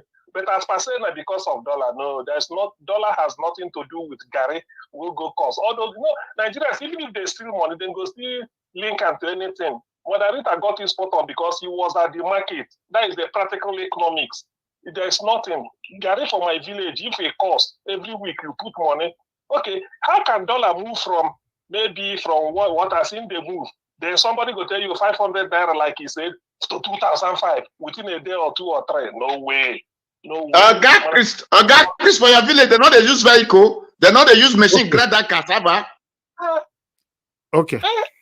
So now you make them. Why you don't move from 500 to 560 or 570 or 590? Augustine, what of the importation you keep doing to meet up the demand? Which importation? Importation of what? Did you hear what we're presenting? Sid? Nigeria is the greatest importer of cassava and gari in the world. See, let me tell you, say this business. I get small idea about it too. Demand too much, no supply. Demand too much. Now that is the cost. Now you make the things not the same as dollar. Dollar has nothing to do with Gary. The people are importing your Gary. The people are importing your Gary in dollars. Okay, Augustine, waiting makes mate go up because the person where they say Gary go back mate build the house. Okay. All right. Cement own be saying I just duopoly. Dangote and then brother they stop eBay too. I think Oga Chris where they're doubling go tell you what in makes it. Cement are just wickedness. Just like say if Niger watch say I beg Oga Chris does sleep. He does sleep. Not the measure in name again. I beg. So even to cement be say some people are willing to bring down the price of cement. They just give a dango. They say make you take and make okay, Africa. Thank you, sir. Man. Thank you, sir. Okay. God bless you, sir. Thank you very much. Okay. Augustine, I person made the same leak since so they said they don't go. No. A power do what? Elvis. All this one don't wait now. Just to give us that 30 minutes. Give us a man. Don't worry. You don't know what we talk for yes. So you sleep. We they talk. I want to reduce time. You they add to the time. Now they You tell and you now Black say Matter. a per Elvis. Since we don't talk. If you don't give us that 30 minutes, if we don't even freeze that 30 minutes, if we don't go since now you can't delay Okay, yourself thank now. you. We don't already use the 30 minutes now. We don't use that For talk where be about that? Gary. For where be that? Margarita, your con today now after many weeks. She talk about Gary, She goes on she don't talk Nigeria. about Your dry Carol fish. Zoki guy come here, destroy everywhere. Hey God. But next time if you go talk about Gary, talk about the dry fish we go to drink and or You the just check all the Otibu. In fact, Yeah? if you want to talk about dry fish, that's another kettle of fish. Let's not even go there. This No, this no, kind not of today. thing. Not be today. Thank you, madam. Thank you. But God bless Mr. Elvis, the whole issue boils down on the information we get from Nigeria. By next week, Tinubu will come back from his gallivanting. There will be story. you. No, I this believe man. so. You see that Galivanti, right? But This emotion now. meanwhile, pounds don't hit 2,000 naira again. You know, say we don't go 1.7 before. He did 1.9 yesterday. Mr. Elvis. Mr. It's not Elvis. 2,000 now. Make I shock you now. There was this Zoom call that the CBN governor had last week. Somebody sent it in a link in my church. So I just joined that conference. I mean, let me just hear what they are talking about. Honestly, the guy, with all due respect, is clueless. We'll discuss it tomorrow, guy. This I think we don't enter the next 30 No, minutes. we'll not enter anywhere. Where do we enter? But you just say we won't talk about the reason why. We'll talk about tomorrow now. We'll talk about tomorrow. This 30 minutes we will just that 30 minutes we will just quickly trash him now. We could just send link to Mr. CM. He go join. We'll just quickly trash 30 minutes. Not let 30 minutes just work like that now. More we could do him now. We'll do and come out. Elvis. Yes, I don't know. Yeah, I don't know if everybody heard about what Alan Oyema did. That's a great Nigerian. Thank you, my sister. Thank you. Yeah, reducing the cost to listen, I'm going somewhere, London, right? sir. Yeah. I'm going somewhere. That's what I meant. It's really relative to what I was talking about, the Gary issue. Alan Oyema, a very great Nigerian. No, wait first, madam. So last time, why you tell this 30 minutes? So. Oh, this is towards the tail end of today's show now. So I'm trying to cap it up since I brought the Gary issue. I'm just trying to say. Okay, wait. Okay. You wait first. I gave you the 30 minutes. Mona use and talk about the Gary and crayfish. No problem. Okay. Thank you, sir. 30 minutes later, I will come back. Thank you. Go ahead, madam. Okay, Mr. Elvis, what I was trying to say is that Alan Oyema, he did something very honorable. We all know about the inflation rate and the price of a ticket to fly, even within Nigeria, everything's expensive. Fine. But this great Nigerian called Alan Oyema, who is the CEO of Airpeace, said, you know what? I'm going to reduce the price of flying from Nigeria to London. And what happened? What happened there? Because he drastically put the price down, it's a very good strategy. But I think on the perspective of, I'm a businessman. Yes, I need to make my profit. Yes, there's inflation.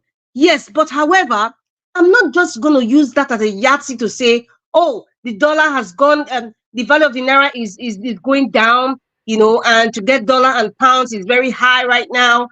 And so therefore, I'm going to increase the price of flying from Nigeria to London. What did he do? He reduced the price.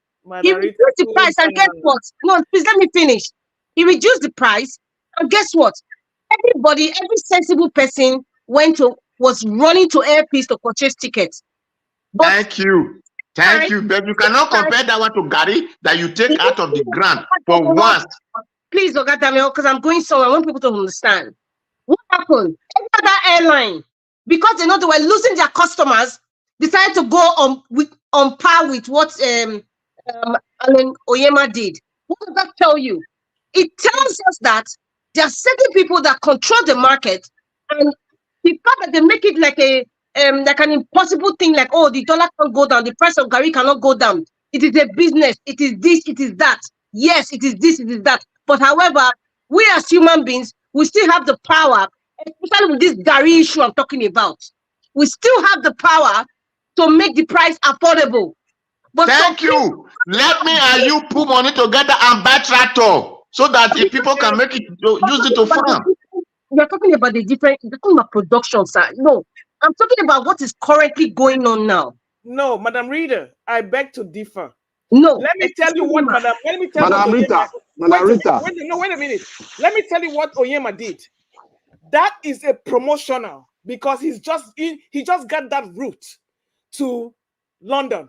And but let me tell you what they did. Let me tell you what they did. Yes, now. Yes, to do it. they did not give him Heathrow Airport. They gave him Gatwick. It doesn't matter. What in the UK, I can try to go anywhere. Wait now, he will do promotional now to get customer. Now it's business now, freebie for now, right? Wait in the next few months and see what that price is going to be. Madam, look, I'm talking about now. I'm not thinking about Rita, Madam Rita, hold on. With the inflation rate and the price of ticket to fly. Mama, you are right. That is how businessman did their own, but that is not how farmer will do their own. Farmer is different. What he did at this moment, that he will have made triple money, whether it's from a business strategy, it was a good thing because prices were ridiculously high. Madam Rita, can you hear me? Go ahead, sir. Good evening. Good evening, sir. Good evening, ma. Sorry. Good evening, everyone.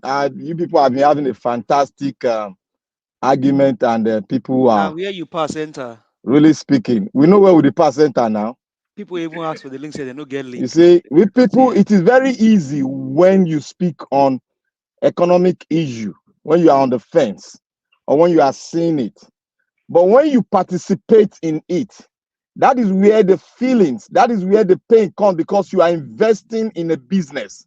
And your main purpose of investing in a business is not for you to lose. No matter what is going on in the economy, you have to float so that your business can be in a place where it can be sustained. Oyema is doing his business because there's what called promotional tickets that you give in an airline. It happens quarterly all over the world. It's seasonal. When you cannot just oppose an airline business with the food industry. Those are two different things. Listen, I don't care the language you want to call it. Promotion. You might not care. You might not care. Look, business. That is why the Igbo man is very smart in doing business. It is not February 14th. A lot of airlines during 1 week to Valentine and after 1 week they make promotion. But this Madam is Rita, listen, sir. We all the travel. We all the travel. What the time I bought a ticket? Wait now. He's using when I want to call it promotion or whatever. He will have done the promotion for Christmas. Listen, he will have done a promotion during the Christmas time, but he didn't. Right? Are you listening? Now you be talking since now you brought the issue down now.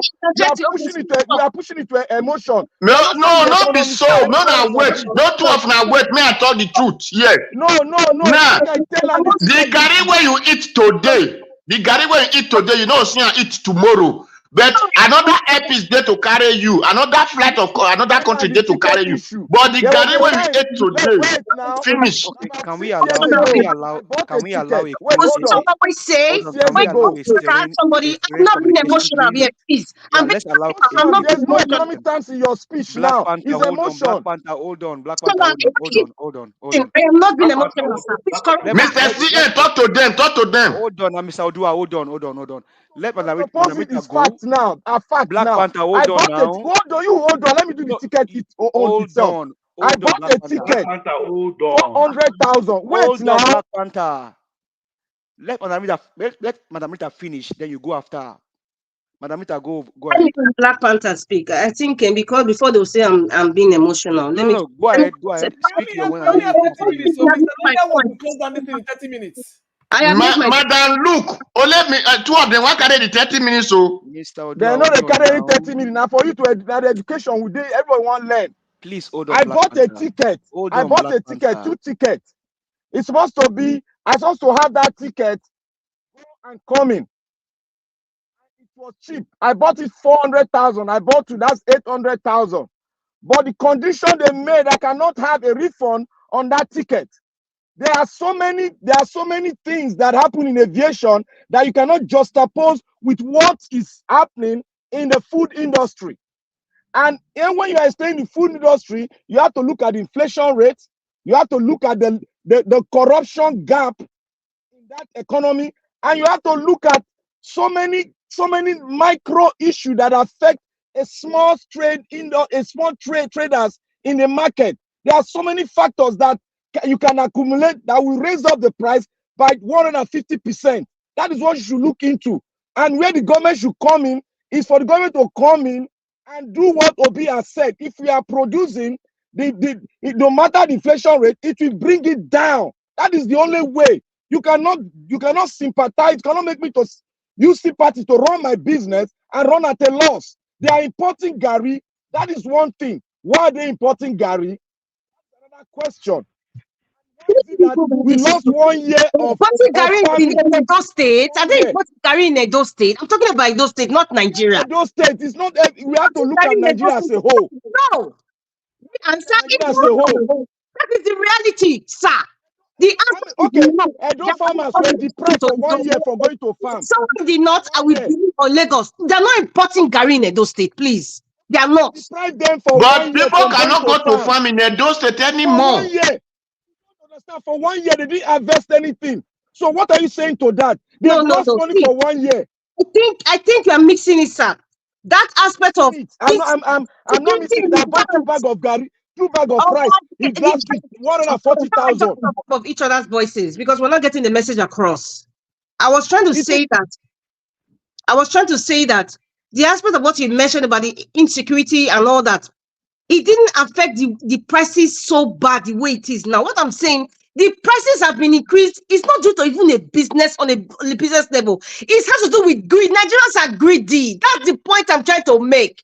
Oh, no, the prices of increase now on the dollar that increase on the inflation of the dollar.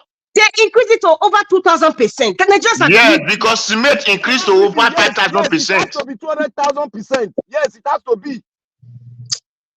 Anyway, that's economics for you. It has to be because they have to survive. They lost 1 year of farming and harvesting.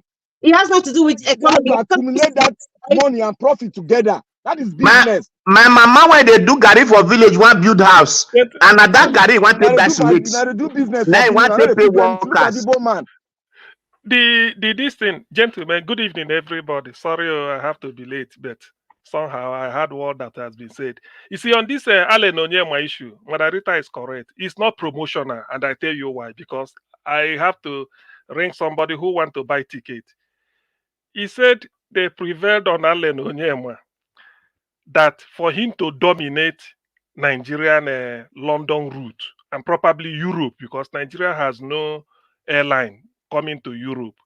According to BASA agreement, you enter my country, I have to enter your country. But Nigeria left it for KLM, European airline, and they run Nigeria from Europe.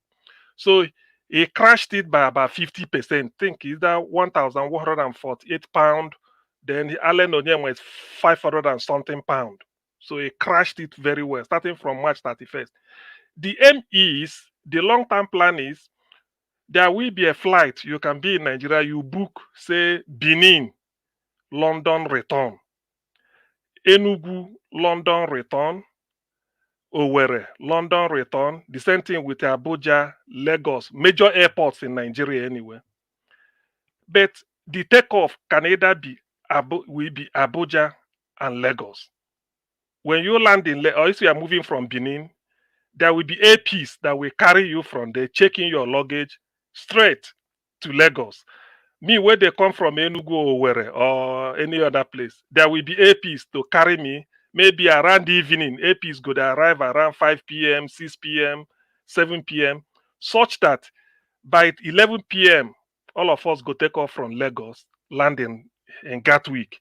The same thing with going back. When we get to Lagos, there will be another airline because you've paid for it. Your ticket will cover it.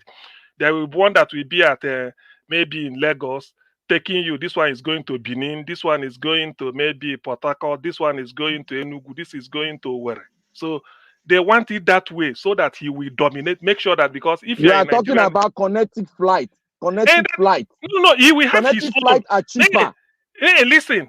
No, what he's trying to say is this. But right now, from March, it can only be if you get to Lagos, you board it to London. If you are going back from London, you get back to Lagos. So you find your way. Maybe from Lagos, you enter a Degbe line from Lagos to Benin. But in this case, when he establishes the route, you can now pay your ticket. Your money covers from Benin Airport to London Airport and back, such that when you get to the big aircraft that will carry everybody entering into UK is the bigger one. But all those ones, you are still talking about connecting flight. That is connecting flight. No, It's but it will cheaper be his all over the own. world. No, it's not every airline that does it. KLM does not. Black Panther, let me explain very clearly. What Excuse you're me. saying is KLM does not go to Benin. You know that. If it stops you in Lagos, you find your way. KLM does not go to Enugu. If it stops you in Lagos, it's not new. It's not new. No, but that is how you can dominate the Nigerian this thing now. That all the airlines going it from Europe. They don't go to all these airports. Some will just stop at Lagos or Port Harcourt or Abuja and Kano. What do you call that now? Is it not a business taking advantage of business strategy? That is what I'm trying to. What's the price of the ticket? We're talking about the reduction of the price of the ticket. That is because you're having a connected flight. There's a sort of incentive for the airline. We're not doing it. You are not getting it. I am getting it. That is what I use, connecting flight. You're not getting the point. You're not getting it. Oh God. I know what they talk now. I dey fly now. I know what they talk. Okay, Black Panther. If you fly Delta Airline from Atlanta, not be Lagos, he go drop you. If I fly Delta Airline from America, Delta Airline go pick me up from the airline from my county. They'll pick me to another state. From another state, the bigger airline for Delta go now pick the Boeing bus. Will not pick me straight to Lagos. If the same thing. Listen. If you reach Lagos, what thing go happen? You come down, isn't it? See. Look at how it works. If you are a Nigerian airline, wait. Let me tell you how it works. Mr. T, I joined Black Panther for this. I joined Black Panther on this because when airpiece carry you to London, it drop you in one airport. It's not going to distribute all the passengers in any other airport. Get me right. What airpiece want to you to make sure that every Nigerian, it is easier that when you get to Nigeria, it will take you almost to the airport in your state. That's what you want. That is connected flight. This is connected flight. Listen, the advantage is that KLM, the airlines going to Europe, everything, they only stop at Lagos or Abuja. Is that what you want? Mr. SCM, what Mr. Rita is talking about is the reduction of the ticket price. That is what Mr. Rita talking about. No two of you get it. That's why. They go Nigeria. They go drop you for Lagos. Gentlemen, they come America. They go drop you for the county where you want drop. Black Panther, hold on. What CM is trying to explain is this guy is doing it for Nigerians. If you want to fly from UK, I am going to Warri tomorrow.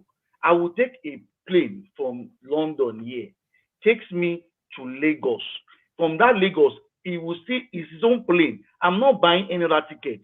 I will still take a new plane from Lagos Airport to Warri Airport. Simple. That means you will not have. This one be simple. I go explain my own to you now. It's the same thing. Hey, now CM Rita explain. No, what you already talk about? You don't understand airline industry. Black Panther. Other countries, based on what this guy was saying on TV, other countries are not allowed. Other airlines from other countries are not allowed to fly to other states. Do you understand? But because it is airpiece has the right to fly to any state. So if he brings his passenger from London, drops you in Abuja or Lagos, pick is on another plane that will do local. You are not paying any fare. It is the ticket you pay from London that takes you all the way to your final destination. Okay, God bless you. God bless you. Let me explain my own. Make I just suppose I will turn the talk now. Let me tell you one thing about airline industry. They don't allow the international flight to take you around their own country. They want their own country to do it, to do that connectivity. What Alex Oyema is doing is exactly what the American airline that go directly to Lagos does. They will take you to Lagos, but they won't take you to other parts. But when you buy the ticket from Nigeria, you are going to, let's say, for instance, you are going to Dallas. They are going to drop you in their base, and from their base, they are the same airline, the smaller one, will not take you to your base where you want to fly to. It is still the same thing, and it is cheaper when you do it that way because they have a sort of incentive for them. Okay, Black Panther, you are going to Nigeria. You want to end up in Benin, and APs will take you from wherever you say from London to Benin, and then KLM listen, KLM will take you from London to Lagos. Which one will you prefer? You are right. I'm telling you that they do it. You can the countries they do it the same thing. You are right. Yes, other countries do. You are right. The American airline, you buy the tickets here. Black Panther. Hold on, let me say something. Some weeks ago, my wife said understanding this thing. That is the problem. Wait, Black Panther, hold on. Some weeks ago, my wife said she wanted to go to Nigeria. She wanted a flight directly to Nigeria. They only told her she has to buy a Schengen visa to use to enter KLM or British Airways. Do you understand? That is under stress. But now, if she wants to travel, she cannot travel and go from London straight to Lagos, pick a flight from Lagos and back to Warri, the same airline. Is it not better? It is going to be stressful. Look. Yes, it's are better. You understanding me at all? It's better. Are you understanding me? Now, yes. Are you understanding me at all? Any of you, are you understanding me? If I buy ticket, Sister Rita, are you talking of this one, or are you talking of the money that they are using to buy ticket? Both the money. Mr. Both the money. Dear gentlemen and ladies of the panel, can I ask you one question? Wait a minute. Can I ask you one question? Why did he not start the price slash in Nigeria? The price slash. He wants to reduce ticket, eh? He should have started from Nigeria. Where did he start? No, this program is not starting till 30th of March. Yes. It hasn't even That's the time. That's the time they gave him. Exactly. So my thing is that, listen, with the inflationary rate going on right now, it happens everywhere in the world. When you slash your ticket, everybody will try to beat that ticket so that they don't lose customers. So, but he cannot afford to operate at that price for too long because he will run at a loss. No, he can't. He can't. He will get the volume to make up. All right. He can. But you see, as time goes on, especially with the price of things going up like this, he cannot afford to keep operating like this. And the professional is good right now because he has some cushion to work with, some fallback. But right now, he can't do it for too long. See, this is not promotional, and I tell you why. That's what because he was saying it. He want to dominate, to be the airline that anybody in the world will prefer. Thank you, Mr. CN. I want to say something here. Just like Mama Luke, we all agree. Since he's going to start in March, he had not started yet. So let's watch and see. Sit down, look, now be God dog own. So let's watch and see how long it will take. Listen to me. I tried to take airpiece. I was coming back to the United States. I tried to take airpiece to go from one location to the other. The way they park I think they park in the MM1 or MM2. You will now have to go and travel from that place to go and catch your flight because it was Delta. Because of that lack of payment of whether it's a parking spot or whatever, I missed that goddamn flight. The delay and everything. So we were going to see if it's going to sacrifice quality for quantity. That's what Madam Luke, CM, can I explain very well so that you get me clearly? Look, this is how it does. That's how they do their operation. He will be able to sustain it because on that platform that he is now, there's what we call an incentive that is meant for them by the Nigerian government. Look at how it goes. American airline. An American airline now want to take you to Lagos. American airline will take you from any of their base, anywhere you are. They will take you. Every airline has their own natural base where you have more. They have more than 20 of their aircraft there. Yeah, the hubs. That is where they will stop you. And you now pick a smaller airline to another base. But if I buy a ticket to Nigeria now, I'm using Oyema. Oyema cannot come to Atlanta to pick me. He will tell me to come somewhere where he will pick me. Now, he will not take me to Lake. I can book from here. Let me say, for instance, I can say, take me to Anambra State. Oyema have the capacity because it's a local airline of Nigeria. He will drop me in Lagos and I'll pick a smaller version of his aircraft to Anambra State. That is connecting flight. And connecting flight is cheap. Let me now juxtapose it. If I buy a ticket from Oyema, from Lagos to America, Oyema cannot fly me to my destination where I will go to. He will drop me in Atlanta. They will not allow him to fly to other cities. That's normal. It's the same thing with, if I want to take an American airline from Lagos to America, he will drop me to anywhere in America using a connecting flight, his own airline, to connect the entire America. So it is cheaper like that. It's very cheap. Yes, and But when you talk about direct flight, an advantage to Airpeace. So that is where he will make his money. That is where he's going to make his money. That connecting flight, it makes his money. There's an incentive there. But when he's coming from London, down, he's making more of his money. But when he goes from Nigeria to London, he cannot connect you from Gatwick to one other part. He cannot. You have to take another airline or a bus down there. That is what the airline cannot make him to do. It's always like that. Opposing. Okay, Black Panther. All these things you've said. The only simple question I will just ask you is that: is it not advantageous that you are a Nigerian living in America? If you enter KLM, let's say KLM carry you from Dallas, go put you for New York. From New York, you end up in Lagos. Then you find your way. Given what Nigeria is, you find your way on your own.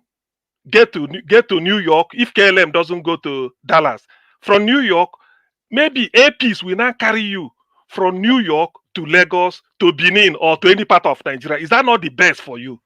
Yeah.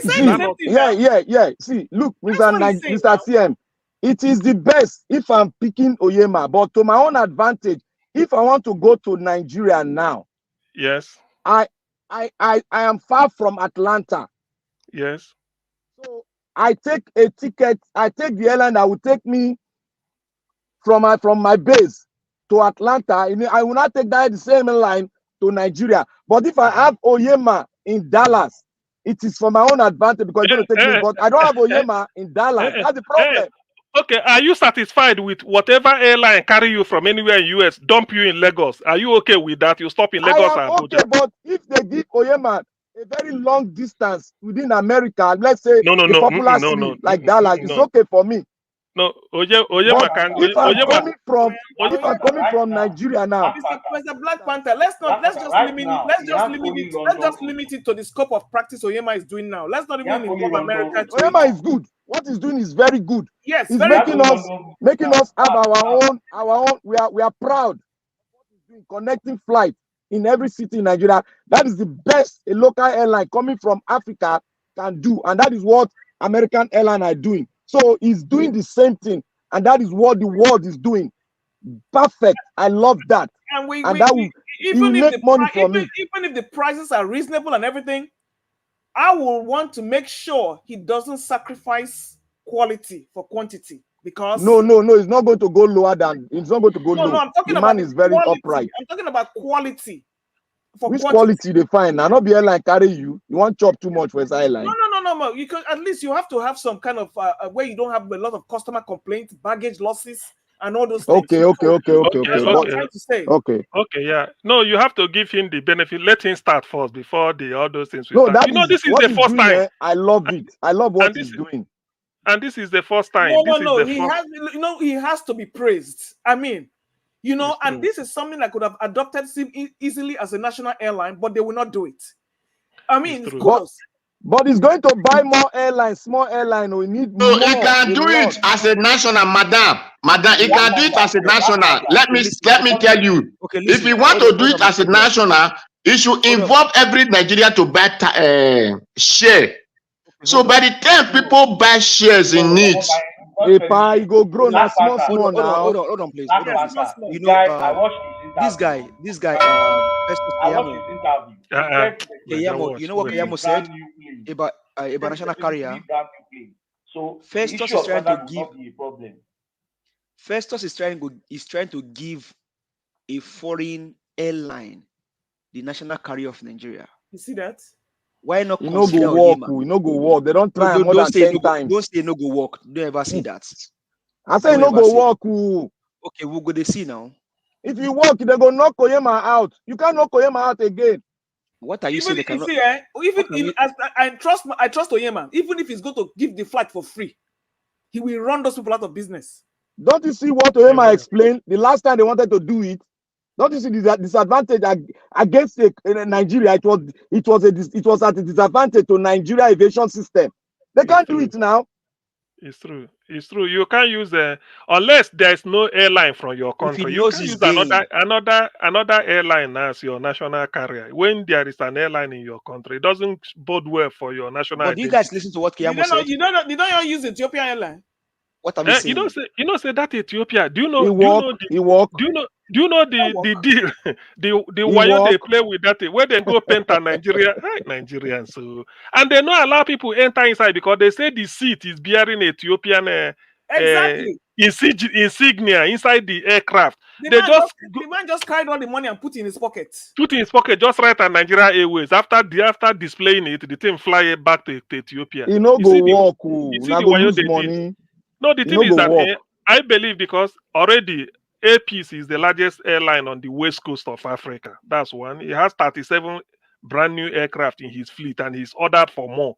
So his ambition is, if he want to dominate Europe, Nigeria, European route, mainly KLM, I mean Amsterdam, London, Germany, and then France, so that he can then be going to US and he is already going to China. So it will be a Make very we, big. I go advance. Make it let many Nigeria get shares. If una say they no fit That do am, one, he go reach wait. that place now. Una remember say Igbenedion Okada Air, e exist for Nigeria. Where is That one Okada Air abroad. today? Not be one person one. come out for Nigeria and run Okada Air like that.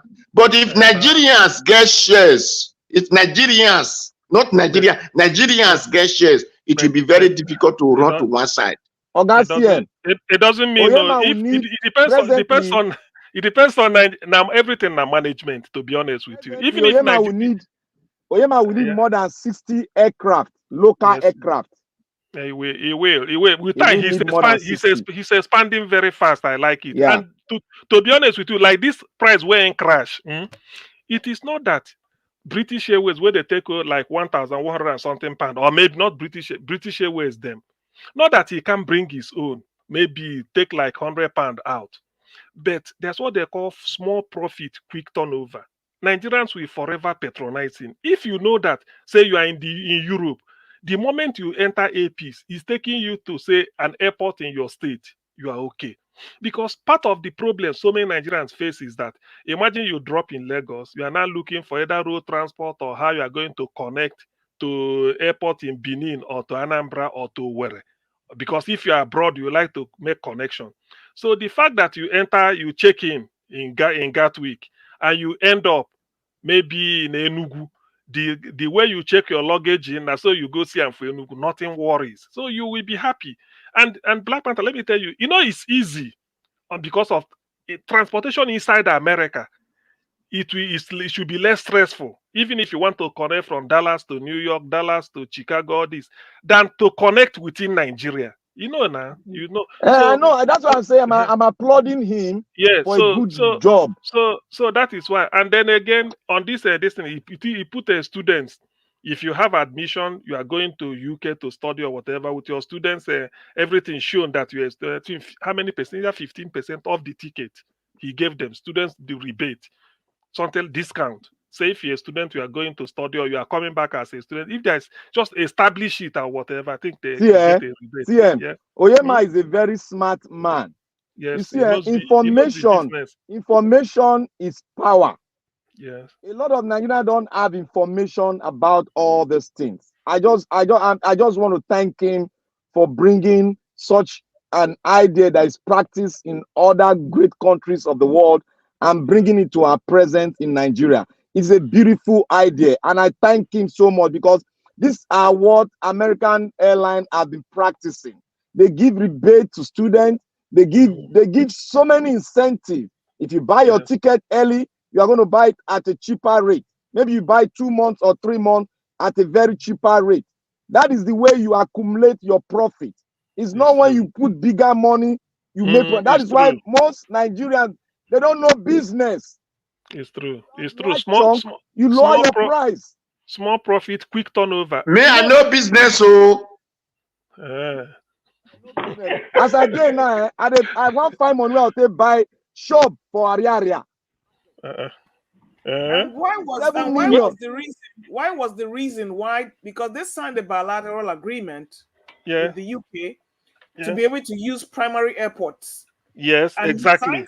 He signed to go to Heathrow and he was denied. I don't know the reason why. Let me even tell you. How would you know the reason? Let me even tell you. Do you know that's the agreement they signed? Exactly. No. Do you know that? No. The agreement is that if you use my primary airport, I will use your primary airport. Exactly. So it's Basa agreement, nothing about it. They shift and they move them. Yes. No, the primary is supposed to be loading in Heathrow, but they give Gatwick, which is the second airport in this thing. So and they told him that Gatwick was not available after signing the contract. This is now British now. What do you expect from them? Well, you know what he said, that he took it because he come to find out that most Nigerians live in that part of town anyway, and there's less traffic going there. Yes, exactly. So, but then it has to do with how good your government is. This thing should have started it before, even during Buhari time. He said he signed. They tell and say they don't approve him. He went to Basa, the British or Airways or Authority, their own airport. They said, okay, let him go and bring this paper from Nigeria. He said Nigeria deny him. He said it on the interview, thinking arise. He said, how can, with all that I've done for this country, use my plane to carry free people from Sudan to Nigeria, from South Africa, from China during COVID. When I now want this thing, Nigeria didn't give him the backing. Do you know that if Nigeria insists and tell Britain, if you can't give us your primary airport, we make you, instead of landing in Lagos, you go and land in Ibadan or go and land in maybe. No, it's true. No. He said it because that is Basa agreement. It's simple. All of us know they do all these things now. All of us know now. Now go in there. You see, just because of probably people know, and it's not for me to say, but then to me, someone so those of us in the UK, Gatwick. Why is the confusion in Heathrow cannot apply to Gatwick? Because Gatwick is only 2 terminals, north and south. No. But what is the distance from Gatwick to Heathrow? Heathrow, I think there's a train connect, but in terms of whatever it is, UK is well connected with transport. The Gatwick, is it the Gatwick that is owned by Nigeria or the Heathrow? I know it's the Gatwick. One Yoruba chap gave now. Gatwick. Let them use the other. Let them use Gatwick now. After we enter train now. So it's well connected. I think it's south of Heathrow is something like southern part of Heathrow, south, but below south. London, UK na island now, so big like that. So now the south of it. So, but just to let you know that if Nigerian government insists, it should have been a case of whether they. Baba Aladura don't they ring bell? No, I know come early. Anyway, Madarita, wherever you may be, I support you. I support your logic today. 5 minutes. Thank you. Baba Ladura. I support your logic today, Madarita. That Gary matter, the thing pain me. Gary has nothing to do with dollar, no matter how they explain them. Now inflation, they not be dollar, now inflation, they worry. Now inflation, now small people, many people. You can say that people did not like Black Panther said last year there was nothing like much of a famine because of this Fulani herdsmen disturbing people. Yes. So if it continues, have we forgotten that farmers are in the refugee camp in Benue State? So what does that tell you? There should when people that are supposed to go to the farm are the refugee But camp. let me ask everybody one question. Everybody should go and think about it, because I've been thinking about this and it's bothering me. They are making us think, they are making every one of us to focus on the food problem. All of us are focusing on the food problem. And I sat down yesterday night, I was reasoning, why am I focusing only on the food problem? Why are they putting the food issue in front of us? Are they not doing something else because they? they cannot be consistent. Who is they? The government now, all this Fulani and co. Who put the food issue on you?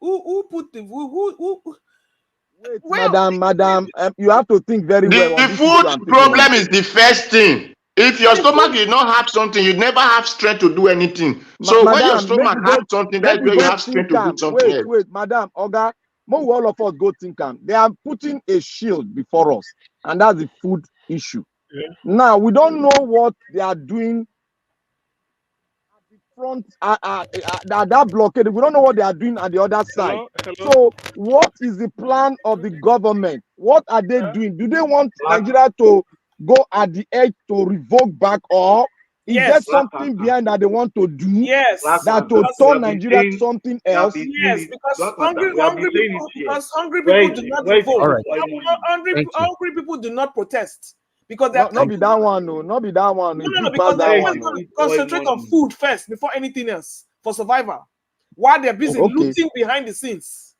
Oh, the answer is very easy like that. Money? Where is the crude oil money? Very easy. easy. That question why I asked, the answer not easy. Oh. We should sit down and reason it. There's something they don't want us to know. Okay, Black Panther, thank you. The crude oil money. Where is the crude oil money? All right, my people, I appreciate you all. Thank you so much. You know, at least we've managed to iron this out. You know, especially those people we newly conjoined now. They want to have all the time with the I know world. saying that one you go for touch. Yes, you know, but it doesn't work like that. But nevertheless, we've come to the end of the broadcast. Yes, just to push. Niger Watch. Yes, sir. Quickly, please. Yesterday, when you were talking about coffee, please, I stated it there. Stop coffee and go on green tea. And the green tea must be decaffeinated green tea. Because I was on it before the doctor advised me, go on green tea. There's something that is happening within your system that you will not feel it until to occur. Then you now go to the ER. To avoid it, abstain from coffee because you don't sleep well. Me too, I know they sleep well before. But when I started taking this green tea, I'm sleeping like a baby now. Go on straight green tea, decaffeinated one, and more water. Okay, thank you. Thank you, my brother. God bless you. Thank you very much, everyone. Let us do this again tomorrow. On another tomorrow on Monday. Obviously, there are many headlines waiting for us. It's a normal thing, you know, but we're looking forward to having a better Nigeria in our time, as we have always wished on this platform. Thank you very much, my wonderful people. Thank you, Madam Luke, for your time with us today. Thank you, Augustine, for coming in. Black Panther for coming in. Thank you, give us a mandate, Mr. Mashallah. Thank you, Mr. Odua. Thank you, Mr. Jonathan Kinsley. Thank you, Madam Rita, earlier on for coming in. Your submission, check the table. I like them as it is, check them. But nevertheless, yes, we all are here to learn every day. So let's continue to do what we're doing. I appreciate you all, every one of you that called in, Madam Origin, Madam Love, God is my strength, and many others. May God bless you all. I appreciate you all, my wonderful people. Then those of you that supported the channel once again, Mr. Jacob Obedient, thank you very much, Mr. Peter Ife, Grant, Delaja Gombiji, CKP. God bless you all. I appreciate you all. May God bless every one of you for your support and your care. I appreciate every one of you right there on the comment section, starting with Mother for All Mommy Diaspora. Thank you very much, Mommy, for always being there from beginning to the end. Thank you, Oga Chris. Oga Chris, you know they sleep. Thank you so much. Thank you to the Africa. Thank you, Love of God is my strength. Even Love of God is my strength is still awake. You know, see my people. I know they sleep for UK. Eh? Thank you, my people. Thank you, Madam Luke, once again. Thank you, Madam Amen Bright. I can see right there. Thank you, Madam Rita, and many others. And God will bless you now. Peggy Modi, Mr. Johnson Emmanuel. Thank you, Cassava Johnson, and many others. I appreciate you all, my people. We've come to the end of this broadcast. It's been a long day. Patience, Idemudia. Thank you very much. Appreciate you as well. You know, please join us again tomorrow by 6 p.m. And if you are new to this channel, please endeavor to subscribe to our channel. Stick with us. We are not here to fight anybody. We are rather here calling out our government to do the right thing. What we all are benefiting from various countries where we reside, we want to be able to replicate the same thing in our own country and enjoy the same lifestyle in our own country. We can't continue to live like this, a country where some certain people can enjoy all the resources while a lot are suffering. So this is what we are. This is the most reasons why we are here every day, to call out the government to do the right thing. This is postmodernism. We can't continue like this any longer. That is all. So subscribe with us, to join us, to put your voice out there, and let every one of us continue to call out our government. You know, on this platform, we all are learning. We are learning from each other. I learn from you all every day. So if you want to come here to put your voice with us, please endeavor to join us so that we all can do all this together. Because the things in Nigeria right now is affecting every one of us directly or indirectly. Now God, I go bless all my people. Now here, now go draw the curtain. Like I said before, I'll see you guys tomorrow by God's grace, 6 p.m. Good night and bye for now. I know they do competition with anybody. If I offend you, forgive me. Show me love. Go there, biza biza.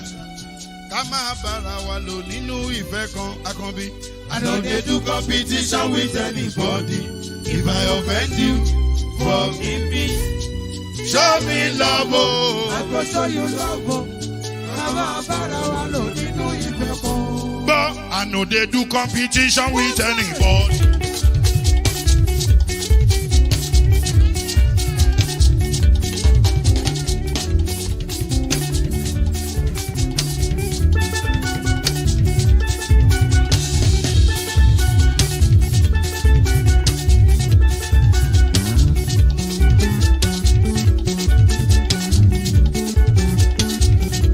If I offend you, forgive me.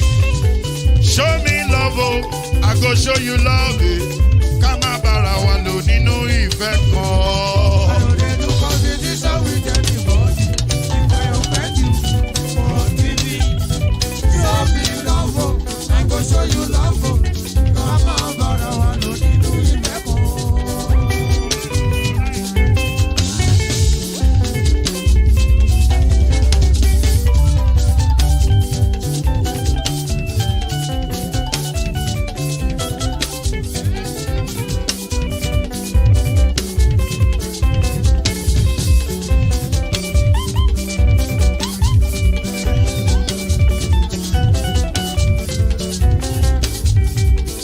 No, they do competition with anybody.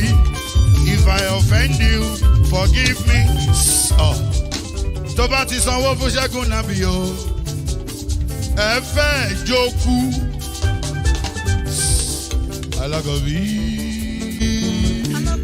Ṣẹ́gun Nàbí. Alákọ̀bí Mr Pamela. Anybody? Anybody? Any bo bo bo bo bo bo bo bo. Anybody?